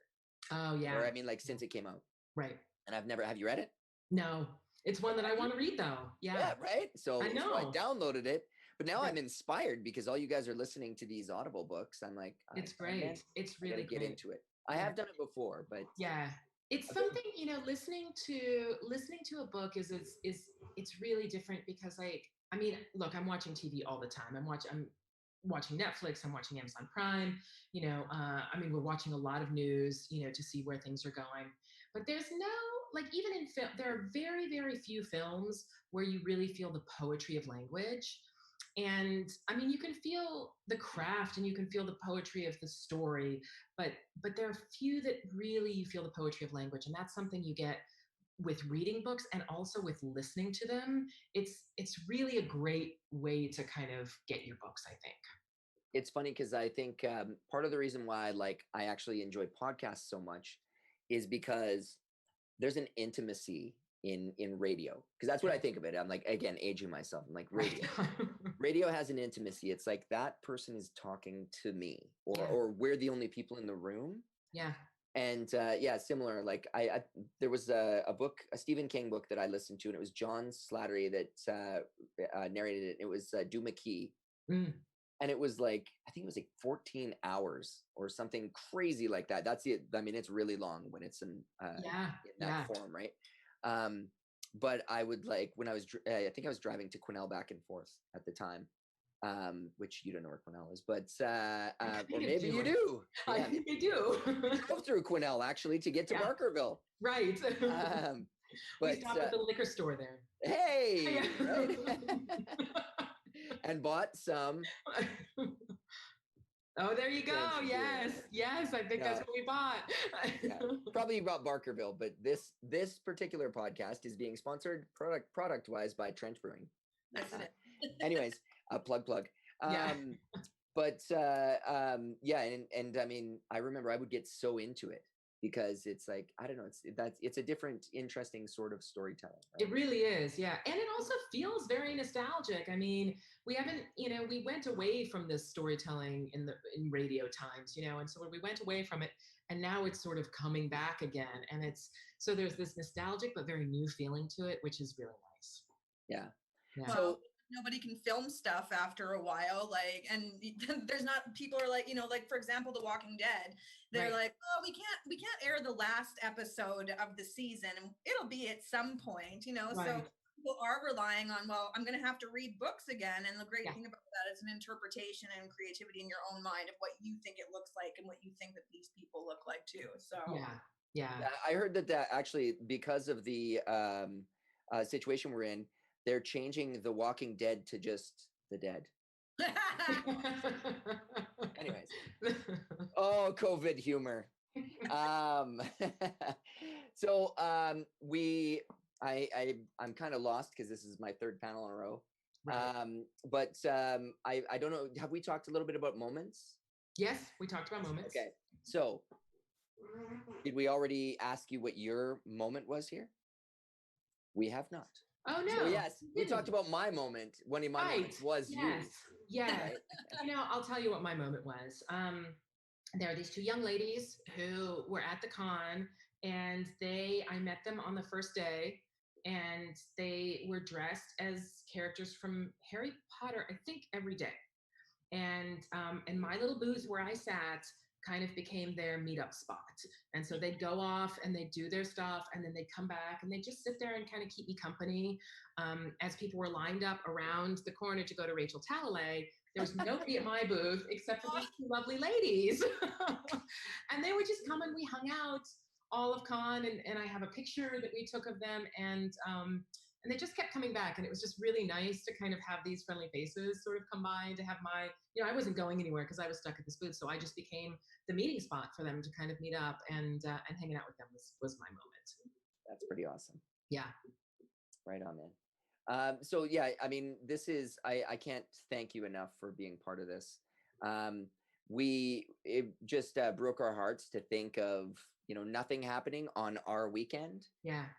So the fact that we were actually able to reach out to some of our more famous and fabulous friends to bring it all together and just have these conversations for everyone, so that there is still that sense of community and that connection and everything like that. It means the absolute world to us. So yeah, no, me too. I mean, thank you for doing this, because I do think it's great to just remember that we are connected, and to have that little spark of creativity that maybe you lose, that this just can kind of ignite it again. Right on. I will remind everybody that all the panels are free, but we are encouraging donations to the United Way, who actually represents a whole bunch of charities, and they are working very hard on COVID relief. And Leah, this is your game. What else do we have? Are we? Well, if you're watching, I mean, I haven't really been on social media today outside of watching the live streams, but we want to know if you're watching at home. So tag us in your photos or your videos of FanCon from home, and you might win something from us. You never know. Oh, we got some really cool stuff from someone today, but I'll talk about it later. So tune in for another stream. Sky, thank you so much. You're absolutely fabulous. You're a terrific singer, a great filmmaker. Thank you. I mean, look, I love Northern FanCon. Anything I can do to help you out, to be part of the community, I'm there. Awesome. Thanks so much. So much. Thank you. Say hi to Matt for us. I will. Okay. Bye. Bye. Cheers.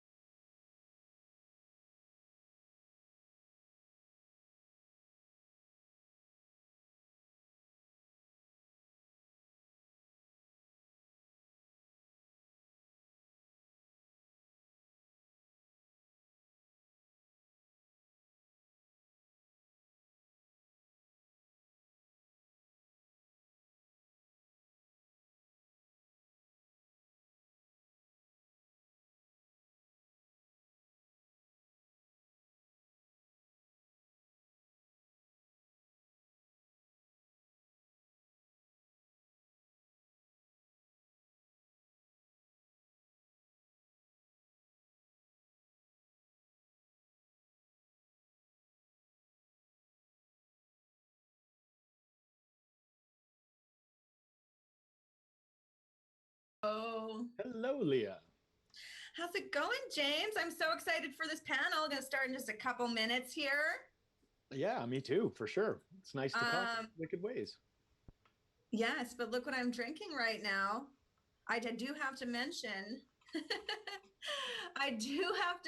this segment is brought to us by Barkerville.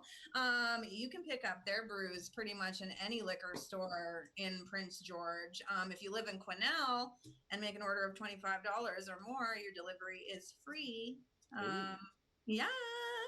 And also remember, like, I know that some of the links haven't been appearing to donate to the United Way, but I think we're going to be making a post. So if you're able to do that, people, this whole weekend is free. Everyone's just giving their time. This money is going to be dispersed to a whole bunch of different charities that they seem fit that are COVID based right now. And if you're watching from home, I've seen a couple of your pictures out there, pictures, videos, whatever you want. Definitely hashtag us FanCon from home. Anyways, oh my goodness, I'm getting excited. So excited. So everybody, welcome to the Wicked Ways panel. My name is Leah Coughlin. I work for FanCon. I'm also one of the producers of Wicked Ways, but today I am joined with James Douglas, who is our director, the beautiful Leanna Vamp, who's one of our stars, and the amazingly awesome Mark Muir, who is also one of the stars. How are you guys doing? Ooh. That good, eh? Is size just like suitable enough? Hanging in there. How about you guys? I'm good. I just finished playing some Dungeons and Dragons, which is mostly what I've been doing for the last 2 months. I was gonna say the pandemic's probably made for you, hey Mark? And things are great up in Barkerville. We're actually just in the process of developing, starting next week, we will have some live interactive Zoom-based educational programming going out to a bunch of school kids from all around the country, actually. So we've been busy working on that, but things are going very well. That's so awesome. I have to show you, Leanna. Look what's on my shirt. Yay! Stay spooky forever. It's a badge of honor. Gluing my fake nails back on because that's where we're at in this quarantine. Like crazy glue everything back together. So what is obviously Mark is geeking out and playing Dungeons and Dragons, making a lot of streaming content. I know that you've been online a lot too. So that's basically what you've been keeping up with, Leanna? Yeah, we've been doing like little live things for Let's Get Spooky on top of Wicked Ways. I also do a horror show and podcast. So luckily we filmed a lot ahead of time before the stay-at-home order was in effect. So we had a ton of content to edit and put out. So we've been doing more like interactive things with fans, whereas before we were just posting the videos and the podcast. So it's been a lot more fun to interact with people. And as much as this staying at home blows, it's not fun for anyone. But it does kind of like level you out and make you focus a little bit more on what's important. So it's a blessing, but I'm ready for it to be over.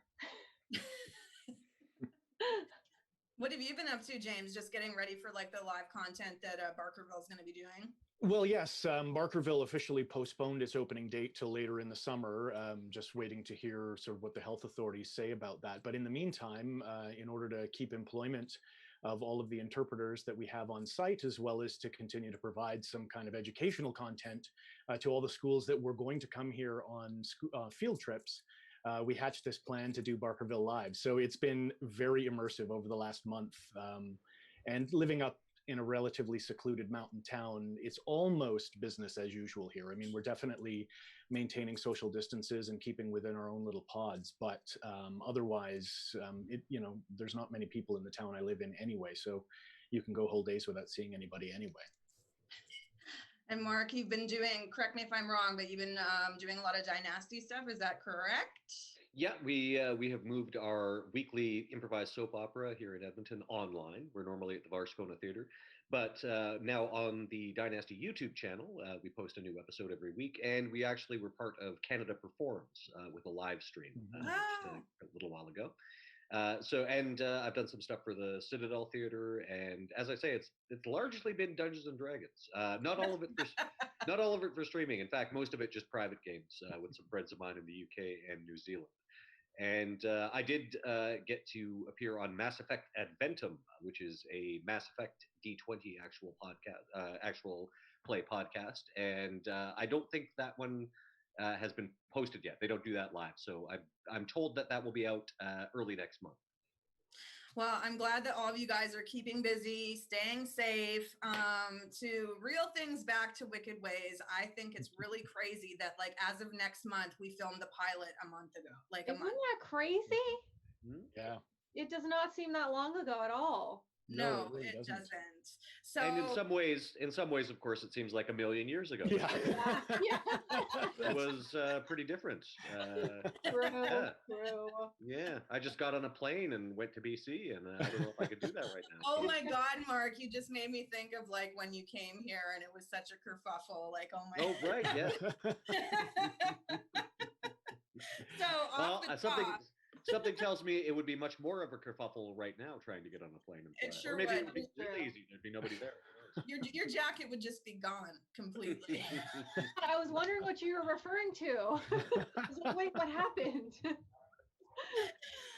Without diving into the concept of Wicked Ways and all of that stuff, I don't know if Mark wants to tell this story. Like. Oh no! It was basically my jacket went missing from the luggage thing above my head, and it had my passport in it, and I was just like, where the hell is my jacket? And it just disappeared. And also my bag went missing, and somebody else had my bag. They had that on their shoulder, and I spotted it and was just like, you got my bag. But the jacket was missing, and then was found like at the back of the airplane. So clearly someone had taken it and moved it, but thankfully there was some funny business going on there. Well, the important thing is the passport was still in there, so that's true. It all worked out. It was a happy And ending. your iPod, everything was there. Like, you had some like serious stuff in your jacket. It was like But imagine how we're starting this shoot. Imagine being that guy with your bag who's walking away, and then suddenly Commander Shepard's voice rings out. Yeah. Hey, that's my bag. Ah! I'm not sure he was a Mass Effect fan. I don't know. Oh, okay. But in any case, yeah, it's like I say, so a year ago we made this pilot, and man, was it fun, because I had just played, or rather, I just watched the Deadwood final movie right before we went to Barkerville, and then suddenly it was like I was in Deadwood. Which is the coolest town ever. I literally think about it all the time, and can I just say how excited I am to just be hanging out with you guys, because it's like we're back there. Even though we're not. I know, like, off the top, like, not getting into the story or like the actual like filming and stuff, I want to know, what does that experience of, like, it was a whirlwind, like, we worked 20-hour days. It was so insane. Like, you needed a detox after coming home, just like for normal sleep and interaction with people. So I want to know what that was like in general for you, the whole Wicked Ways experience for each of you. For me personally, I have to say it was one of the best productions I have ever been on. And I know I said it to you guys, and I know I said it a million times, but I have never been with such an amazing group of people. Everyone was so helpful and good spirits. I mean, we went through some shit. We went through some you can stuff. say shit.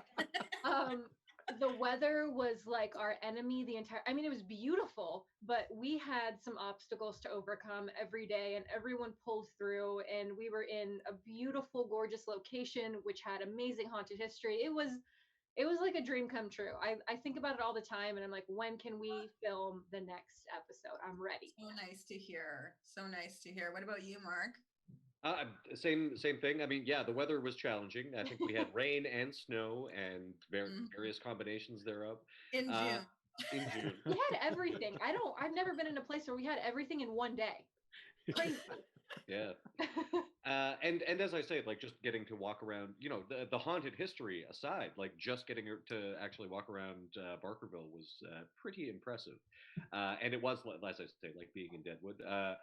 More recently, I finally got around to playing Red Dead Redemption 2. And foolishly, I finished the game before this pandemic began. I really should have saved it. Should have paced yourself. Yeah. But it was like right after Christmas. I played through in like January and February. And all I could think of when I was in the initial Western town that you start out in, it was like, this is Barkerville. Completely like that. Down to the muddy streets and everything. And what about you, James? I mean, you're there like pretty much 24/7, but not necessarily making a TV show. So what do you think of when we, went down the rabbit hole, so to speak? Well, and certainly nothing like this before. I mean, Barkerville plays host to a number of different companies that come in over the years, but to be a project that I'm working on so closely, and I'd like to give a huge shout out to Chris Diaz, who wrote the original script for the pilot of Wicked Ways, and then my wife Danette Boucher, who plays Miss Wilson in Barkerville, and I worked on it as well. And we came up with something kind of crazy, something that we realized that nothing like this we'd ever seen before. And what an amazing opportunity to be able to showcase the imagery of Barkerville and the real storied nature of the history of that place, and painted in a way that was fun, had some great people at the helm. I mean, some of the greatest moments that we captured was just, spontaneous interplay between Leanna and Mark. And so to be able to kind of create a show that was both a historical documentary, sort of, and also a paranormal investigation show, and try to figure out a way to make that work in like 3 days, was an incredible challenge. And for me, I've been with both of you in both in my hearts and in my mind over the last year, because of course working with Tom, our editor, and sort of trying to figure out, because we shot so much on purpose so that we could sort of craft the story as best we could and kind of hone in on it. That has been a really exciting process. So it's really great to talk to you guys again, because now you actually can talk back to me. Are you annoyed with us yet? No, not at all. No, I couldn't have asked for better people to be front and center. I mean, not only both of you, who are charismatic and very funny people, but also very interesting, and you have varied interests. But to be able to see you interact with the people that I know and love so well in Barkerville, not only my wife, but all of my friends are people who have come here and decided to make this place their home. So to be able to invite you guys in and pump a little bit of that excitement into Barkerville is an experience that all of us will remember forever. And I also can't wait to get back at it. I'm so ready. And send everyone our love, because we haven't really gotten to speak to anyone or see anyone. Obviously, we're stuck in our homes right now, but Yes. Send them all our love. Let them know that we miss them and we can't wait to come back. I will, for sure. Please do, yeah. Yeah, of course, we were looking forward to seeing everybody at Northern FanCon this year. Yeah. Right. Of course, yeah.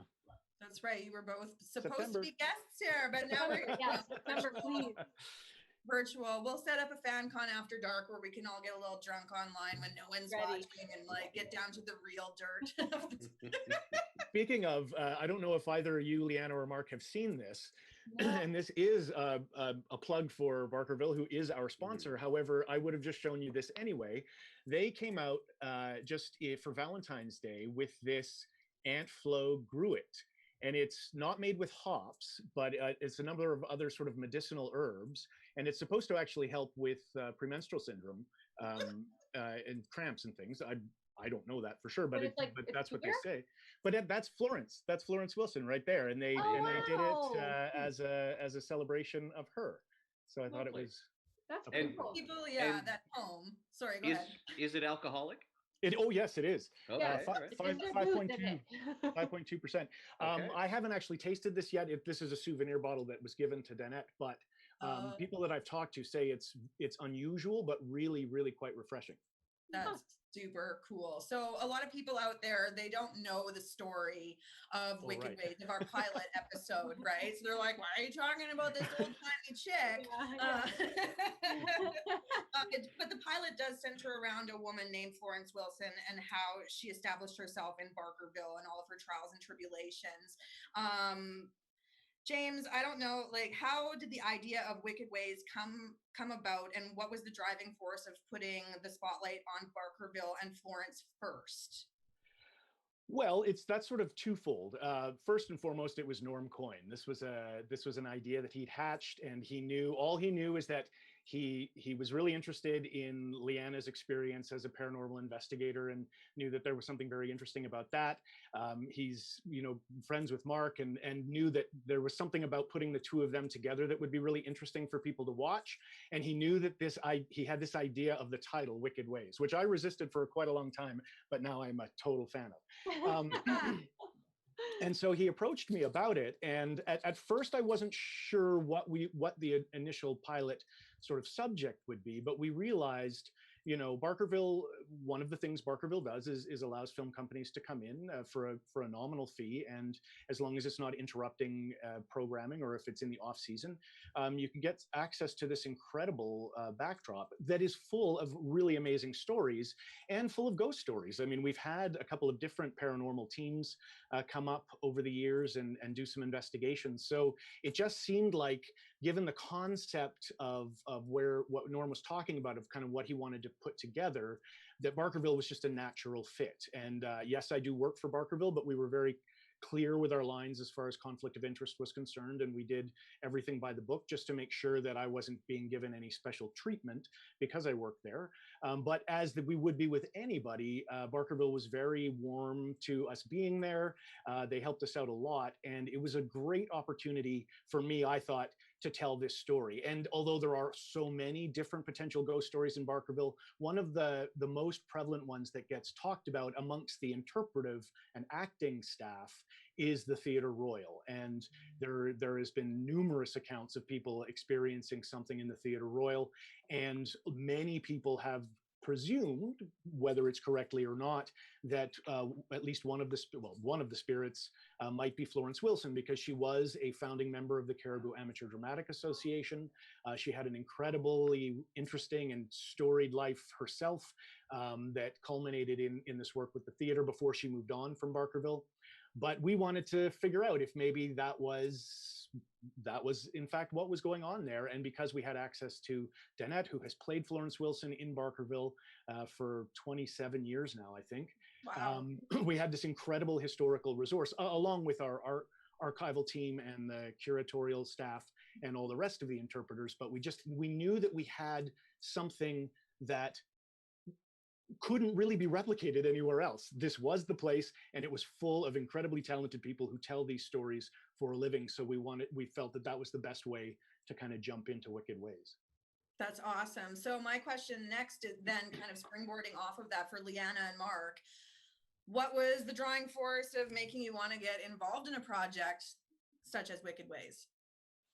Well, as you know, I like all things spooky. So this was right up my alley. And I remember way back when talking to Norm saying we should do something, let's do some sort of like ghost hunting show. But the thing is, we've all seen a ghost hunting show. We've all seen people go to a haunted location with their gadgets. It's been done before. So what do you do to bring it to the next level? And the one thing that I love about Wicked Ways is it's really focusing on the history. A lot of the times in ghost hunting shows, you get a real quick 30-second, this is the person, this is why it's haunted, this is what we're looking for, and then it's straight into ghost hunting. But we found a way to really focus on the history, and that's what's really important. We want to get to know these people. We want to know why they're still here, if they're still here, and what they're all about. So I think Wicked Ways does a fantastic job of focusing more on that with our famous tagline, "History is Haunted," because it is so true. It's the perfect description of our show. But it's also not taking ourselves too seriously. Mark and I have really good chemistry on camera. We have fun with it. We're not trying to be the nose up in the air ghost hunters. We're just really trying to get down to the bottom of something and tell a great story along the way. Indeed, and for me, I'm certainly not trying to be the nose up in the air ghost hunter, because this was my first ghost hunting experience. I was brought in as a nerd who enjoys this sort of thing, but had no practical experience with it. I think I was brought in to make the occasional joke, but also I jumped at the chance to work with Leanna, because my wife and I, Belinda, we got to hang out with Leanna and Cam in New Zealand, yeah, the year before, when we went down for Armageddon. And so it was, and Norm was asking me, and I'm a big fan of Northern FanCon, and yeah, I was happy to do it. I mean, next to Norm, you are pretty much the next in line to be Mr. FanCon. So, Am I? Is it me? yeah. I mean, we could set a poll out there right now, and that would be a landslide answer of a yes. I always have a good time. You do. We have. So we have. So when we were out in Barkerville, we went to a lot of different places that were apparently haunted. And I want to know from each of you if there were any particular spooky moments, spooky locations, anything that gave you the willies that set that off, you know, the alarm in there. Like you guys both slept in the haunted hotel. I, for one, like had a couple of experiences that like, you know, my spidey senses were definitely tingling. So what about you guys? The haunted hotel, I remember Mark was like, I don't know about this. This doesn't seem like a good idea. I don't say there was definitely a vibe and a feeling, like an energy there. I specifically, there was one night that I stayed in the room by myself, and I was really hoping to get something on camera, which unfortunately it didn't quite happen the way I thought. And I think a lot of the times when you're sitting there and you're like, please something happen, please something happen, you know, chances are it's probably not going to happen. But there was definitely an energy in the entire town. And the one great thing is it was the off season. So we really kind of had it to ourselves. There was not that many people around except for people working. The theater, I definitely felt something in the theater. It was very up in, I don't even know how to explain it. It was up in the seats behind, like if what would you call it? The balcony? The balcony, yeah. Balcony. I definitely felt like an energy there. Not anything that I saw visually. And that's the really tough thing with any sort of paranormal investigation is you can have the most insane experience. And if you don't have an EVP or video recording, you can tell your best friend, you can tell your grandma, you can tell your cousin, and they're still going to look at you with that little bit of like, are you sure? Are you sure your mind wasn't playing tricks on you? So, I know a lot of us on the crew had our own kind of like experiences, personal experiences, and it wasn't necessarily anything I could show you. It was just a feeling, and a feeling is very hard to convey. But once you have your own personal experience, you not only do you believe, but when other people tell you stories, you can relate a little bit more. And not to say that just because someone says I saw a ghost and I've seen one before, I'm going to believe everything. But your mind is a little bit more open. Yeah. What about you, Mark? Anything pop out of your mind? I would say it was definitely the last night, again, in the theater. So yeah, when we were up near the stage, especially that moment where we were getting one shot where we sort of filled everything with smoke, you know, just the dry ice smoke. And yeah, then you're in a haunted building and now it's filled with smoke and you can barely see anything. So yeah, that puts you on edge a little bit.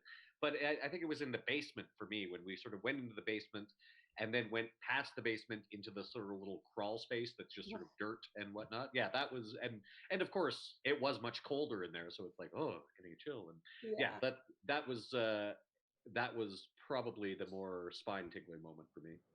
I did just see that footage not too long ago. I didn't get to go down there with you guys because it was very tight quarters for sure. But you know, you had like your gauges out and it's like, oh, there's some activity. But like there were other people, like we had pretty much everybody on set that night in that theater, right? And there were multiple stories, a lot of people feeling something upstairs in the balcony. You know, we had Slady Perry downstairs and she's like, something's been pulling my hair, you know? So pretty cool that the majority of those experiences came from one place. Is that a standard place where people experience stuff, James? It is, or at least, you know, we've gotten a lot of reports of stuff there, although the St. George is another one, probably the second most. And there are a few other spots in Barkerville. But the interesting thing about the theater and why I was particularly both frustrated and exhilarated that night that we were there was because so many things were happening that we weren't necessarily capturing. Like we got some very interesting stuff on camera, but the stuff that was going on behind almost as though it was trying to tease us. And I'm somewhat skeptical, but there was some really crazy stuff like fire alarms going off when there really shouldn't have been, you know, all sorts of stuff that was kind of pushing us towards either just kind of laughing at us because we weren't capturing the really big stuff like that, or trying to get us the heck out of there or something. I don't know. But that evening really stands out for me as one of my top Barkerville experiences, because it was just so crazy.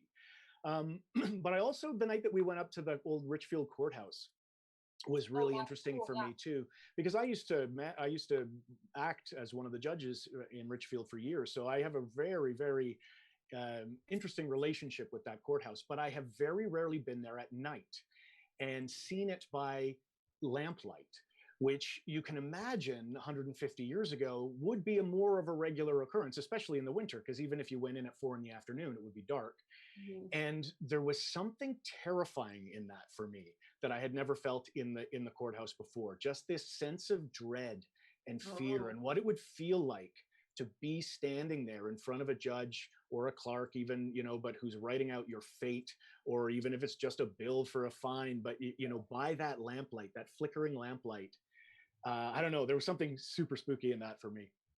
Yeah, the courthouse was quite spooky. Of course, it's also off alone in the woods, and when night falls there, it's just complete pitch blackness. So, yeah, and also the courthouse near there was that's where the hanging scaffold was, like the gallows was. My God. Yeah. So yeah, all these things contributed to that sort of feeling of unease.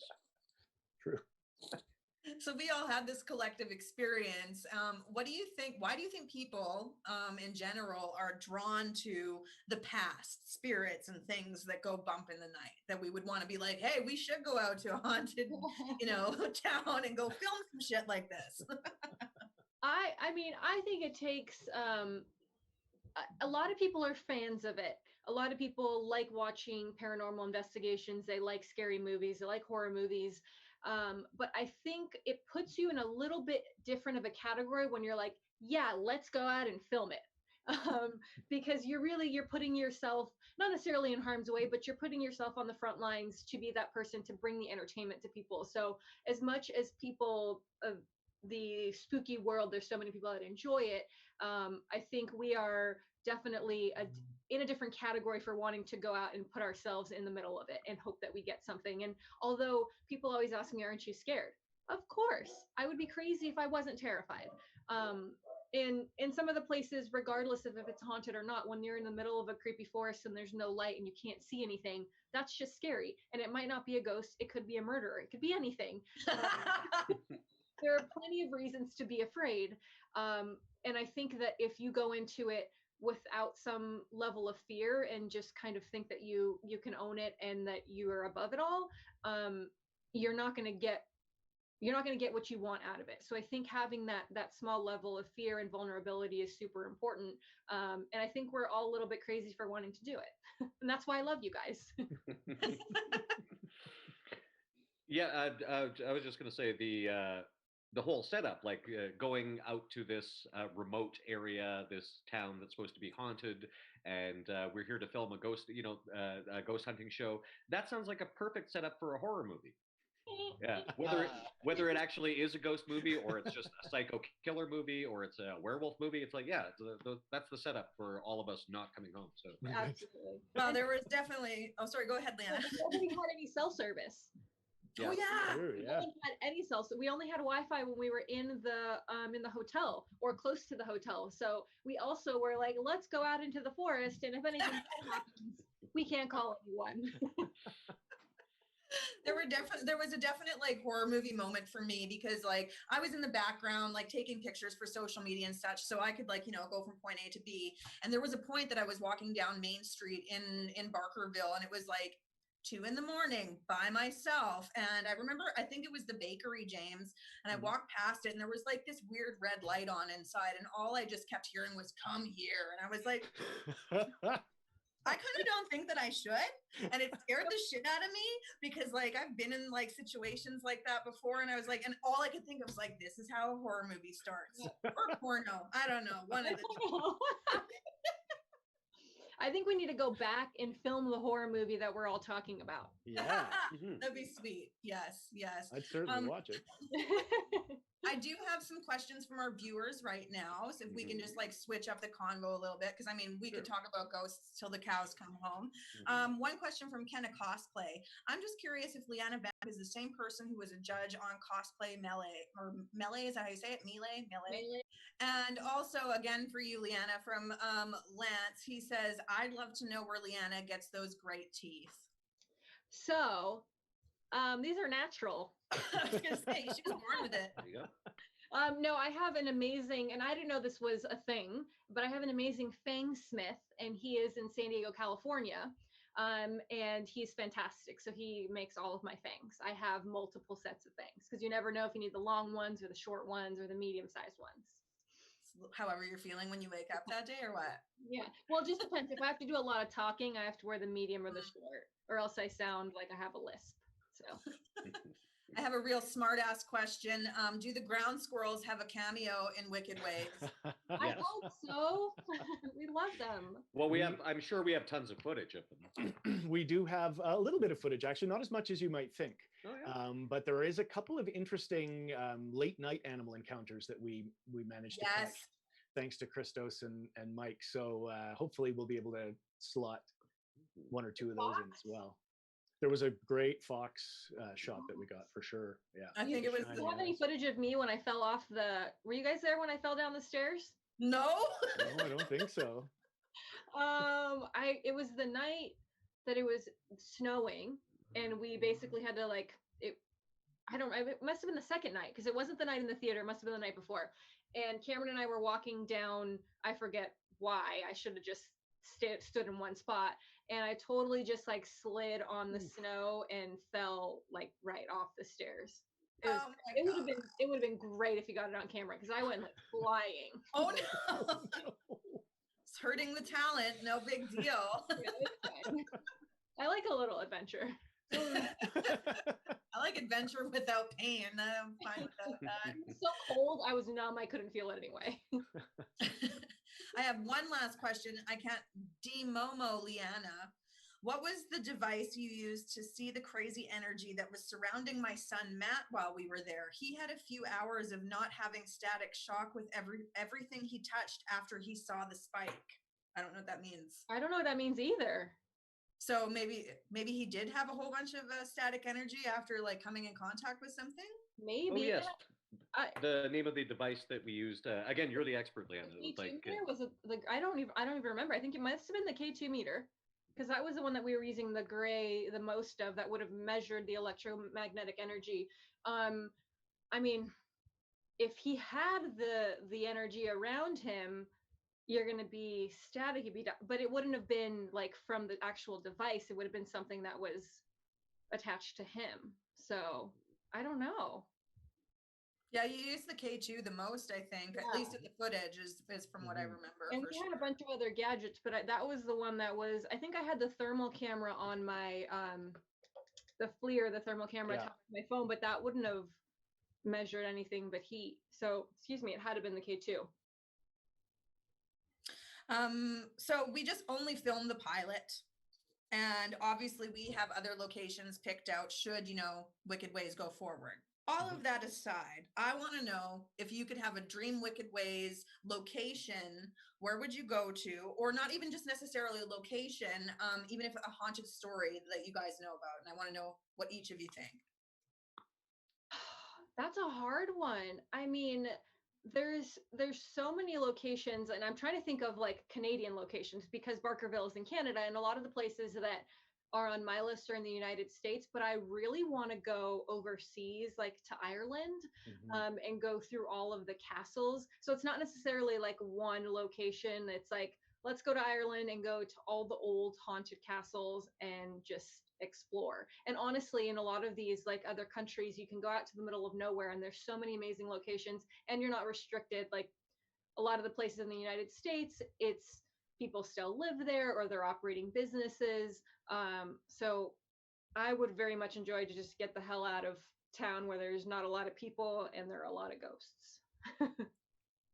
As again, a relative neophyte to this, I would probably, my answers are probably oh, that's so basic, but I definitely love to check out places like, the very famous places like the Latherie Mansion in New Orleans. Agreed. Or, the Winchester Mystery House, those kind of, the greatest hits. But those have probably been literally done to death. Well, and that's I think that's the main thing is every ghost hunting show has gone to all of the main locations, and not only does that kind of set the bar of, these people have already gotten these amazing things on camera, whether it was real or whether it wasn't, you basically have something that you're trying to live up to. Whereas if you go somewhere that I want to explore the places people haven't explored before, because I think there's so much to be said about just going somewhere that doesn't have a story already, or there is a story but it hasn't been investigated.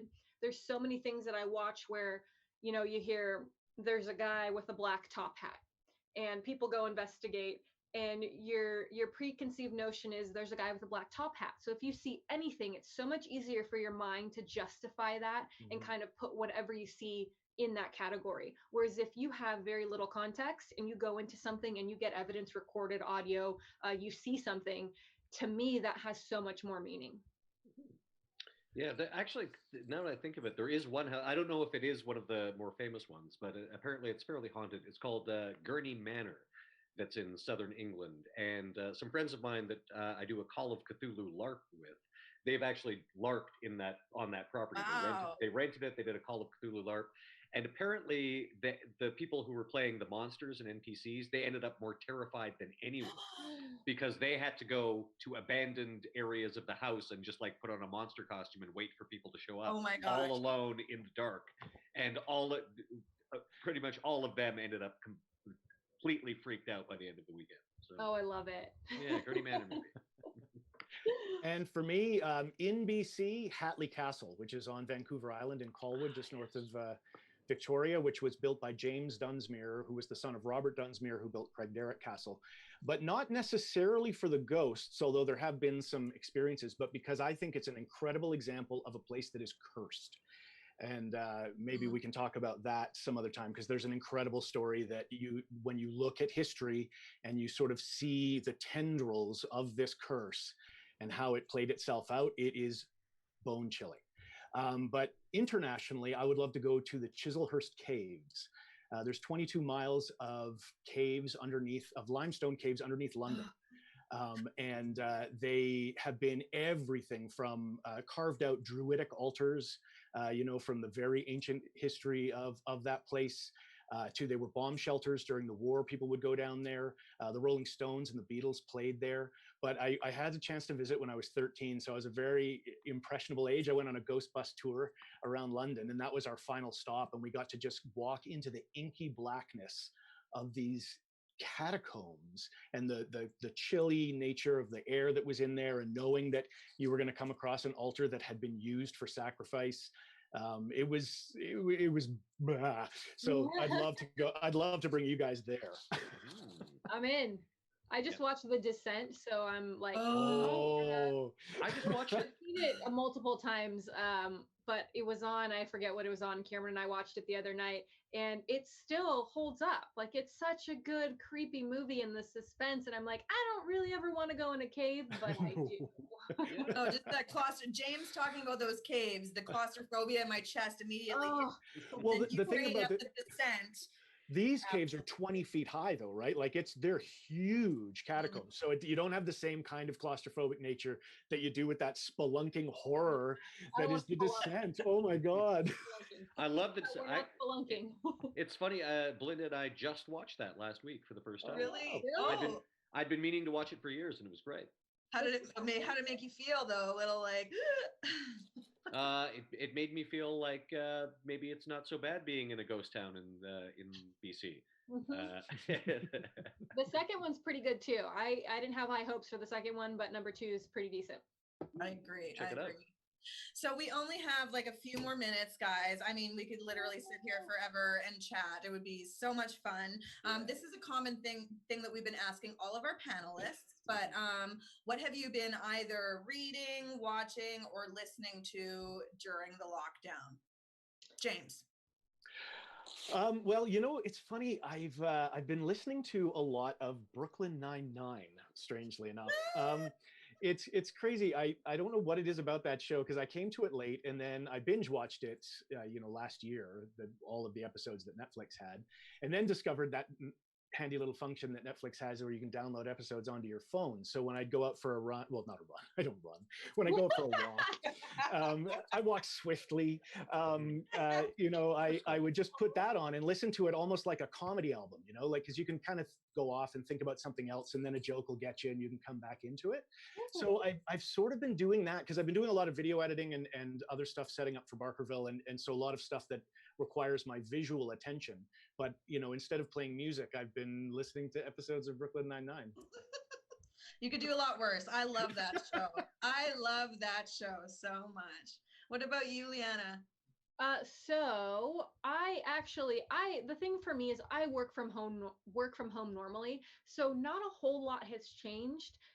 For a lot of people, they're like, have a lot of free time, and I don't really. I just usually we watch stuff at nighttime, so kind of revisiting some old horror flicks. I just got Shudder, which is really exciting because I hadn't had it for the longest time, and there's lots of great stuff on there. And then I just recently picked up the new Stephen King book, and I just kind of cracked into it, so I'm only in the first 30 pages, but I've had a little extra time where I can actually read something. Yeah, that's crazy. Awesome. And the one great thing is too, now with the extra time, before everything was always such a rush. Like I'm sure Mark knows, I'm sure you guys all know, traveling and working, you feel like I have 30 minutes to do this and I have to cram this one thing into 30 minutes.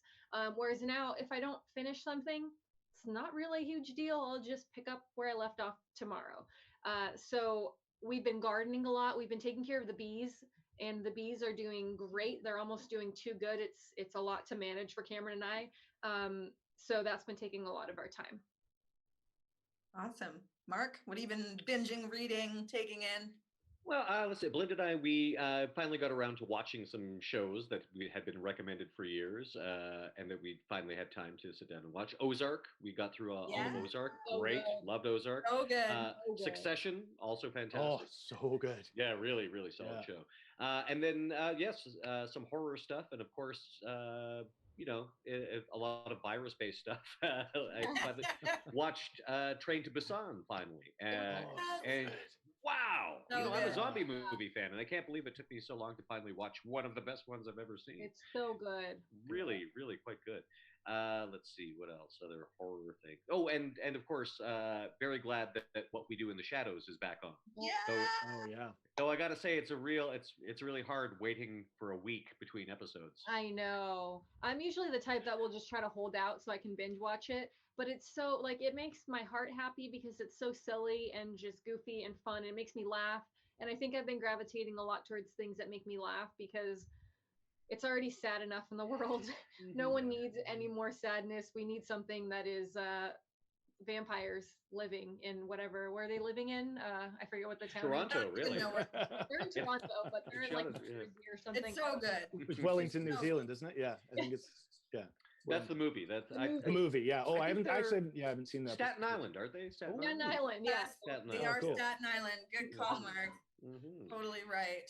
And so in addition to the Kingdom, other Korean zombie fare, Kingdom is really good. That's great. I haven't seen it, but I like it a lot. Netflix, right? Netflix, yeah. Netflix. Pretty sure. I'm excited. I think we're going to start tonight. I've been saying it for the last couple nights, but on Shudder, I don't know if you guys have heard of Cursed Films. There's 5 episodes, and they're basically talking about the curse of certain horror films. Guys, and they're going down through the history, and I think maybe it's 4 or 5 episodes. But I've been recommended it by a couple people, and everyone says it's really good. So I'm excited to start that. Awesome. Well, guys, we're just about at time here. I wish we could stay forever. Me too. Thank you so much for giving your time to this. It really means a lot that, we can have FanCon from home, even though we all, have to be at home. I really look forward to the next time that we're all together and we can get spooky and silly and all of that stuff. So any parting words, want to say goodbye? Shout out to Diane and Second Suppers. Oh my God. Yeah. Oh. Food.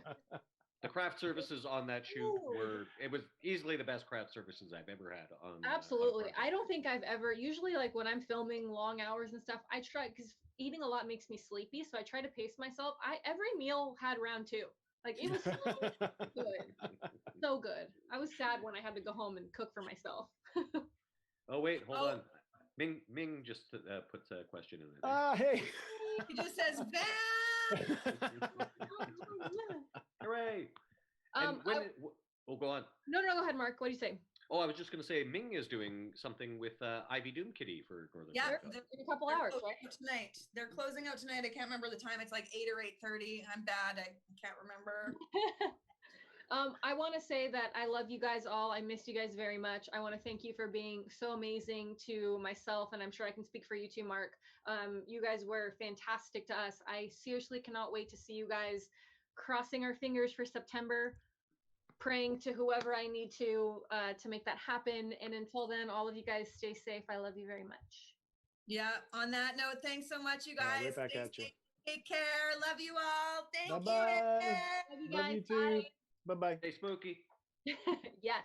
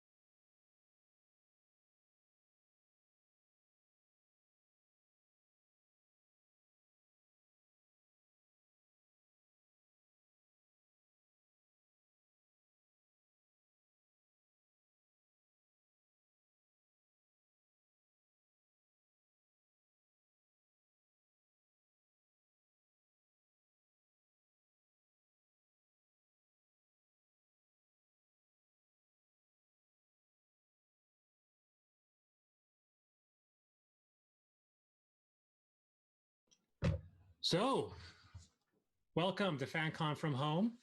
I am Chris Diaz, and we are here from FanCon from home, hashtag FanCon from home. And you can find us on Twitch, Facebook, and on YouTube.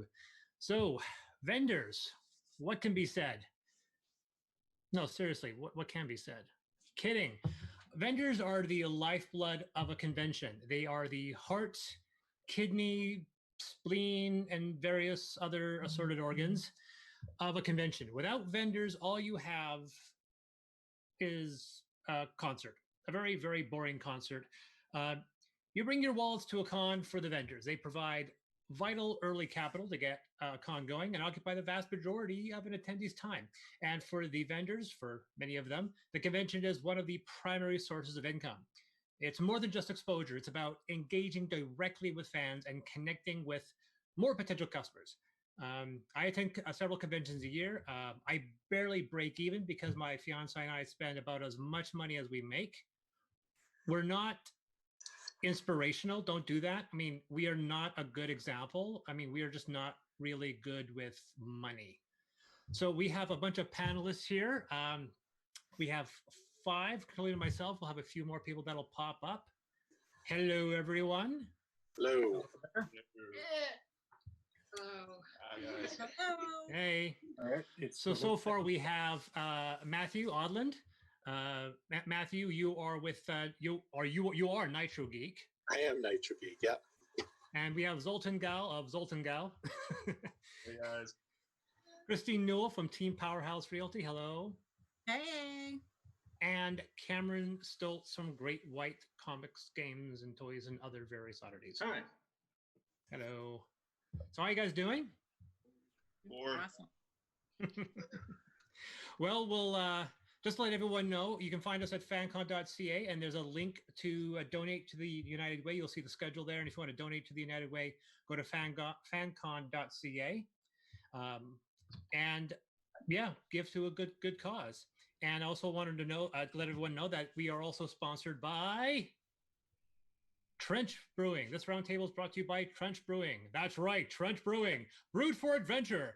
You want to recreate that sensation of being on a snowy mountaintop with no clothes on and a lack of memory of how you got there? Then Trench Brewing is your beer. They have American-style ales, Czech-style pilsners, all made better by Canadians. Trench Brewing, only one sip will remind you that, yes, this is, in fact, beer. That's Trench Brewing. Okay, let's get that out of the way. Okay, so although I have a table, I mean, I've had a table of FanCon since the beginning. I'm more of a moderator. I want to let everyone else get their chance to speak. So first, let's start with Mr. Stoltz. How did you first become, how did you first get involved with FanCon? I was one of the very original sponsors. I had Norm come up and talk to me and said there was going to be this crazy idea of his. He pitched it as this fantastic event. He was going to bring in all these celebrities that had never come to Prince George before. I thought it was a brilliant idea and was happy to jump on board and say, hey, I'll be a major sponsor for that. Cool. Oh, we finally got Julie and Pat Howard from GameQuest. Hello. Hello. Hey, good to see you there. And Sheldon. Yes, I'm here. Sheldon, you are from Shadow Puppet Studios. That's right.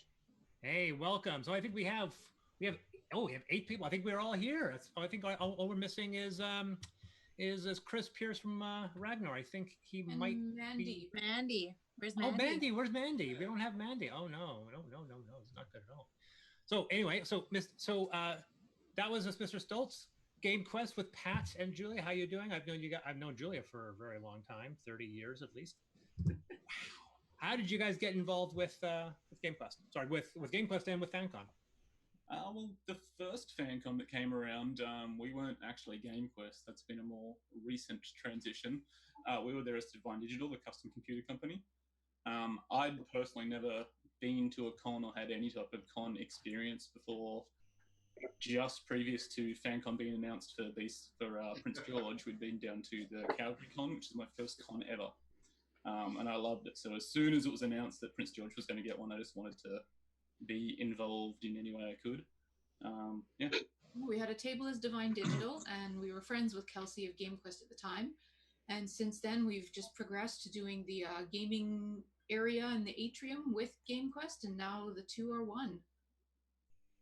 Cool. And now, what do you guys do at, like, where can people find you? Because the same situation with Mr. Stoltz. Cameron, you're always at the same location. Same thing with GameQuest. You're always at the same location. Yep. Is that like kind of is it kind of a tradition? You're kind of an anchor, right?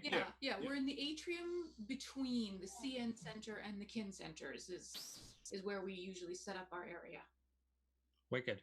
And you also do like VR as well. Yeah, absolutely. Yeah. Well, I'm not sure what we'll do with VR this year, because I know that VR Game Changers, which is an awesome new company, is going to be doing a lot of VR stuff there. So we might chat to them so that we don't conflict, or we might work out some other things to do, bring some arcades down, etc.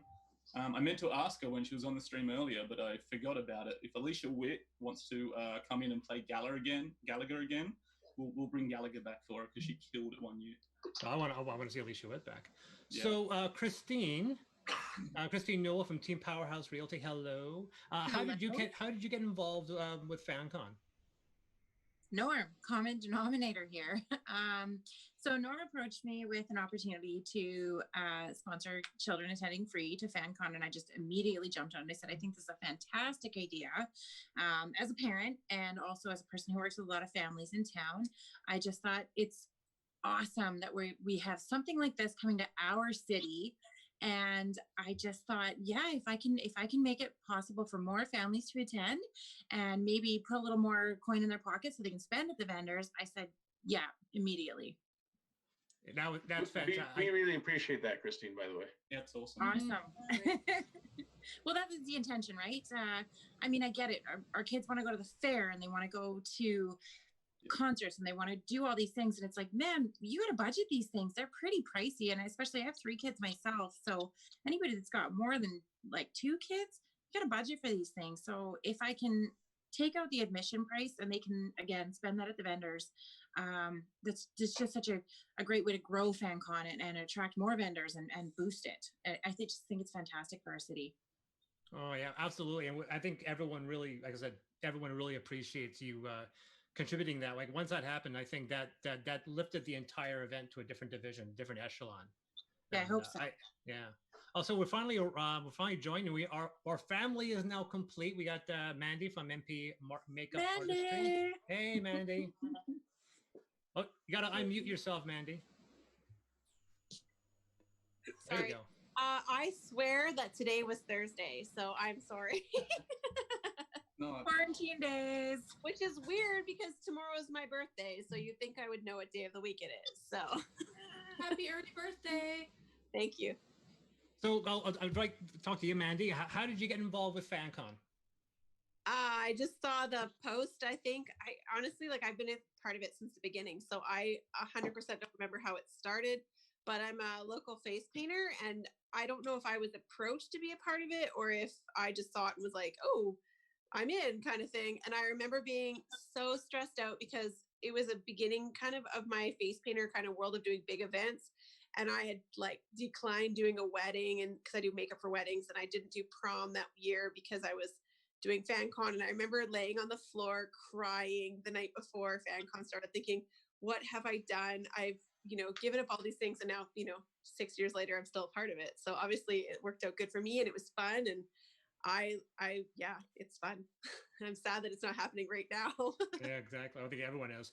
So Sheldon from Shadow Puppet Studios. Hi there. Yeah. So when did you first get involved with FanCon? Last year was actually my very first year.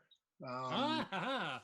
Yeah. So kind of a newbie there. It was Matt from Nitro Geek and Jess from Zoltan Gale. They both told me about how fantastic this convention. We've been doing conventions for about 7 years at that time, and it's our first experience last year. Wow! And what did you think of the event? It was great. It's a smaller show, but it's a quality show.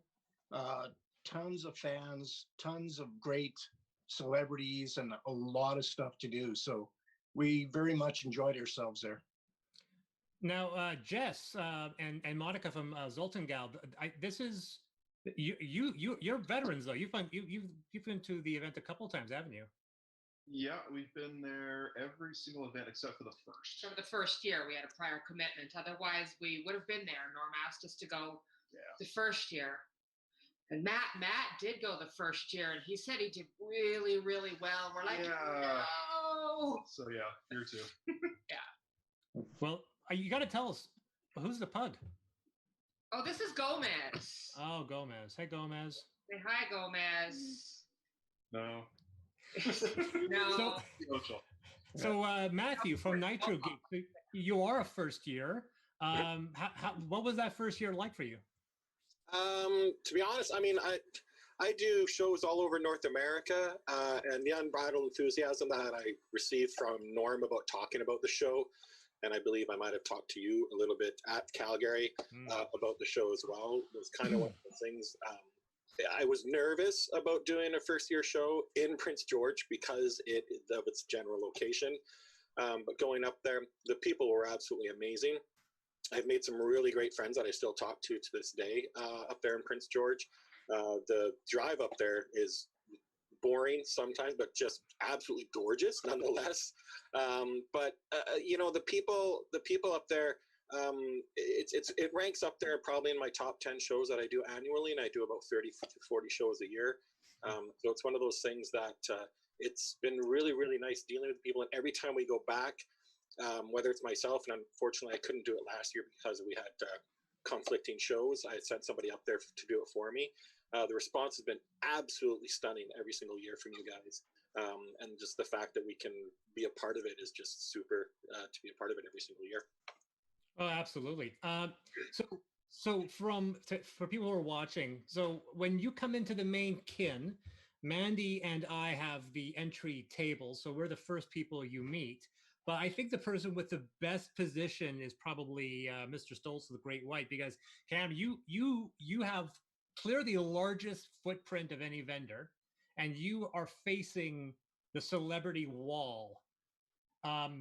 Like, obviously, you got to tell us about what it's like being at that position. You obviously must see things that most people just hear about.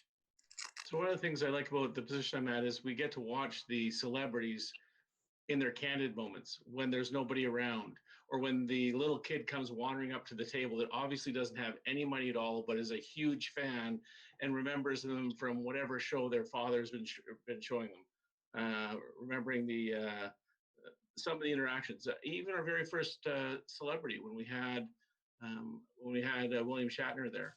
He was fantastic with the interactions with the crowds, and being able to see that from kind of a distant, eavesdropping perspective, it was really interesting to see that. I've been super impressed with the people that Norm has been able to bring to our FanCon. The celebrities are just really down to earth and really grounded. I look at what Lou Ferrigno did last year. It was just phenomenal the way he interacted with people inside and outside of FanCon. Absolutely.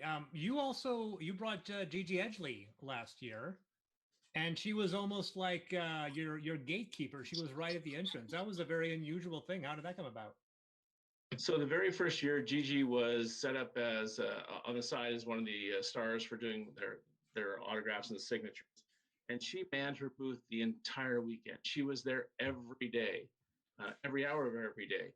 And my darling young daughter, Delaney, cute blonde hair at the time, was hanging around her incessantly, and she was just fantastic with her. And I owed her a huge thanks for the way she, didn't just brush her off or tell her to go away. She was really good with her. So I thought this was a way of, it's been 4 years at that point, or 5 years at that point. I forgot where we're at now. And I thought it'd be a nice way to bring her back, let people see her again and have the opportunity to interact with her. Yeah. So Pat and Julia, so you were mentioning Alicia Witt having the top score at Galaga. Do you have any other stories of brushes with any of the celebrities? Yeah, we've got a few actually. The very first year when John Delancey was here as a guest, and we were still just Divine Digital, we weren't at GameQuest. We had our small booth at the time with our, Pat souped up fancy water-cooled computers. And John Delancey stopped at our booth, asked me about Pat's computer, and asked me if he could take a picture of Pat's computer. And I'm a huge Trekkie, so I was fangirling hard, just going, John Delancey's asking me if he can take a picture of our stuff. Oh my goodness. It was pretty special for me at that point. Yeah, I think we were all pretty much starstruck that first year. I mean, like, yeah. I mean, with Cam was saying about Gigi, was like I said, I got very starstruck. I mean, by the 5th year, we're like, Alan Tudyk, yeah, come on, Alan, let's have a drink together. But that first year, we were putting everyone on top. So to Christine at Team Powerhouse, do you have like what's your first solid memory from FanCon? Like, what's that one big memory that you took back from the very first time you attended the convention? Do you have a memory? Yeah, so it's actually funny you say it's not my first, but I approached Nichelle Nichols at the first one, and I just told her, I said, hey, like, I really appreciate what you've done for not just women in TV, but women of color. Like, you had the first interracial kiss on TV ever. That is massive. That's a huge deal. And I thought that was super cool of her. She was so gracious. She was so lovely. But it's so funny that you bring up Alan Tudyk because, I was at the after party last year, and my husband and I rolled up and we were waiting in line. We had just got there. We had in for a beer. We didn't really know who was there yet. A little bit nervous. And this gentleman turned around in front of us and he said, hi, my name's Alan. And he just put out his hand to shake our hands. And I just thought that was so bizarre because as soon as he turned around, I was like, I know who he is. And I'm like trying to elbow my husband on the ribs, right? But he's not getting it because he doesn't know any of this stuff. So I'm filling him in constantly. But I just thought how humble and how wonderful and how appreciative he was. And I thought that was a really cool move of him.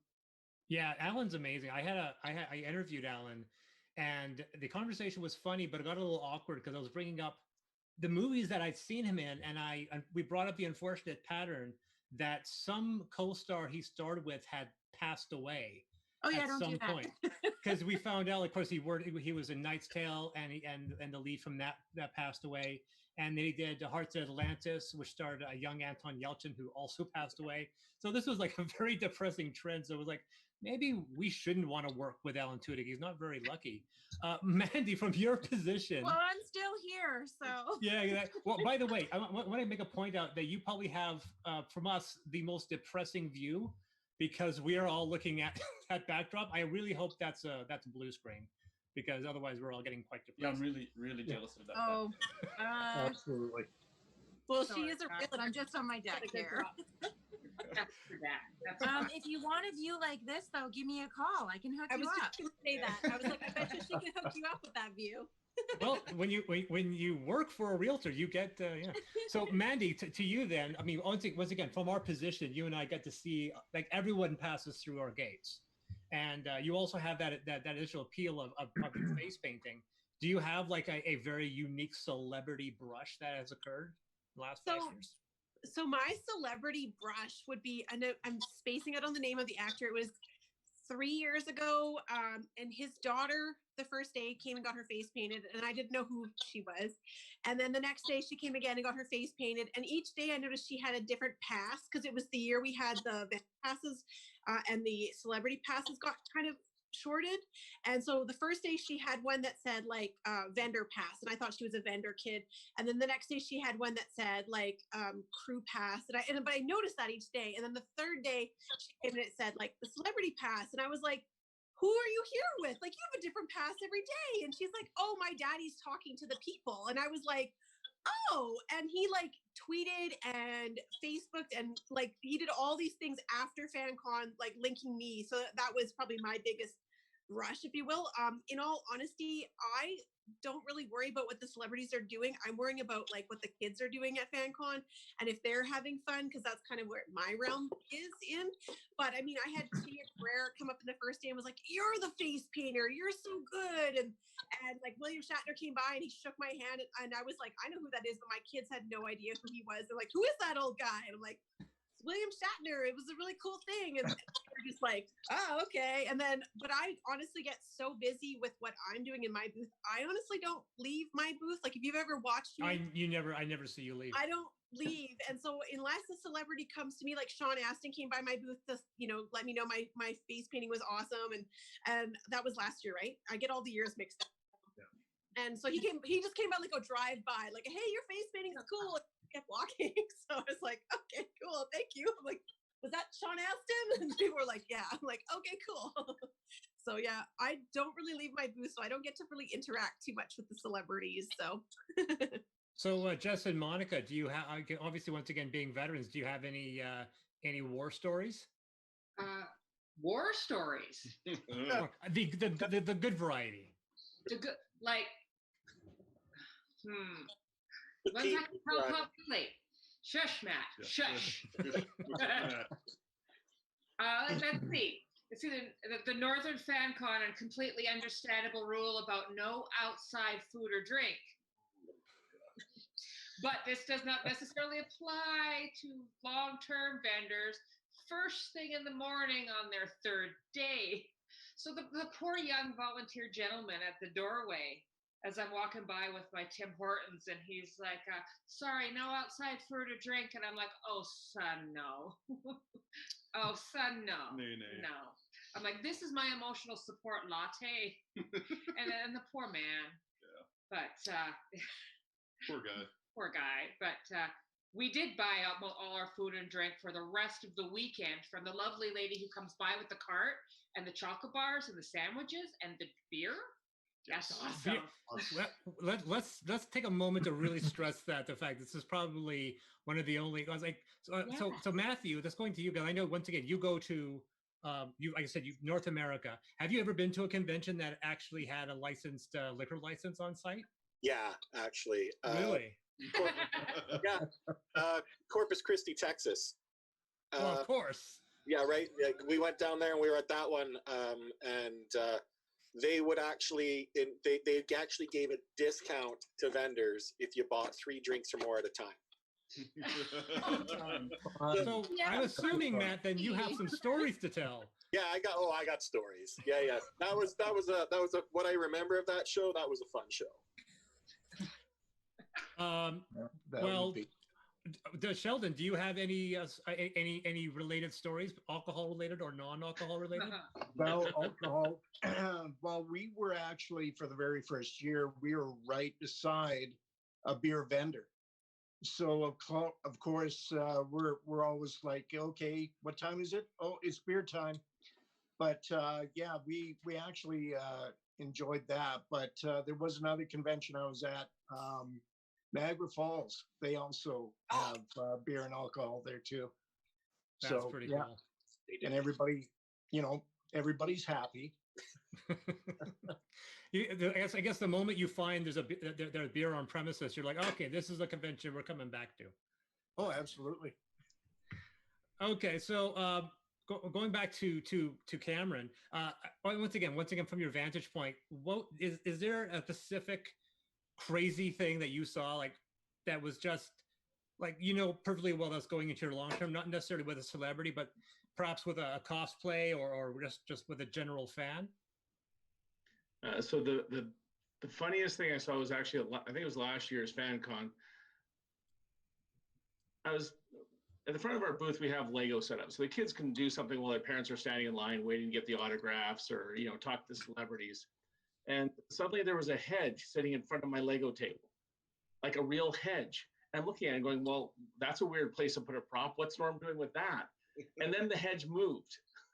And it was this little, I don't know, 5-year-old or 6-year-old that was dressed up as a hedge from one of the video game and was walking around with it. He was fantastic and amazing. It was one of the best costumes there. Second runner-up was a little girl dressed as Wonder Woman. She had her lasso, the headband, the bracelet. She had the whole getup. She was like dressed in the nines. She was fantastic. So going to Pat and Game Quest, similar situation. Like, do you have any other crazy stories? So obviously you're in that foyer, so everyone's going to be passing through your area at some point. Were there any very unusual encounters that you remember having? The strangest ones are always at the start of the con when you start to see some of the like really, really good cosplays start to just wander in, and you turn around and all of a sudden there's something just like amazing standing there, and it's like really quite mind blowing the work that goes into a lot of the cosplay work. So I always find those really amazing to see first. We also get to see a lot of the celebrities coming and going in the sort of the upper atrium area towards that lift. So we've yelled out to them a few times. We tried to get a few to come down and play some VR or mess around with us. And we had Flash kind of interested one year, but he didn't get time to do it. R2D2 danced to we had some DDR set Yeah, up on yeah. our big screen for a while, and R2D2 danced a little jig in front of it for a little while. Awesome. So to Christine at Team Powerhouse. So you'll have one of the more unusual spots because you're right next to the customer tables where all the tickets are sold. So you see basically all the cosplay that comes by. Like, were there any interesting things you found or noticed? Okay, so I've been for 2 years now. My mind is blown by some of the people. The How to Train Your Dragon guys, the Hiccup and the other one last year, or no, sorry, Hiccup's Dragon. Oh my gosh! Oh my gosh! They were just this cute young couple. They had worked on that like in their spare time for fun. I think they win. I don't know. If they didn't win, they deserve to win. But the year before that, and I know Norm doesn't like me saying it, but that little family with the Suicide Squad kids, that killed me. Yeah, that was good. Was like the cutest thing I've ever seen in my entire life. And that was that was the first year I sponsored. And that sealed the deal for me. I was like, look at this family. They're all so into it. They nailed it. And I just loved every second of it. So that was the thing that I was like, I'm coming back next year. I loved that one. That one stands up in my mind. I did see, oh gosh, what did we see? We saw the little baby Yoda too last year. And that was before Baby Yoda came out. So it was so on point. And to be perfectly honest, Mandy's mom, Miss Frizzle. I made that too. Hey, I made that costume. I know you did. And she even had a little Liz. She did. My mom has helped me for 3 years as like my booth help for the first 3 years as my booth helper. And she retired Miss Frizzle because she actually doesn't really like having her photo taken with random strangers. So it took her a long time to kind of wrap that around her head that this is what you do if you're dressed up. So we had to retire Miss Frizzle. So I'll probably wear it one year because I can tweak it so it fits me. Oh gosh, please do, because Miss Frizzle was amazing. Thank you. It was all in the wig. It was 2 Merida wigs that I put together to make that one. Oh, yeah, that was crazy. Even from my vantage, it was an amazing outfit you had there. And then I think the other one that stuck out for me was the Cantina Band. I don't think it was last year. I think it was the year before. And I was like, what is happening right now? Because again, it was my first experience with FanCon. So I was like, okay, this is what we do. People just run by doing music in costume. That's cool. Awesome. I'm going to be here next year and the year after and the year after. So I wanted to take a moment just because before we get into any other conversations, because obviously this virtual event, which we all appreciate, we support, we would be having our regular convention about this time, and for many of us, it is a large source of income. So, like starting with Matt and Nitro Geek, obviously, once again, conventions are really important. So, how are you trying to address this kind of diminished season and the side effects of this? Do you still have a website, I assume? I do. Okay, now it's time to plug it. We can see it behind you. Nitrogeek.ca. Yeah, nitrogeek.ca. I got a little bit of stuff on there. I'm a one-man show. I make everything that I sell from scratch. So, when it comes down to doing things, I'm usually preparing things for shows and doing things that way. Technical things like website and getting a shop up and stuff like that, unfortunately, those fall behind the wayside. Mandy's nodding. She can understand that sort of thing. the best way for anybody to get a hold of me, because I do custom and I can do, if any of my products, I can put almost any image you want on it. Your best way to get a hold of me through the website or through Facebook, nitrogeek.ca on Facebook as well. We can get that out. We ship all over North America. We ship quite a bit of stuff to the States currently, just from people from past shows contacting us. So it's just one of those. And I think what really helps for me too is that I introduce new things every single year. It's not the same old sort of things. Like, and behind me you can see there's actual 3D LED lights of the Star Wars ships. I was just going to ask, actually. So we're designing new things all the time, doing things like that. So we'll have those when we come up in September. Plus, we're working on crib boards. We're doing crib boards all from scratch, and then we're doing some other stuff too.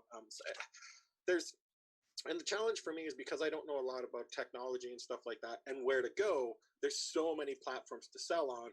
How do you choose which one to do that's going to be the biggest bang for your buck?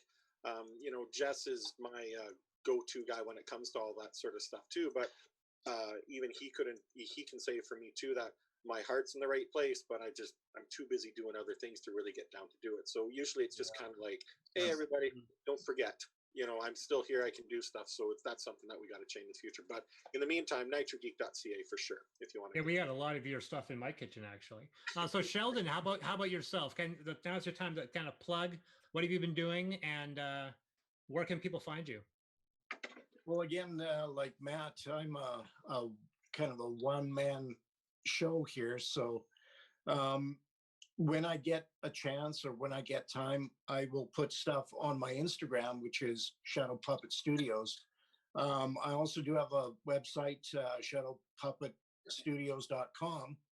I'm starting to work on a store, but again, a lot of my time is spent either doing home projects now or actually doing some painting. I've got quite a few projects on the go, and during this time period, I'm getting ready for all the fall shows, because we had a ton of shows booked this year. We had a ton of shows canceled this year. So we are actually prepping for the fall and for the winter. And Jess and Monica from Zoltan Gal, how about you? How are you guys doing? How are you guys holding out, and where can people find you? We're missing seeing everybody in person. We have our own sets of websites, so we're definitely shipping a lot of stuff online. A lot of Canadian orders, actually. Some Americans, but mostly Canadian. So it's all on zoltangal.ca. .com. You can get to Yeah, you can get it to both. Because we own both, so there. And yeah, we're just because he does websites, we own both. Yeah, so I get bored, I create another website. So we're rocking and rolling, just shipping stuff online. Looking forward to the shows coming back. It's be nice to see everybody rather than shipping a box all the time. But but we're still selling, we're still shipping. We're just at home. Well, at least you have I am Spaceballs pillow. That's good. Oh yeah, Spaceballs. Yeah, of course it had to be. I have a Spaceballs the glass over here, but nice. Yeah, other than that, we got a sale happening this weekend. It's 20% plug it. Plus free shipping if your order's over $75, and that's if you use the promo code. Let me see here, FanCon 2020. So FanCon 2020 promotional code. Yep, 20% off. And free shipping if your order's over 75. All right, at zoltangal.ca or .com. Apparently. Or whatever. Yeah. So Mandy, you're a person that's focused primarily on touching other people's faces when you do makeup. How's the next few months going to be a challenge for you? Obviously, you have how are you making out? Honestly, I'm not going to go honestly, but I am not allowed to touch people. So we're going to just play it by ear, and hopefully eventually I can touch people again in an appropriate manner. But I have started making really cool masks for people. So nice. So if you need some, I luckily can sew. I usually would be doing, or I would be done all of my, costume commissions at this point, and all of them canceled. So I have apparently free time. So, I do have a makeup and skincare line that I'm heavily leaning on selling right now. You can find me on Facebook, MP Makeup Artistry Prince George. Make sure that it's the Prince George version because I'm not in Dubai. And why not? I know people get really upset when I say I'm not in Dubai. I'm like, I'm in Canada. So yeah, but I'm just, I can't touch anyone. I can't do makeup. I can't do face painting. I don't know if I'm going to be able to do face painting in the future because it is they're considering it like a level 5 risk in my world. You can't yet, Mandy. You can't yet. Yeah. So We'll I don't know get if it's going to be like I'm going to have a blowgun and just like shoot paint at you. I don't know. Like the makeup gun from Simpsons. Right? That would be so helpful. So, or like that eye thing from The Fifth Element where she puts it up to her eyes. Yeah. Pioneer a whole new method. Favorite. Corner the market. What? Sorry? You could pioneer a whole new method and corner the market. Right? Well, I have a friend who is very pregnant and we were supposed to do a belly painting and I'm like, I could just throw color at you and we could call it like abstract art. And she's like, let's do it. And then she went into labor. So we didn't get to do it. It's like the new version of the Jackson Pollock. Just have someone lay down and just pour paint. Yeah. And I love Jackson Pollock. So I don't know. I'm a very adaptable human. So I'm going to be able to survive this. It's definitely not having FanCon has really put a ouchie on my business, but then it isn't just FanCon for me. It's like every event for 2020 has been canceled. So, I just have to keep figuring something out. So I'm pretty resourceful. I'll figure. And people can find you. You do live streams almost every day. All the day. Yeah, every day. If you come find me on Facebook, I'm Mandy Pabla, MUA. MUA stands for makeup artist. That's not my last name. It's not moi. Which a lot of people think that is. But yeah, if you find me on Facebook, I'm pretty much like and request everybody. So I'm a pretty friendly person. But yeah, I'm a good time. So Cameron, you and Pat, but I'll go with you first. You two guys have the storefronts. Most people here, some people have storefronts, but you have probably one of the biggest storefronts of people who come to. How are things going? When are you open now? When are you going to be opening up? And do you have anything happening in the next few months? Like everybody else, it's a different retail world right now. We're fortunate in BC that you're allowed to still be open if you're able to follow the rules of the provincial health officer. So we've done that, implemented all sorts of changes, reduced our hours. Unfortunately, that's meant we've also laid off a bunch of staff. So we're hoping that those people can come back. Things can return to normal soon. So right now we're still having in-store sales, having people come into this shop with a lot of cleaning in between customers, 14 feet of plexiglass at the front counter. And we've just launched our own website. So that's our own web portal for shopping through our website. So that's been a big leap forward for us. As for you can sales, buy stuff directly from Great White. Is it greatwhite.ca? Chris, you're an awesome moderator. Thank you for that. Greatwhite.ca. You can go there. It says shop online. We have free in-town delivery if you live in Prince George, or curbside pickup if you want to come around and drop by the store. You can drop it off the back door and deliver it to you that way. Beyond that, we're still feeling our way through how to sell things online and how that works. It's a new world for us there. Well, one thing I have noticed as someone who is an introvert with my fiance who's about 4 feet from me, and the one thing I've noticed and I've checked is that the online board game stores are all showing record sales, because when you're stuck with your family and people that usually you're not hanging around with, suddenly people realize they have to do things, and once they run out of Parcheesi and Scrabble, they start hunting down board games. So I imagine a lot of people are trying to find some board games to play. So that's one bright light in our store, is the board games and the puzzles. We've got a fantastic selection of puzzles in stock, great selection of board games. Those two things are doing well, and unfortunately the rest of the departments aren't. Kids not coming into the store means there's no impulse sales, there's no people dragging their parents over to pick up Playmobil or Melissa and Doug. It's just not happening. So at least there's something selling, which is a good thing nowadays. Mm-hmm. So the only other thing probably that people are doing a lot of, other than board games, is probably video games, because they're stuck at home. So with Pat and Julia with GameQuest, have you guys noticed, are you guys back up and running? Are you be opening up soon if you are already, or? We're on reduced hours. So since the sort of isolation recommendations and things started, we essentially gave our staff the choice as to what they were comfortable exposing themselves to. And when it all boiled down, there was really only one staff member, a couple of staff members that were sort of comfortable working, so we weren't able to stay open our regular hours. So we've been doing Friday, Saturday, Sunday, just from 12 to 6. It's certainly different. Our community and the Prince George customers, I mean, I don't know, I'm sure everybody probably finds this, but they're just awesome when it comes to supporting local business. The amount of messages we've got throughout the week with people just saying, I'm looking for this, but I want to support you guys first. Do you have this? I know you're not open till the weekend, but if you could hold it aside for me. So of those 3 days, we've been doing well enough to, keep our guys paid and happy and keep the lights on. We're certainly looking forward to opening up events again, though, because we just love interacting with people, which is something we can't even do at the moment. We get a lot of people that come in just to chat with us, and we've got like a 20-minute limit on browsing. So it's been killing me to tell people, hey, 20 minutes is up. I hate to kick you out, but you got to go. So it'll be great when we can lift those restrictions and get back to it. It's looking like when the province goes into phase 2, so hopefully after the May Long, we're going to reopen every day, but probably still reduced hours and probably still with browsing limitations, just to keep people moving. It's when people linger that the air starts to hang, unfortunately. So yeah.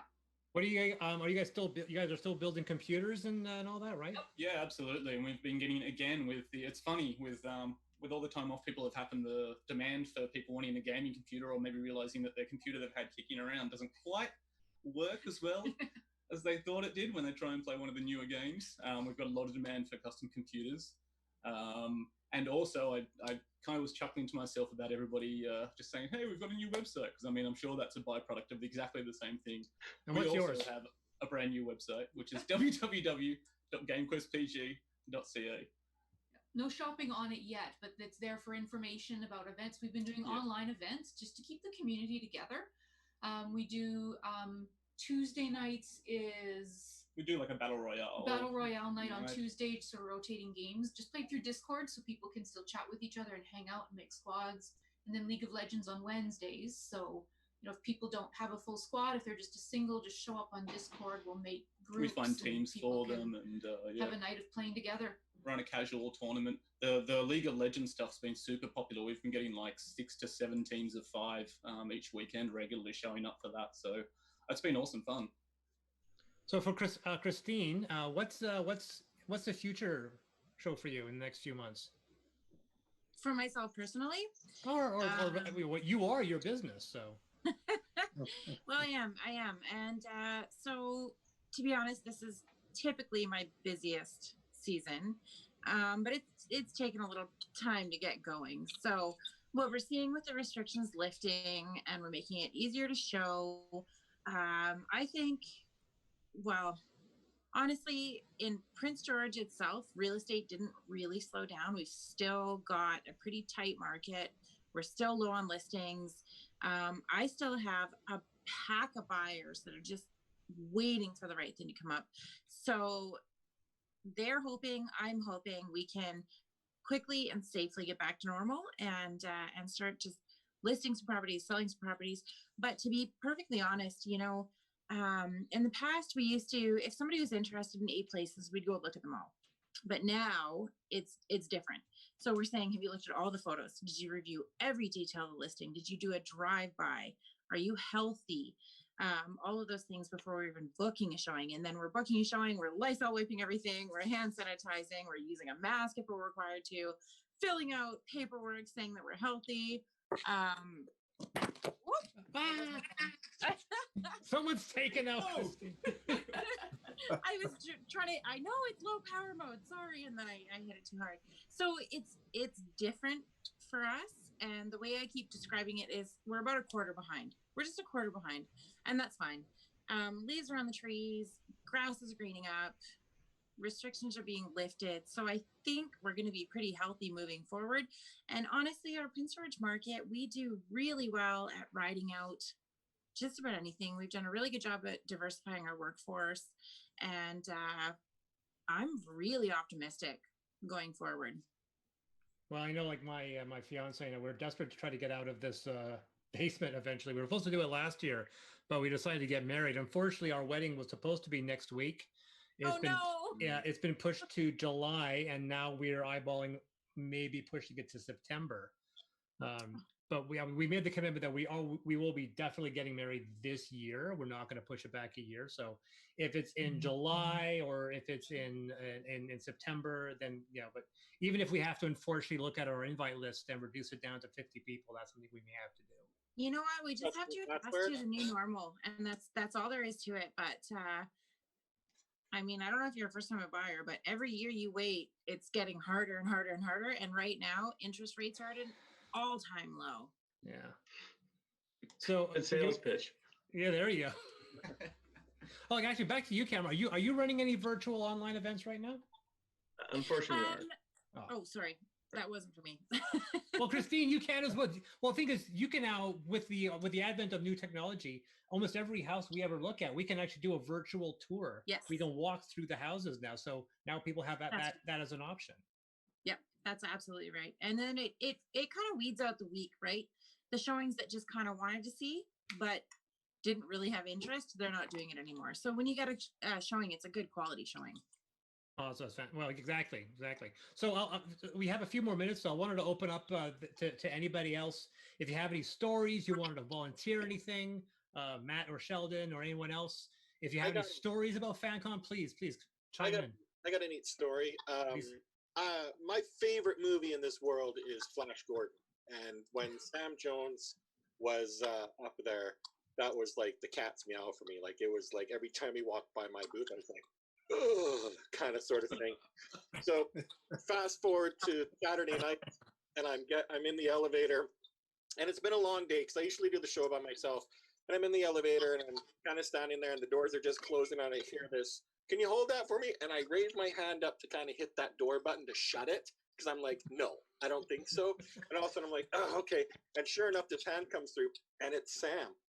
So I'm standing there, and he's like, hey, how you doing? I was like, I'm good. Inside, I'm fangirling like there's no tomorrow. And so we're going up the elevator, and we're talking. He's like, oh, what do you do? I'm like, oh, I sell stuff, laser glassware, cutting board, blah, blah, blah, that sort of stuff. He's like, oh, it's really neat. I'll stop by your booth tomorrow and check it out and everything. I'm like, yeah, sure. We get up to my floor, doors open. I'm like, well, have a good night. He's like, yeah, you too. I walk out of the elevator. He walks out of the elevator. I'm just kind of like, okay. Get to the T in the hallway. I'm like, he's got to be going that way. I turn to go down the hall. He's still walking beside me. I'm just like, either this is going to be the most amazing night of my life, one of us went the wrong direction. So walk down there, whatever. His room was only a couple of doors down from mine, but we chatted for about 5 minutes out in the hallway or whatever. Next day, sure enough, stopped by the booth and everything like that. Fast forward 8 months later, I'm down in Louisville, Kentucky, of all places, at a show. And who's down there? Sam Jones is down there. The guy next to me is selling all the Flash Gordon vinyl pops. So what do I grab one for him, go over to Sam, and I'm like, hey, how you doing? And he looks at me, he's like, why do you look so familiar? I'm like, I met you last year at Prince George. Like, elevator. And I was like, oh. So that was like one of the coolest things I've ever done. Just the fact that he remembered me on that one too. Sean asked him, gave him one of our custom cutting boards when we were up there. He autographed it for me. We've actually done a little bit of business because of that. And then just Alan Tuduk. I wasn't there last year when he was there, but I got a really cool cutting board autograph from him. And it's just, yeah, the caliber of guests you guys keep bringing are just phenomenal every single year. So, but yeah, the Sam Jones moment, that was a big one for me. Anybody else? Sheldon or? Sam Jones actually helped hang a banner in my booth. And I was like, why is this guy so tall? And I was like, I recognized him, but it was Thursday, nobody else was around. And I was like, why would he be here? And then I saw him later. I'm like, the Flash helped me set up my booth this year. And he's such a down-to-earth guy. He's so tall and he's so nice. Like he was just like, he was like, what are you doing? And I'm like, I'm just trying to get, like, I was literally standing on a swivelly chair, hanging a banner above my head, which probably looked like a death trap. And he was just like, I need to help you. He's so nice. If he come back, it'd be awesome. I would love him to come back. Michael Hogan was cool too. We've had him twice. I can't remember which year it was, but One 2 year he years was just ago. wandering through all the booths asking if he could get anybody a drink or something to eat or take their rubbish away from their booth for them. So he was really cool. And you had a nice chat with Jay Muse. Jay Muse about custom computer Yeah. builds. I don't know. Yeah, he's on Twitch like 3 times a day. Yeah. I don't know if he was like angling for a free computer, but he was kind of looking at him for a while, and then he mentioned how some other company built him a computer for his stream, and I was like, yeah, I'd love to build you one, man, but I can't afford to do it free. I sent him an email afterwards saying, hey, I'd still love to build you a computer. We can do anything you want, but I didn't hear anything back, so maybe next time. Well, my old machine here, I mean, it's been keeping going pretty well, but they can't do VR, so one of these days I'm gonna have to upgrade myself. I got you. I remember you going past our booth one year and saying while you were streaming that you'd have to get these guys, which was us, to build your next PC. So I've got you. I've got you on video. I still haven't upgraded, so I haven't ignored that. So Sheldon or Jess, any other stories? Monica's got a good one. I don't know. Good, but there was that year, Michael Hogan, 2 years ago, and the poor guy. First, we met him in a hotel we usually stay at on the Thursday night after setup, and we like waved hi, and then we saw him like walking in the next morning, and then all day, because we have the booth next to Great White across from the celebrities as well, so he was like across from us all weekend.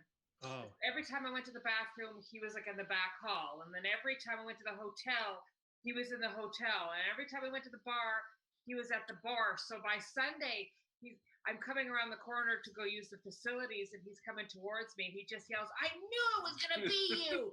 I'm like, well, then stop following me. It was such a fun guy. Yep. But we must have seen him 40. We saw him the next morning leaving the city, too. Like, it was weird. Yeah. The crazy thing was February this year in Vancouver, I ran into Michael Hogan again, and he looked at me and he's bathroom people. Like, yes, yeah, the bathroom guys. How's it going? I drink a lot of coffee, so there's a lot of back and forth. Wait. Quarantine coffee? Yeah, well, there's been a lot now. Yeah. So Sheldon, any other stories? Well, not really with the celebrities, but there was one cosplayer that kept coming by the booth, Captain Jack Sparrow, and loved our work, loved my artwork. And yes, if you're listening, we will have, or I will have, some parts of the Caribbean art for the fall if you're going to be showing up. So, but this guy was great. He was funny, had tons of jokes for us, and kept us entertained when we didn't have customers in. And even if a customer came in, he interacted with the customers on our behalf like a salesman. So he was really good. Oh, fantastic. We're just kind of I'm kind of getting the warning. For me, the only thing, I mean, I have stories from every year. I won't bore people with it, but I mean, for me, the one I always take back was if you see the Kevin Smith Fat Man Beyond done from Prince George, there's 2 videos you can watch, the part 1 and part 2. Part 2 is the Q&A. I am the guy who asks the very first question. So being able to talk and engage with Kevin for the first time as someone I very much idolized, it was kind of a high point. And I got to be the guy who tells Kevin Smith that one of his all-time favorite movies, Strange Brew, was shot in Prince George. And you saw his face light up, and he didn't believe it, that by pure coincidence, he had arrived in this one town that happens to be where one of his favorite films was shot. So being able to talk with Kevin Smith was kind of my high point. And I have many, but that's one that's ingrained for all eternity on YouTube, thanks to that video. So we're kind of running down. So I wanted to say thank you guys for conversing and for engaging us, engaging people, and letting people know that we're all still here. Many of us have our own websites, which you can now access. And like I said, we'll all be here when FanCon starts up. We'll all be here, and obviously once the convention circuit gets back and running, hopefully we'll all still be there. Yeah, for sure. Gotcha. Yes. Forward to It's seeing in my calendar. Yeah, You'll be there. absolutely. Yeah. All right. Well, thank you, everyone. So thank you, Cameron, Pat, Julie, Christine, Jess, Monica, Mandy, Sheldon, Matthew. Thanks everyone for contributing. Thank you very, very much. And all the other roundtables pale in comparison to this one. It's all downhill from here, folks. Thanks for hosting, Chris. That's all for us. Nice to see everybody. Thank you, everybody. Yeah. Thanks for having us. Thank you. Thank you so much.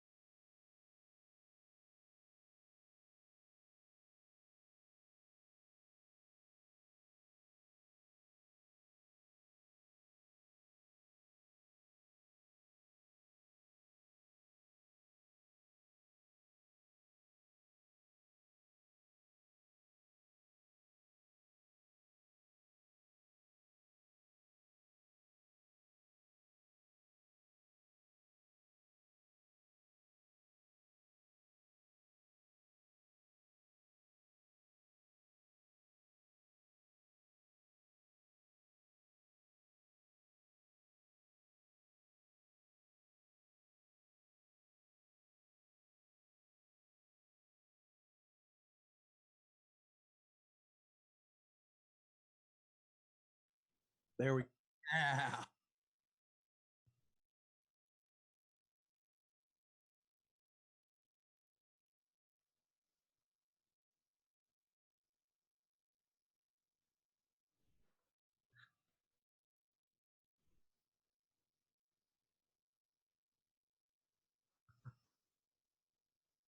Oh, there we go. He's no stranger to any of this stuff whatsoever. His name is Ming Chen. Ming, welcome tonight. What's up, everybody? It's great to see you, man. And it stinks. I looked at my calendar. I mean, I knew this, but in a different world, in a different dimension, if I had a time machine, I'd go back and cure everything. I would be in Prince George right now, and it stinks. I had so much fun 2 years ago. Norm was kind enough to invite me back last year, but I couldn't make it last year because one of my friends was like, "Hey, will you come down on May the 4th and marry me and my fiance on May the 4th? Yeah. And will you go? Will you do me a favor? Get ordained. We want you to marry us."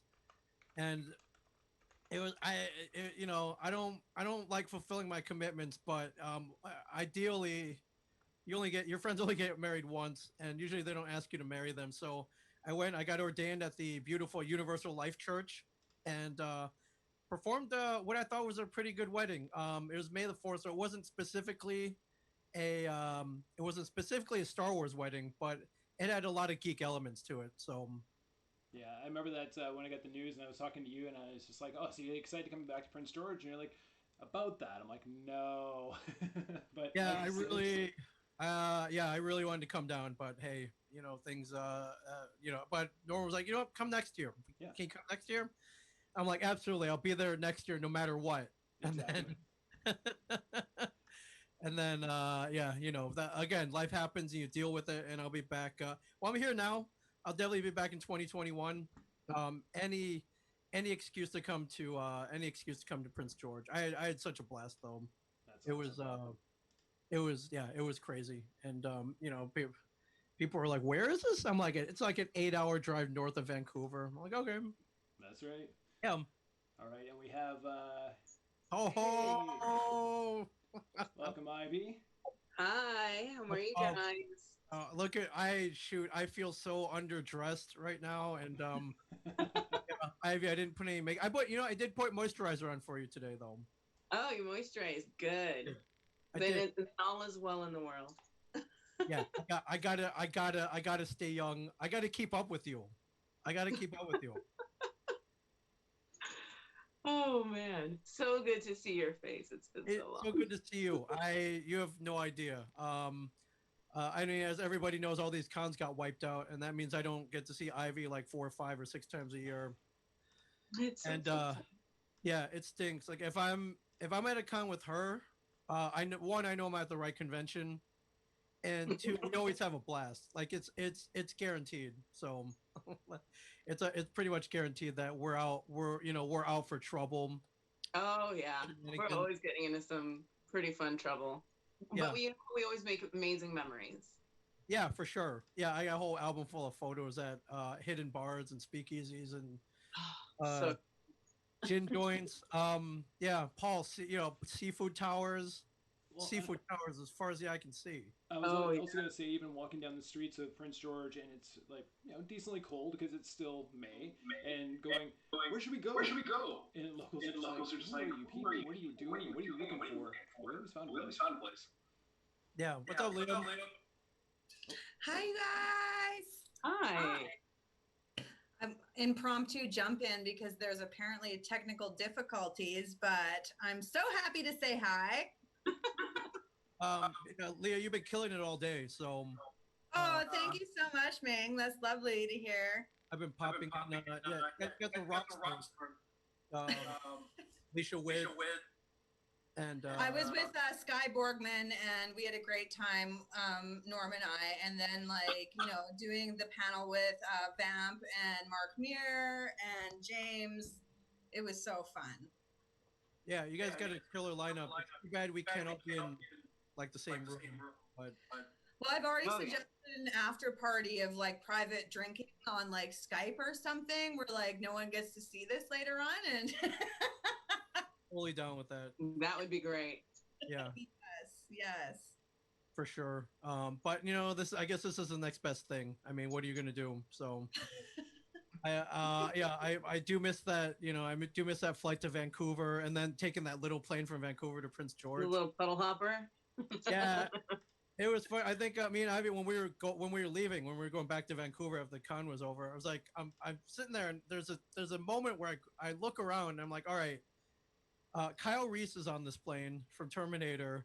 Samwise Gamgee is on this plane. And a bunch of other people. Me and Ivy are on this plane. It's like, we're good. This plane is not going down. You can't. Yeah, they got this. We Yeah. have nothing to worry about. Yeah, you can't kill Rudy and Kyle Reese from Terminator. Like, you know, one's a savior from the future, and the other one's just the underdog who the underdogs of underdogs. So, yeah, yeah, that Oh my was. goodness.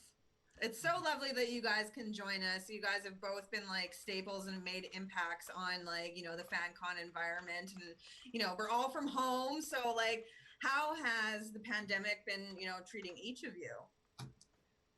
Well, for myself, I mean, I'm already an introvert as it is. So home life, it really hasn't been much different aside from not being able to see my parents and my sisters and whatnot, and my grandparents who live about 6 minutes from my house. Aside from that, though, because all of my conventions for the year have been canceled, I've just been focusing on creative works. So either if it's working on costumes or gardening or getting things done around the house. I also did create a mask making group for Southern California right when the lockdown happened. And we have, I think, about 80 or 90 members in it now. Wow. And we joined with Sew the Curve Flat group. And now we're just filling requests from different hospitals, hospices, anyone that's in need of last resort PPE. And we, you know, ship it free of charge. We make it free of charge. It's all nonprofit. So that's been my project that I've been focusing on right now during these times. That's really incredible, and good for you for doing that and, you know, seeing the need to be filled. Thank you. I love that. Yeah, you're taking your years of experience sewing, crafting, and No, I have to sew something.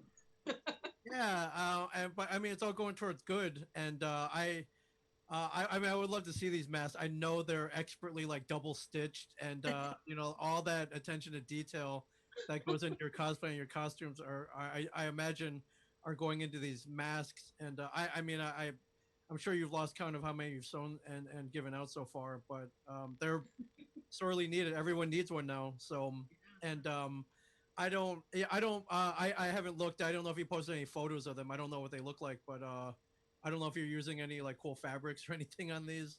Yeah, definitely the cool ones. So geeky themed animal prints, things like that. So if it's a vet's office, then I'll pull animal print type fabrics.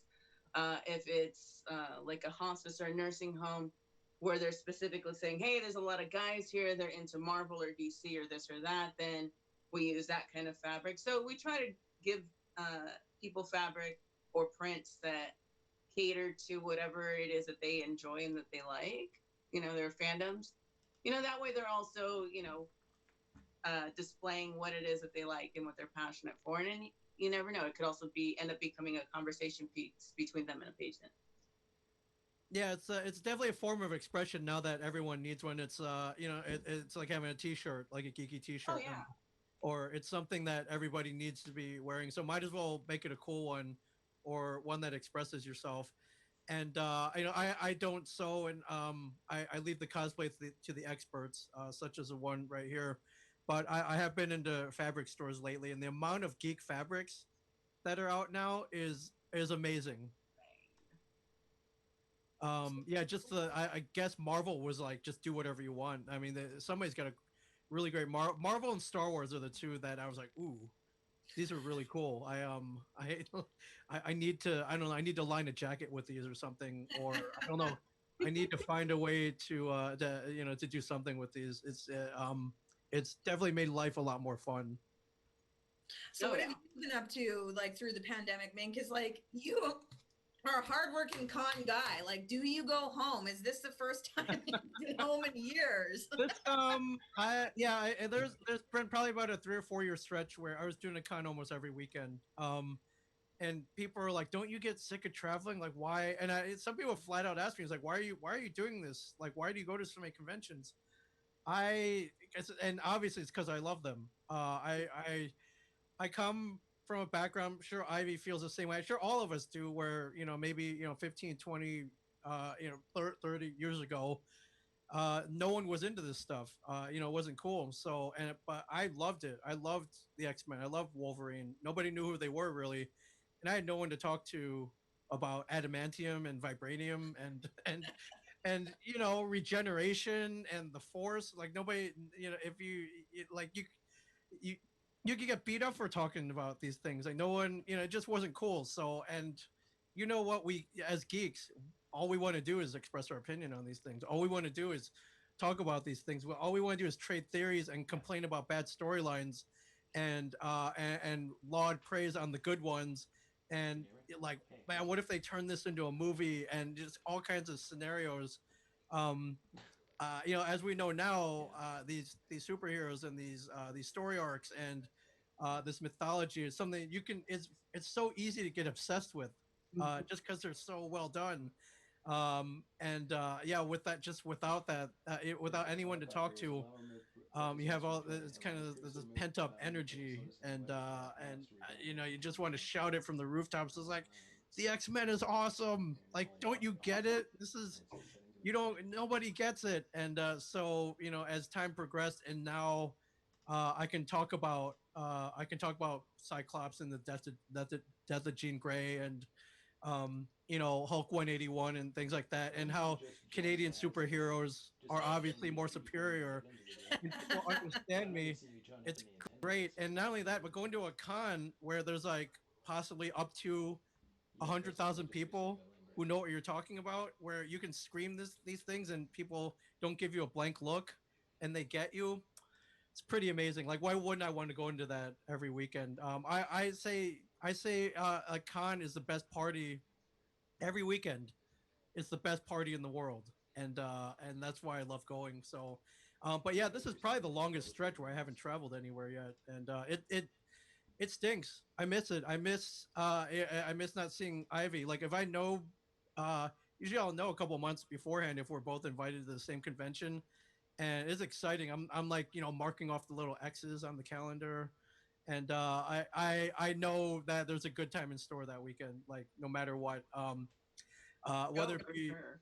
yeah, whether because we live it up. We live it up. Time is short, and you got to find the fun in town. So whether it's it's going to some crazy escape room in Prince George, or We did. which we did. I don't know if it's still out there anymore, but we It conquered still that. is, Okay, yes. conquered that escape room, or I think we wound up at a pizza joint that had really good Yeah.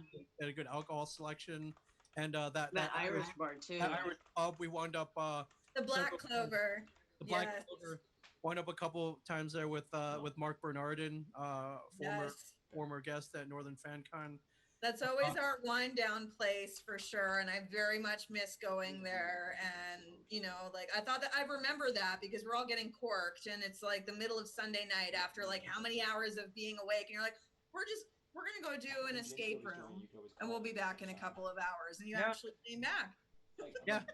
Yeah, it we was, did so much there. I mean, when you say wind down, it cracks me up because one of the nights we were out there and we went to I think we did dinner first, then went to the after party, which is what, Saturday night? Yeah, usually. We did that. Then we went from there to I believe the Black Clover.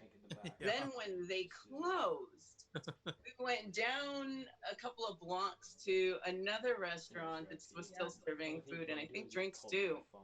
And by the time all was said and done, it was what, 2, 3 in the morning.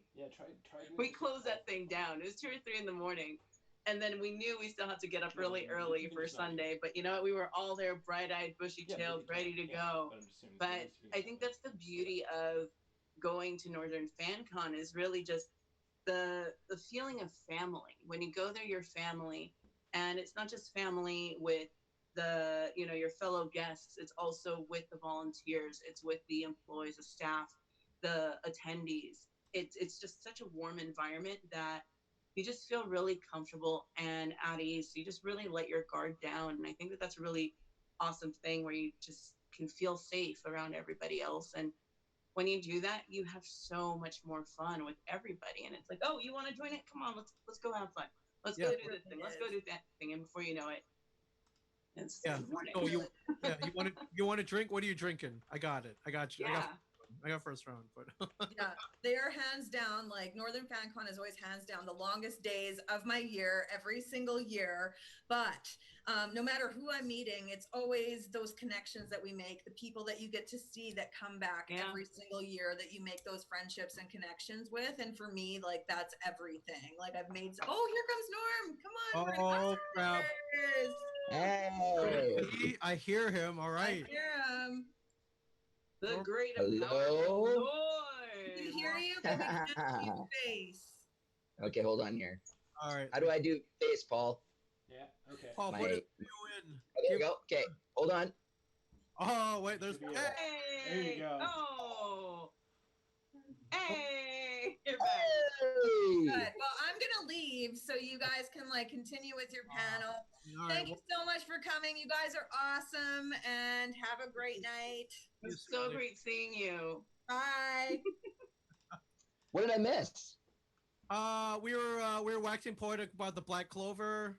We were talking about escape rooms. We were just heaping love on Northern FanCon. We were reminiscing about all the things we missed about Northern FanCon. Oh, that's so nice. That's so nice. Did Leah get around to the beer sponsor of the each stream? She did not.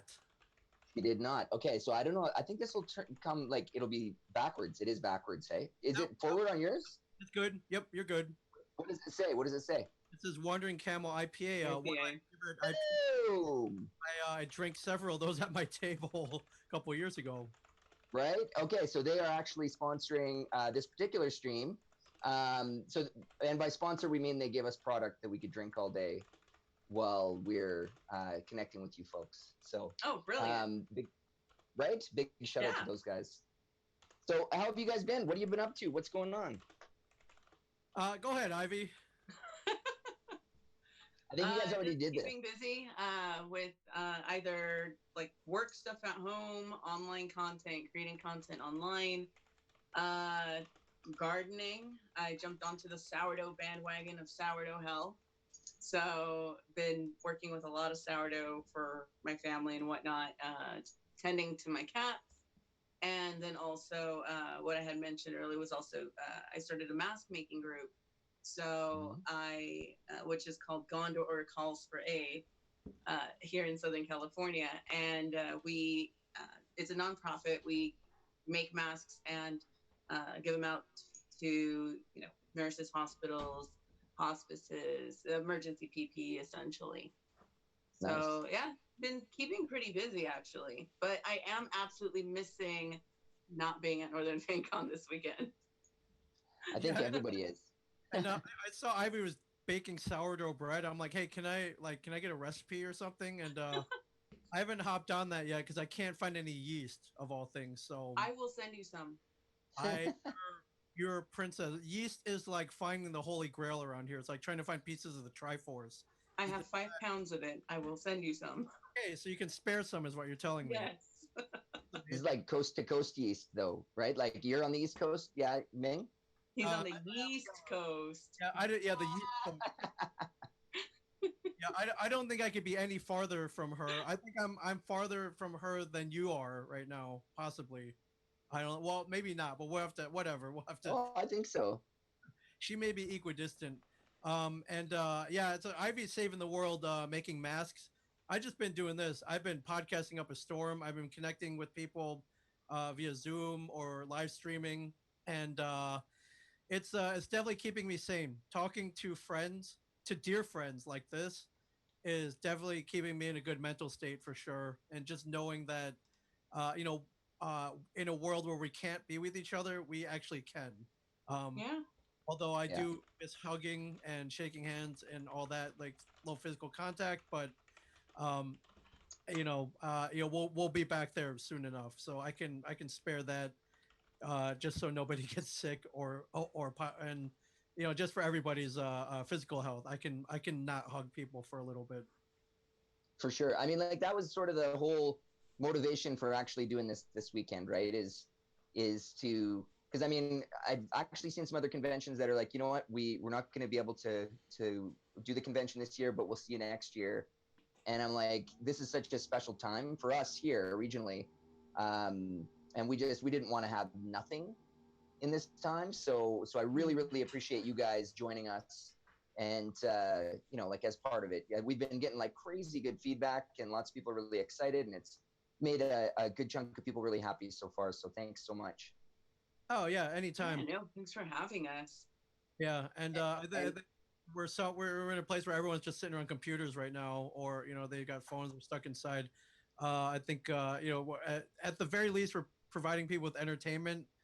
At the most, maybe providing them with a little beacon of hope, or just keeping them going, but just through telling stories or talking still or joking around, or just being there. Really, this is a presence, even though Yeah, we're so far away. So it's just keeping For that sure. human connection going, really. Absolutely.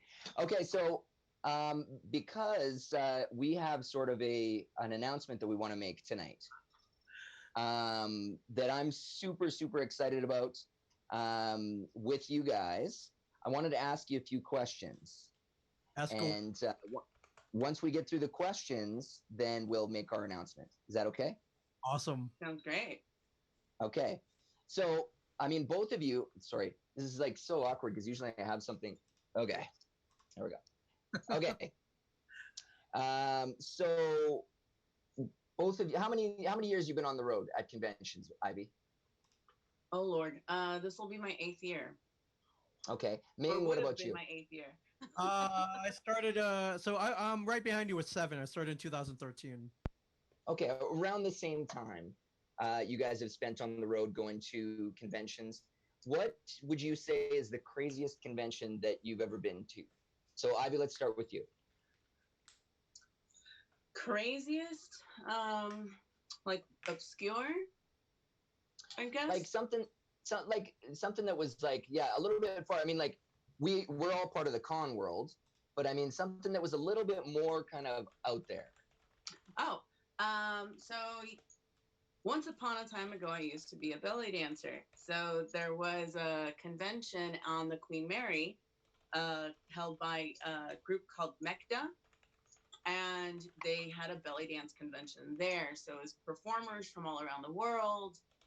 They had all sorts of belly dance gear, from tribal style to Egyptian, Turkish, fusion, tribal fusion belly dance. Just so many different forms of it: costuming, equipment, instruction, classes, and then performance, which I also performed there a couple of times. So that one was a lot of fun. And then on the outside of it, all the like food vendors were all, Mediterranean themed, Greek food, things like that. So I'd say that was the most interesting one, because it also allowed for, different offshoots of belly dance. There was something called dark fusion, which is like super goth type belly dance, which, you've got a lot of other more adult themed things going on. So it was pretty much creatively wherever you wanted to take it. I'd say that was probably one of the most interesting ones I've been to. And CatCon, Cool. cat conventions, Whoa, where yeah. everything is cats, all the things, even their cosplay competition is cats. And you've been to that one? Oh yeah, I go every year. I literally schedule my entire year around that one convention. So if there's a convention that falls on those dates, I will not go. I will not go to any con if it's on those dates. That is the con that I go for me every single year, because I like to buy things for myself that are cat themed. Then I also pick up a bunch of cat stuff for my cats as well. And most people dress up in some kind of cat attire. Almost everybody's wearing cat ears. You have people dress up as actual cats. So it's kind of got like a furry vibe in the sense where you've got people that are in the furry suits, but then the rest of it's, you know, like your average Joe's wearing just cat themed stuff. That's awesome. That is fascinating. It's fun. I love it. Yeah, I don't think I know anybody who loves cats as much as you do, Ivy. And, so CatCon, you know, I was like, if there was a con built for Ivy, it would be CatCon. And it happens to be in Southern California, so you don't have to travel terribly far to it. And I think it's 2 days, right? So it's a whole cat. It's a cat con. 2 days of cat. Of just cats and a cat video festival, and there's a cat rapper that comes in too. That's amazing. When is that? What part of year? CatCon, I believe, is normally in August, but they just announced that they've postponed it for this year. Of course. But yeah, generally it's in August. Cool. Okay, Ming, what is the craziest convention that you've ever been to? I mean, initially, I gotta take BronyCon out of the running. We did shoot at BronyCon one year, which takes place in Baltimore every year, and it's you know, people who are really into My Little Pony. So you got the and the Pegasus Sisters. I believe it's a 3-day all you know, all My Little Pony themed convention. And while the outside world kind of sees it as very weird, we went there. We shot an episode of Comic Book Ben there. We participated in the cosplay contest. Met a lot of the bronies, and I saw a lot of similarities between us. You know, it's just a gathering of people who love the same thing. And while it might seem weird to the outside world, it's not. It's not so much as a celebration of fandom. And you know, while I don't, while I don't get all aspects of it, and like Ivy's belly dancing convention, I think there are more adult themes, things going on behind closed doors. I saw, you know, it's a celebration of camaraderie, but I think most people see it as weird. But I mean, when you talk about crazy conventions, all out wildness and partying and cosplay and fandom all rolled into one, you got to talk about Dragon Con.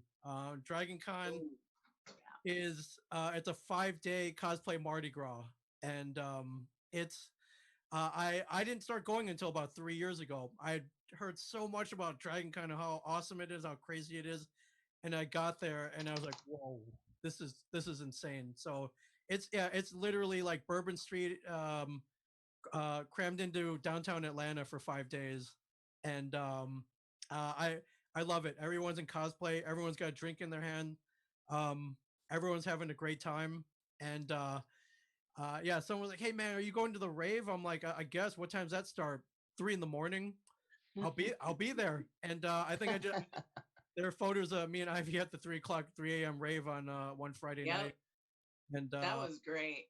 And the speakeasy too. Yeah, we love our hidden bars, Norm. And there's a in Atlanta called the Red Phone Booth, and a very secret, very underground, very exclusive. There's this red phone, English style phone booth out on the street. Has no business being there, but if you know the right phone number to dial, it opens up into the door, and there's a whiskey and cigar lounge back there. It's normally it's usually kind of members only, but they let me and Ivy in because they love us. So yeah. We're treated very well there, and you know, we may know one of the investors there as well. So you know, this is what you do. You get in, you make some friends, and then you're welcome back for life. But the red is pretty amazing. They make one of the best smoked old fashions that we've ever had. That's where I got hooked on the smoked old fashioned, actually. Yeah, there's this old dude who's you know, he's smoking like bits of wood. It's they make their own like ice spheres, like with this weird contraption that like the drink literally takes 20 minutes to make, and it's amazing. And you know, I think for most of you congoers out there, you know, and Canadian congoers, I know you guys probably like beer, you know, take a little bit of alcohol after the con. At Dragon Con, I learned last year that on the last night of the con, everyone takes all the alcohol that they brought and they haven't finished yet, and they all bring it all to one ballroom and it's a free for all for everybody. They call it the alcohol dump party. And yeah, I have not experienced this. Yeah, it's actually technically on the night It's on Monday night when everybody's supposed to be going home. And if you Okay. don't go home Monday night, go to the dump party at night, and it was pretty crazy. But that just that everyone it's even though it got crazy, it was everyone collaborated. Like here's my booze, like, and here are all the snacks I didn't eat and everything. Let's just have a party. We'll get rid of all this, and then we can go home tomorrow and wait until next and do it all again next year. But That's awesome. right, yeah, Dragon Con. As you know, me and Ivy have been there several times. It's almost indescribable. You got to go there. You got to be there to see it. Oh yeah. Man, it's on my bucket list. Dragon Con is one of those things that I've always wanted to go. Our objective was to screen Wicked Ways at Dragon Con this year, but have they moved their dates? They're in September, right? Yeah, it's always the Labor Day weekend in September. Yeah. They haven't moved. I guess it's a few months away, but that many people, like, that's literally one space where so many people are crammed into. I just can't see it happening this year, unfortunately. Yeah, for sure. Well, I mean, everything's on hold, but I mean, like, just listening to you talk and listening to you explain that, both of you, like your CatCon and Dragon Con, those to me are very fascinating stories, right? Like, it's like this is a group of people that maybe general public has never seen that kind of thing or never experienced it, or I believe intrinsically that there is a place for someone everywhere, and that's where it is, right? Like, I enjoy for FanCon, it's so empowering and so inclusive, and it's not super weird, but for some people, it's bizarre, right? But the thing is there's no judgment, and it's just such a beautiful space. And I came up with this idea a little while back, with which you guys obviously know about, where it would be, I love your guys' energy. I love seeing you guys riff off each other, and you're both such big personalities. I thought it'd be awesome to actually watch you guys in that context. So, like, plopping you in to CatCon together, or Dragon Con, or something like, say, like Wasteland, which is the Road Warrior convention, or Juggalo, which is like the Insane Clown Posse convention. So to me, I was like, I thought this would be a really great idea, and obviously you guys know because I pitched you on it. So this is basically us putting it out into the world that we're going to be moving ahead with shooting a pilot for a television series called Festies, which will star Ming Chen and Ivy Doom Kitty, and will profile niche conventions all over the world. Now, the trick with this, or the challenge with it right now, is obviously it's like nothing, the whole world is stopped. But I think that once the world starts back up, it's going to be even more important to showcase those things, and showcase those, like, get the word out about those conventions and those festivals to people who maybe are like-minded and feeling like they're a little disconnected, right? So what do you guys think about that? I think that's amazing. I've been waiting to do this for years, and many times when me and Ivy have been hanging out, it was like, why, if only we had a camera and a small crew following us and just documenting this, what we're up to. What a great, just so we could show everybody how much fun we're having. And not only that, just kind of when I was a kid, and I think most kids felt this way. I had people going, "Hey, why are you reading so many comic books? Why are you playing video games? Like, you're never going to amount to anything. No one's going to ever pay you to read comic books. No one's going to pay you to go to Comic Cons. No one's going to pay you to play video games." And lo and behold, in 2020, you can make a lot of money doing all of that. Like, I think people like me and Ivy have proven them wrong. I mean, money aside, we've proven that we can live. We've turned what we loved into kind of a living, and I think I've always wanted to show other people how much fun we have and what going to conventions is all about, and why we love going every week. And I've always thought, like, it'd be cool if a camera crew, like, legit did follow us around. Now, I was joking around about it at the time, but it's really gonna, thanks to Norm, it's really gonna happen. And I there's yeah, go ahead. Oh no, I was just gonna say, and there's definitely something for everybody there. And my experiences with Ming going to conventions, it's literally like anything can happen from one moment to the next. Whether we're walking the con floor, we're checking this thing out, checking that thing out, an experience with the fan, learning about one thing or the other, or trying to figure out the door to a speakeasy that Ming heard about and we have no idea if we're in the right place or not. And it's just creepy back alley, and we're like, crap, we're gonna get shot here.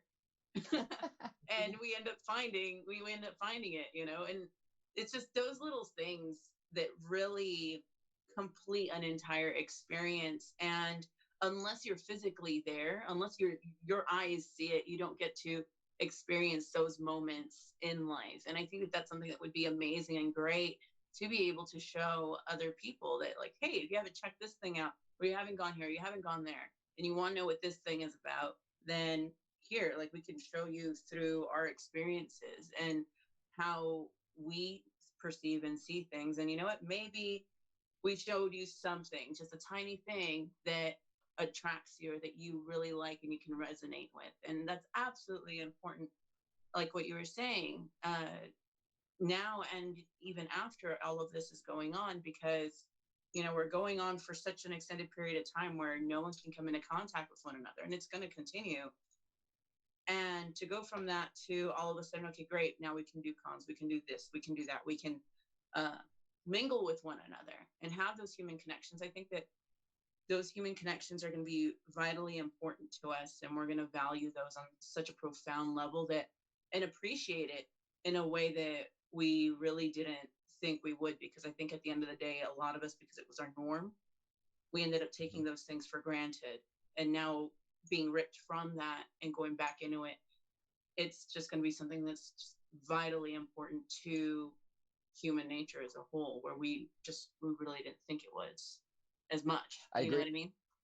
Yeah, I totally agree with that. I think it's going to be almost like, I think it's actually almost going to distill the experience, right? Like there's going to be almost like a pure form of how it all looks moving forward. So I don't think that there couldn't be, I mean, as terrible as things are, I think that there's no better time to kind of move ahead with a story like this, or an experience like this, where it's following you guys who have this real spirit of adventure and open-minded and inclusiveness. I think it's going to be really big.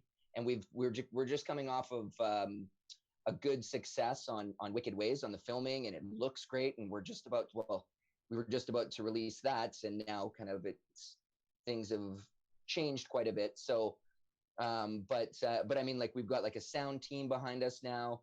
A couple of the people, obviously, you've already met. I'm going to bring them on if they're here onto the stream. Paul, are you there? Paul, are you there?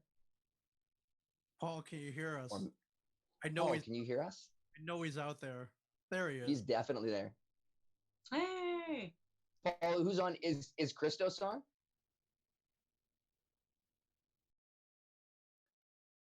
What is up, my dude? Hey, I know you. What's up? What's up? It's been good. So Christos is going to be behind the camera for us on this. We've been working on a couple of things together. He was on Wicked Ways. Obviously, he's taken every amazing picture of you guys at FanCon for the past couple times you guys been there. But yeah, so like we've built together, and I'm super, super pumped that we're all going to be moving ahead on this together.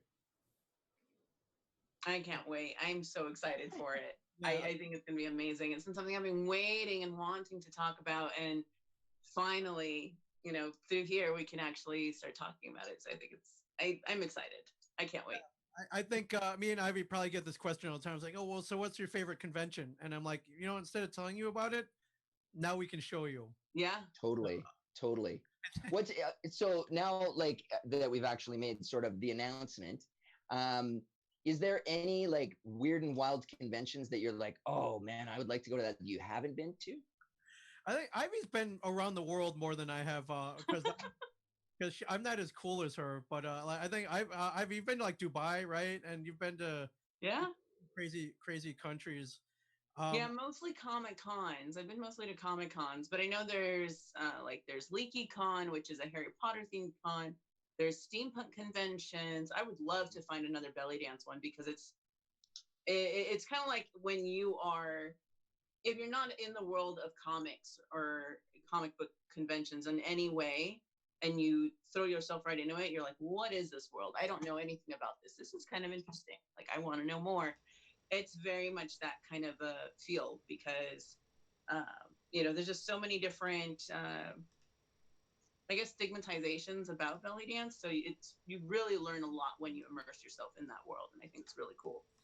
I think it'd be interesting to go to a furry con, actually.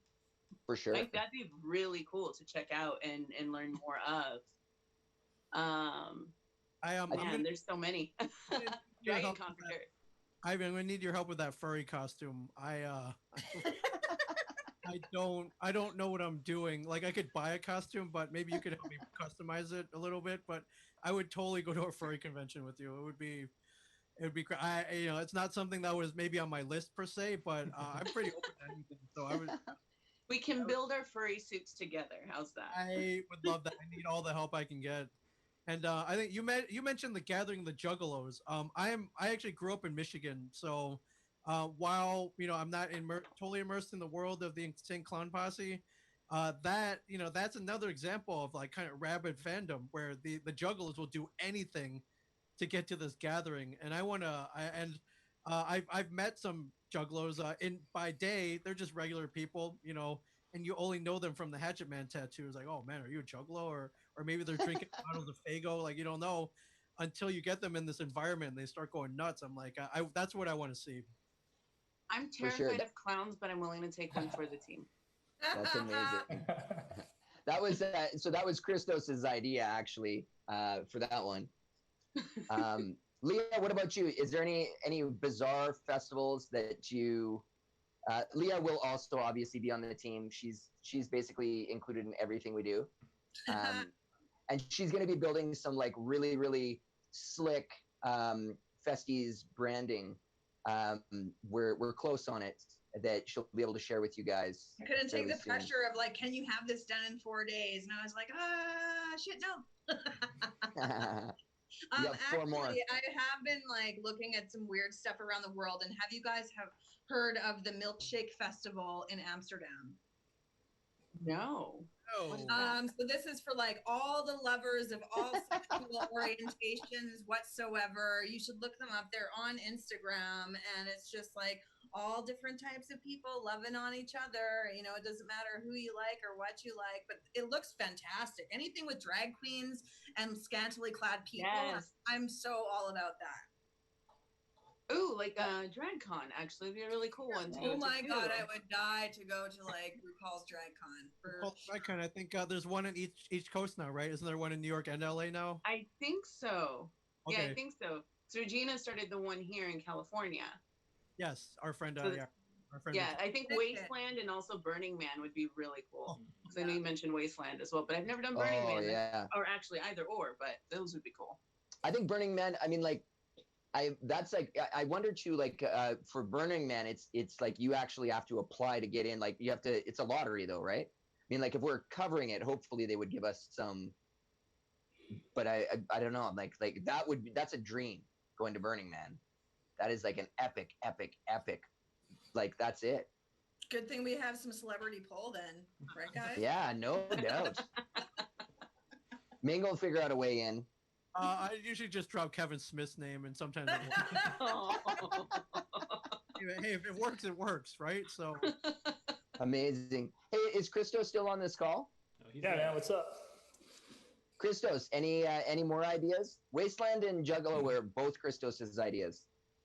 Yeah, those two would be sweet for sure. I kind of live a split personality in the two dualities. I love future and cyberpunk, and also kind of Renaissance, like medieval stuff too. Ooh. I don't know, like I doubt there's one that fuses the two of them together, but either like a cyberpunk futuristic like Blade Runner-esque con would be cool, and then either or like a medieval one. Those always seemed cool to me growing up, so I think that would be neat.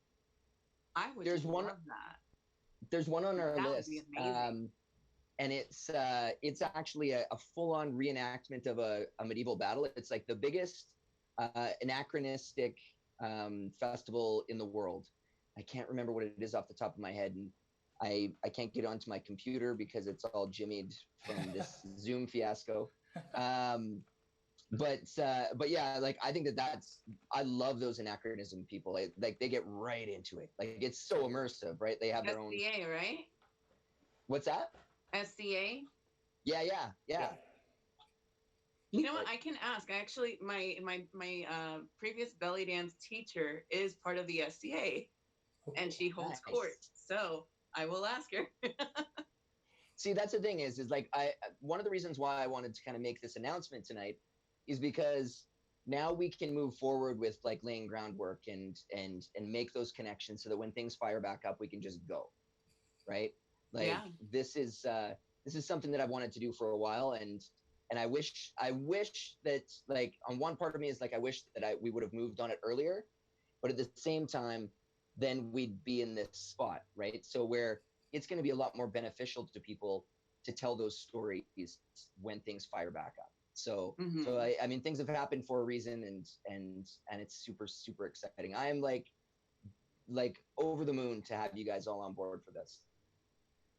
I can't. Likewise. I think I've been just waiting years for this kind of opportunity, really, just to have just so we can show everybody the crazy world that we live in, the the experiences we go through every weekend, and why we love doing it so much. And I think it just kind of boils down to when you find something that you love or you love doing, you want everyone else to love it too, and this will definitely help in spreading that love and showing everybody why going to these things is so much fun. 1000%. Definitely.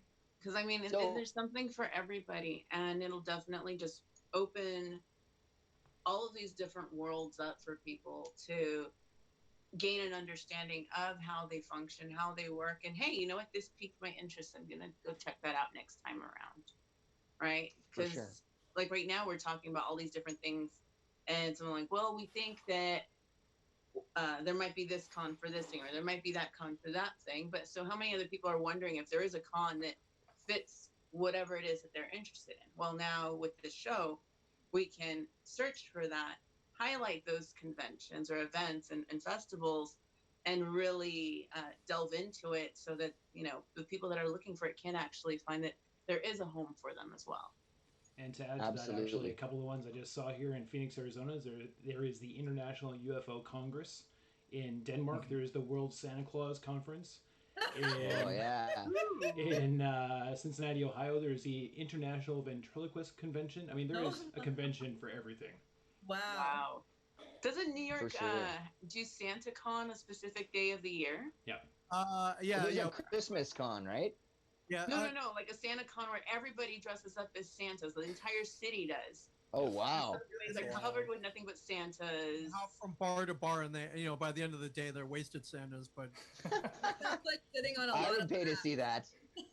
And you're right. There is a Christmas con. It's actually here in New Jersey, where they gather all the Hallmark Christmas Channel cast. Remember? Yeah. And there's a whole con revolving around that. So that one's Christmas con. Is that what that one's called? That's Christmas con. Yeah.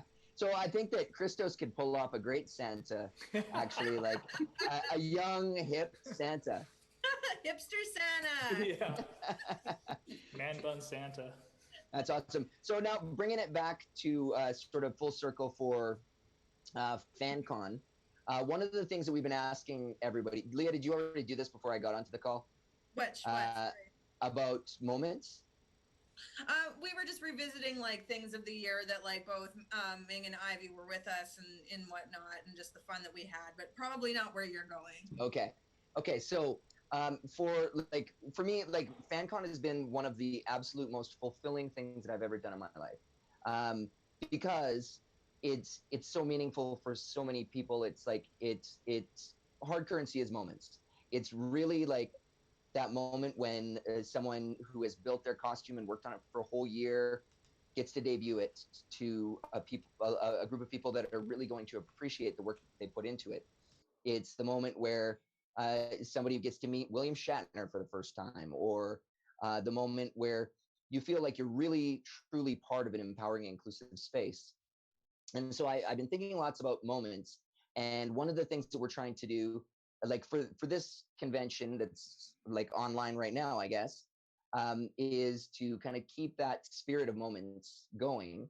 And so we've been asking everybody that on our streams about, like both of you guys have been at many, many conventions, to share a moment that was special for you, where it was like a fan coming to you and something happened, or there was something that happened at the convention, like all around, that was just something really special and profound that that you're like, oh my God, this is beautiful. So Ivy, what do you got? Actually have it. Maybe not. Ivy's got props. I'm trying to find my. That's Sorry. the- There's a little girl, and I'm trying to find her little paper. I just put it away recently. So I thought it was right there. Oh, what was that? It's that was Paul's prop. It's my con banner from 2 years ago, Ivy. Oh, that's awesome. I think he either got it or he won it in an auction, and I think I signed it, right? So, I did sign it. That's, so fulfilling Paul's dream. That was one of my moments. But did you? But go ahead, Ivy. So when I go to different conventions, I meet a lot of families, older adults, younger adults. The age range on my fan base is very diverse. But there's also so many little kids that also follow me, or their parents that bring their kids to come see me. And I went to one convention, and years ago, this little girl came up to the booth in cosplay, really excited to meet me. And we took a photo. Really shy. The next year I went to that same convention, same thing. The year after that, same thing. Then I missed the con for I think 2 or 3 years. And then I saw her last year. So last year when she came up to the booth, she gave me this. And here, I'll put it a little closer. And what she did was she put all the photos together of that's awesome. When we met and took photos from the very beginning into her now being a young lady. She's in her late teens now, or mid-teens. But, oh yeah, that was it. But yeah, this is from a really sweet little girl called Madison. And it got me really emotional at the con because, I mean, I was able to see her when she was that young, that little. And to see her still coming back year after year, and her cosplay is leveling up every single year, and she's still excited and still beaming.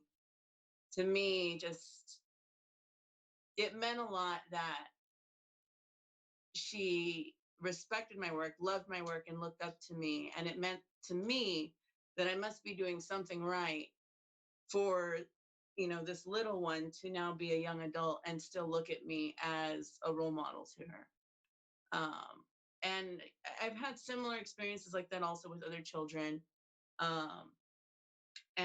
or talking with parents where they're talking about their kid who has, low self-esteem, or they've been bullied, and they're asking me to talk to their kid for a little bit and just kind of put them on the right path, or, give them some positive advice or motivation so that they can at least get out of that mindset. And I feel like those specific experiences to me are the ones that really impact me the most, and they touch me the most, because that's our future. That's our future. So this one, Madison's little booklet that she made, I always keep it near me here in the office, because whenever I'm feeling down, I look at it and I'm like, I did something right. I must be doing something right. And that's beautiful. That is beautiful. Yeah, and on the flip side, you inspired that little girl. I mean, every time she came back to the con, I mean, you were probably, I'm sure you're at the top of the list of people she wanted to see and come hang out with. And you said she cosplays as well, so you've definitely inspired that. That's awesome. Yeah, she's such a sweetie. I love this little kid. I love the kids too. I'm fortunate that our through the magic of the TV show, I never really thought we were really geared toward kids per se.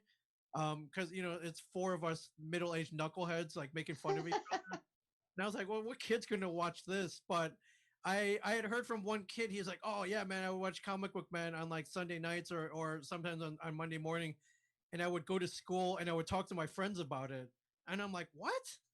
And I remember me as a kid like going to school after they aired like the A Team or Dukes of Hazzard, and that's a show that I would talk about with my friends. Like, oh man, wasn't it cool when they jumped when the Duke boys got away again?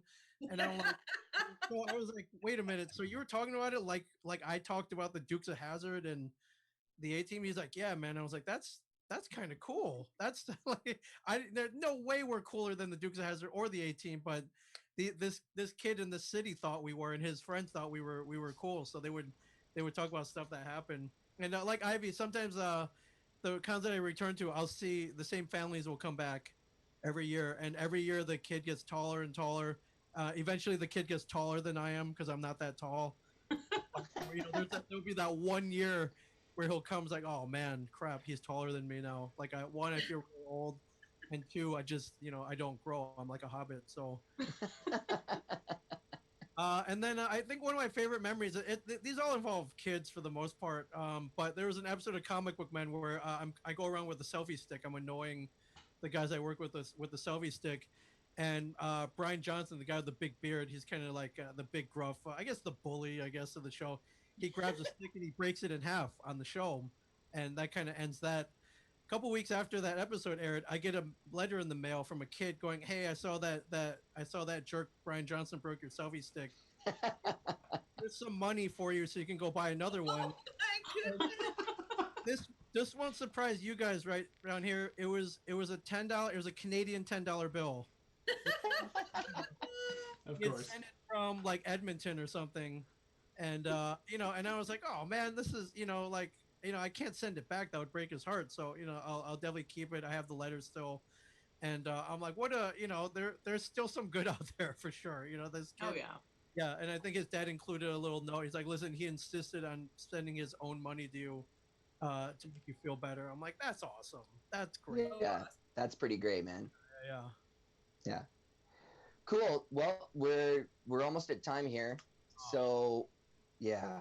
I mean, yeah, we got to wrap it up. So, as with everyone, I'm so grateful for you guys coming on board and doing this for us. It's so important to keep the community connected right now, and this has been really, really amazing. All day has been just great conversations and lots of good energy, and I'm like way excited that we've got Festies out into the world now.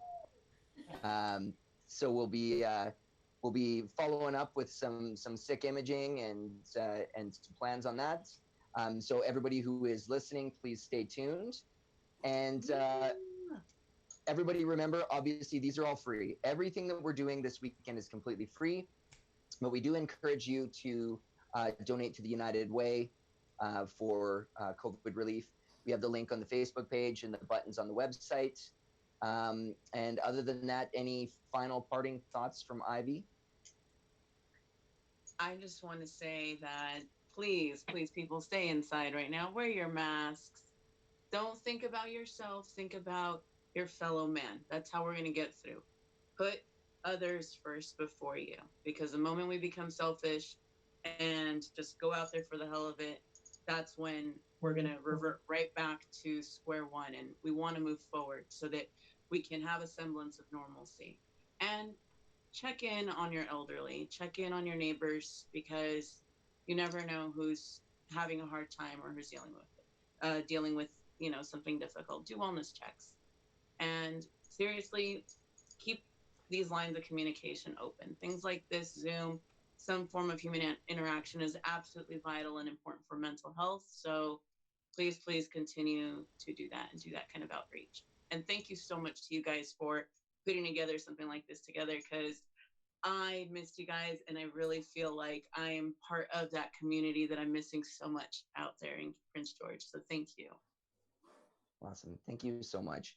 Ming, any parting words? Yeah, well said, Ivy. I mean, I literally have a text on my phone from about 3 weeks ago, and we were lamenting. It's like, oh man, we were supposed to be in Prince George in 3 weeks, and I swore, I said out loud, I was like, nothing's gonna stop me from coming to Northern FanCon this year, and unfortunately, it took a global pandemic, but that doesn't mean we can't. That didn't mean we couldn't be with each other this weekend. So, thank you for organizing all this. Paul is doing all the thankless heavy lifting over here. I just want to give a shout out to him. But I know it takes a lot of work. It's a lot of time. But I think people need this, and this is very healing. And I thank you for your innovation and your keeping me and Ivy in mind. I believe that we're the original geek power couple, and you're about to see what we're going to be up to, and what we're going to do, and you're going to follow our adventures very soon on Festies, and I can't wait. And I just can't wait to be back in Prince George in 2021. Oh yeah. I'm running low on Smarties, ketchup chips, mini donuts, like you name it. I gotta stock up. So I'll be rationing these until next year. But yeah, I mean, thank you, Norm. I love you guys. I love what you've built, and thank you for including us for sure. Thank you so much to all of you guys. Seriously, thank you. Okay, thanks so much. See you guys. Much love, guys. Take care of yourselves. You guys too. Much love to your families also. It's all lovely.